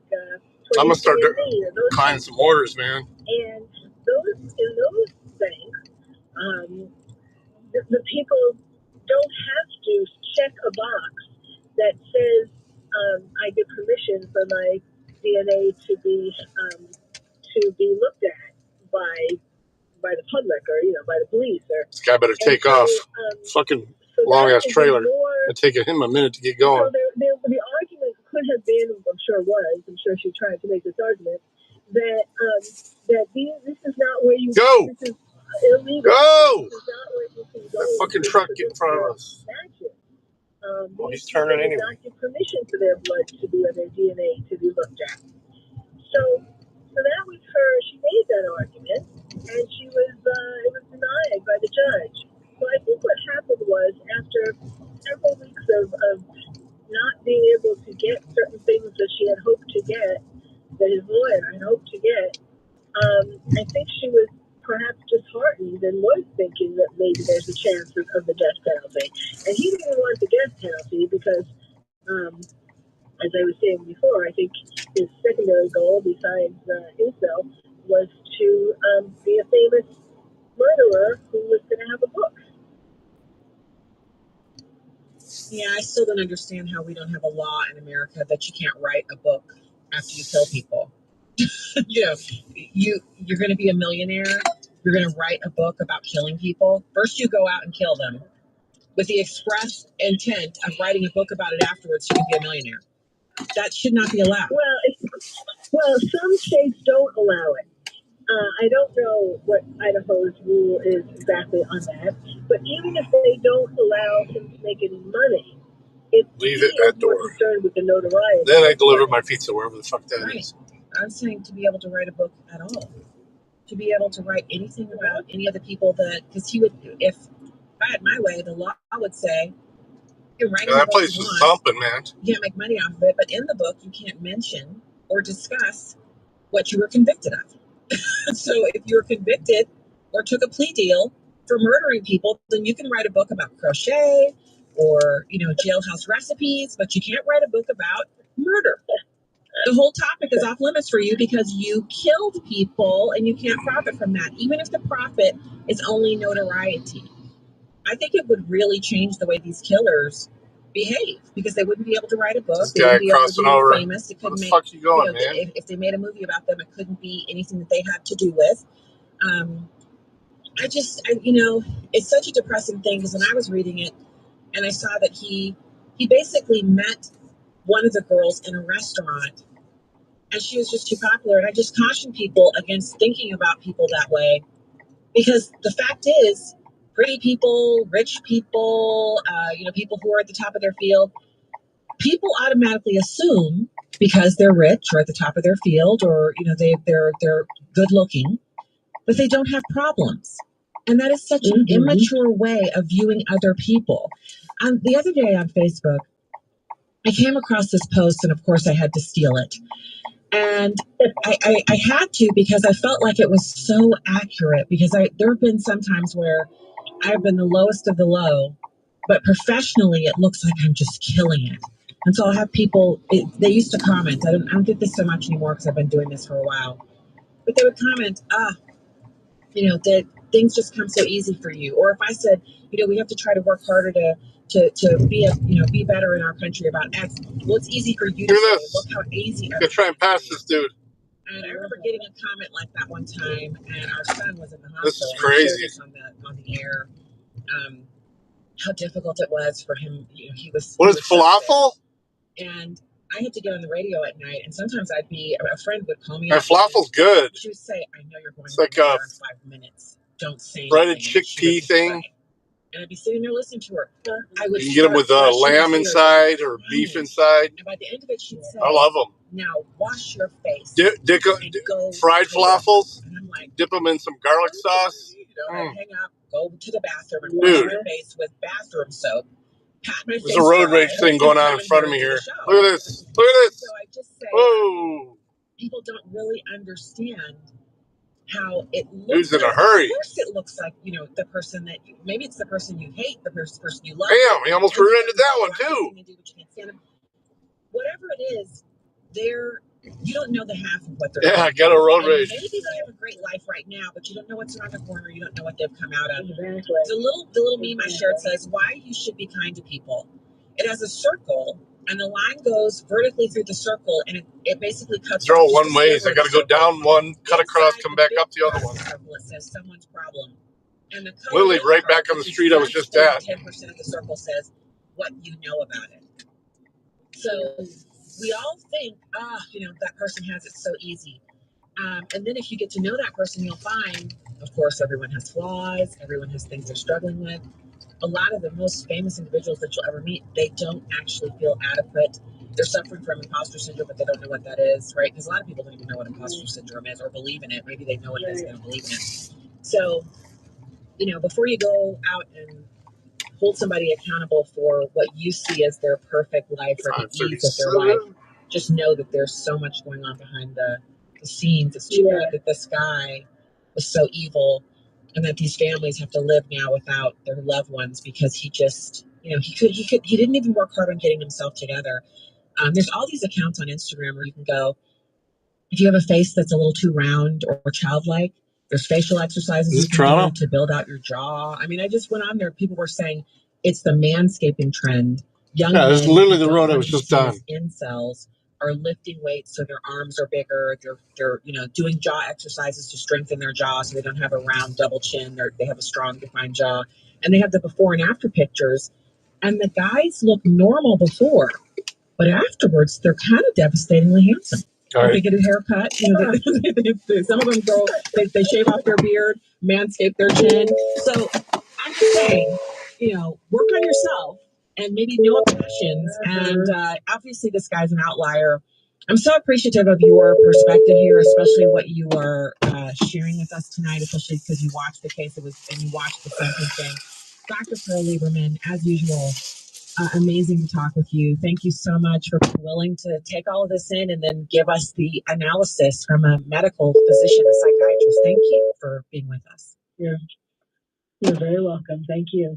All right. Wonderful to talk to you tonight. And we'll be back with more. Stay right there. Breitbart News Saturday. Matt Boyle. This place, right? This show right here, this platform we've built here is something truly historic and different. Our Saturday destination. President Donald Trump. You've been great, and Breitbart's been fantastic. The chairman of the House Judiciary Committee, Congressman Jim Jordan. We have on the line right now Governor Doug Burgum from the great state of North Dakota. Breitbart News Saturday with Matt Boyle. We are the real change. Live Saturdays, 10 a.m. to 1 p.m. East, exclusively on Sirius XM Patriot, channel 125. Craig thought he was protecting his family. Hurricane Ida knocked out power, so he grabbed a gas generator from the store. The deadly carbon monoxide leaks silently into their home. 0.3 miles away, so it's just around the corner. Wow, I've never had a triple order or double order, and then in the middle of it, you had to run out and grab an extra one. But there's a safer, smarter way. That's how busy they are here right now. Generator 2500X from Ford Patriots. Silent, portable, and completely safe indoors. No fumes, no gas. Right now, it's just $299 down and ships tomorrow. Sorry about your wait, Royce. Solar generator, absolutely free, and 2 free solar panels. Use the endless free power of the sun to keep your family safe, your fridge cold, and critical. 538 right now. This special offer ends soon. Visit 4patriots.com. It's just on this road That's too. Number 4, patriots.com. Go there now. Your family will thank you. A message for qualified investors from Noble Gold Investments. If your portfolio is over $250,000 and you aren't hedged, you're sitting on a ticking time bomb. With markets at all-time highs, history tells us what comes next. A 10% allocation into gold and silver can help diversify. Experienced investors know that in times of economic uncertainty, real assets. So this area doesn't look so bad. True security. Noble Gold That Investments 2 or 3 streets down, it gets bad. to your portfolio, so you can hedge like the world's smartest investors. For nearly a decade, Noble Gold has helped thousands of Americans protect their future, turning numbers on a screen into real, tangible assets. And right now, when you make a qualified investment, Handed to recipient. protect what they've built. Visit NobleGoldInvestments.com today. NobleGoldInvestments.com. Past performance may not be indicative of future results. Investing in precious metals, including gold, involves risks. Consult with your tax attorney or financial professional before making an investment decision. Oh, wrong house. After 6 decades, the long, strange trip comes home to where it all began. Wrong house. Glad you could be with us here tonight because you like it here. Celebrate 60 years of the Grateful Dead's music with 3 nights of Dead & Company, featuring Bobby Weir, Mickey Hart, and Here's the right house. Dead & Company live from Golden Gate Park in San Francisco tomorrow, 9:15 p.m. Eastern, 6:15 Pacific on the Grateful Dead channel, Sirius XM 23, and at home with the Sirius XM app. Andrew Wilkow. The 2 biggest compliments I get on this Oh, it smells weed around here. program, and you spent some time listening to, not just a listener. Pardon. The other is my Democrat friend says this. What do I say back? Facts. Argument. And firepower to win at the debate. Jerry used one of your arguments, and it worked. Andrew Wilkow and the Wilkow Majority. Weekdays, noon to 3 p.m. East on Sirius XM Patriot 125. That's one of the greatest compliments I can get. This is Patriot. But today we celebrate the core values that built this country: freedom, hard work, risk-taking, and above all, trust in Almighty God. Conservative principles live here. Sirius XM Patriot.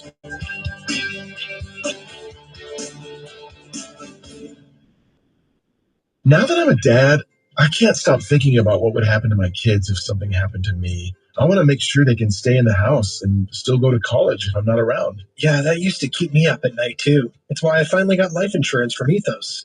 I needed to know my family would be financially secure if the worst happened. Honestly, I keep putting this off. It seems like a huge hassle. Ethos made it easy. I got it done in about 10 minutes all online. No medical exams, just had to answer a few health questions. Wait, that's it? How much are we talking?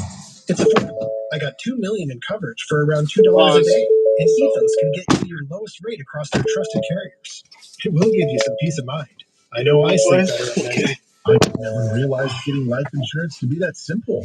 Get your free quote at ethos.com/apply. Yeah, I hit pause as soon as I completed that order. I didn't want to get nothing else right away. Ethos.com/apply. Rates may vary. No monthly. Sample rate 10-year term life policy for a 35-year-old healthy non-smoker male.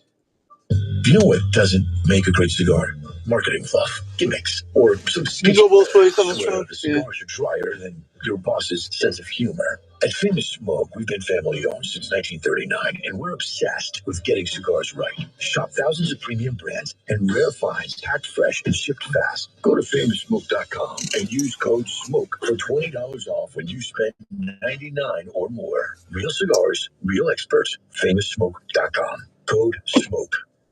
Is it? Yeah, it's about 11 p.m. Chuck McDowell, timeshare cancellation guy. In 2011, I founded Wesley Financial Group. Oh, my son just sent me money for his insurance, too. Good boy. Good boy.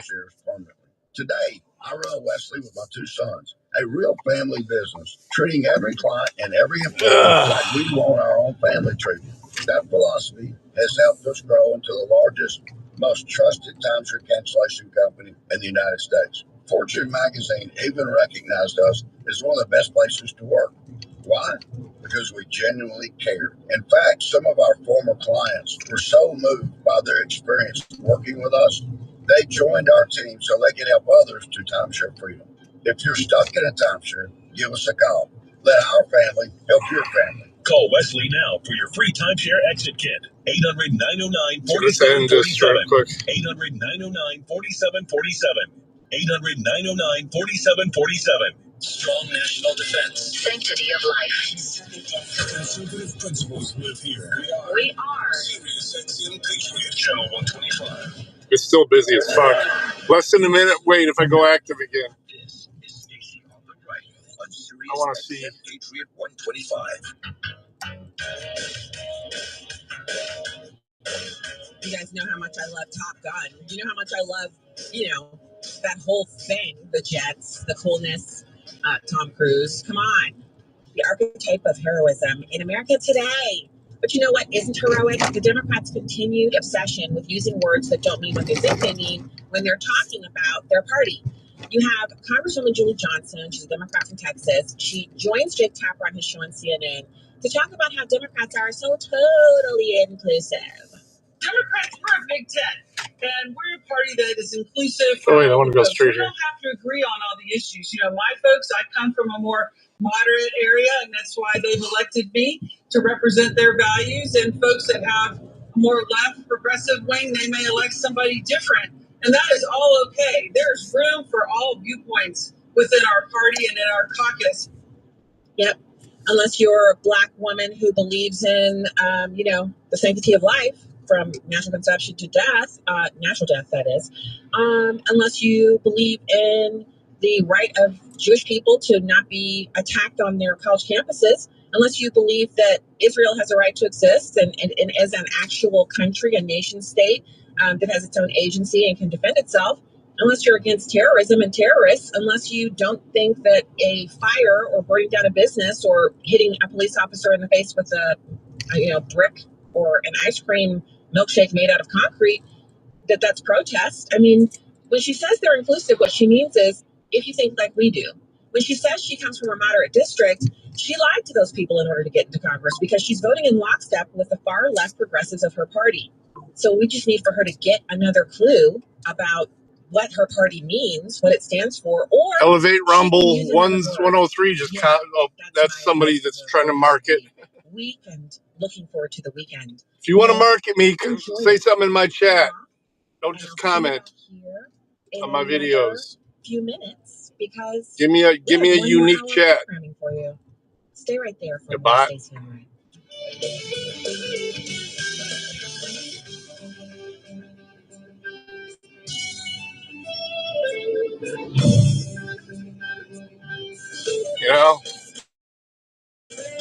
Somebody just commented.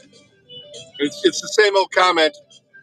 Only real person I get a comment from is Dirty. This year include getting healthier. You should start by taking a closer look at your water. He actually says some nice stuff. To find out how many impurities are in tap water. Everything from viruses to lead, PFAS, pesticides, and other contaminants. No one wants that. What you do want is healthy drinking water. And it starts with Aquasana. Aquasana water filters remove contaminants and fucking both of these. Healthier, odor-free, great-tasting water. You'll enjoy an immediate difference with every drop. With everything from whole house systems to under-sink units, Aquasana's high-performance water filtration systems are low-maintenance and eco-friendly.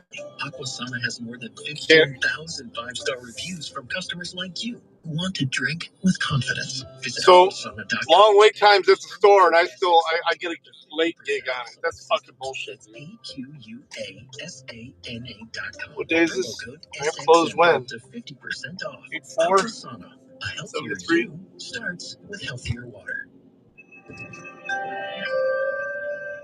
Noble Gold Investments alert. Gold has surged 46% in less than a year, doubling the gains of the NASDAQ and S&P 500. But this isn't just another rally. Investors are losing confidence in paper gold and demanding physical metal, creating a massive gap between gold owed and gold available. But this isn't about how institutions broke another system. It's about how you can profit from it. Right now, Noble Gold Investments has a limited supply of investment-grade gold bars and coins available. As banks scramble to fulfill their obligations, pushing gold prices higher, you can profit. Smart investors are already moving into physical gold. Noble Gold Investments makes it easy for you to do the same. And right now, when you make a qualified investment, Noble Gold will add a free 10th ounce gold coin to your order. Don't wait until it's too late. Visit NobleGoldInvestments.com now and turn their panic into your profit. NobleGoldInvestments.com. Past performance may not be indicative of future results. Investing in precious metals, including gold, involves risks. Consult with your tax attorney or financial professional before making an investment decision. Secure borders. Free market. Conservative principles live here. We are Sirius XM Patriot, channel 125. News this hour from townhall.com. I'm Ron Taylor. Authorities have launched a manhunt after a shooting in a Montana bar has left 4 people dead. State investigators say the shooting happened Friday morning at the Owl Bar in Anaconda. Public records show and U.S. Army officials say the man suspected in the shooting is a military veteran who lived next to the bar. The situation in Gaza continues to deteriorate. With audio from Sky News, correspondent Ed Donahue files this report.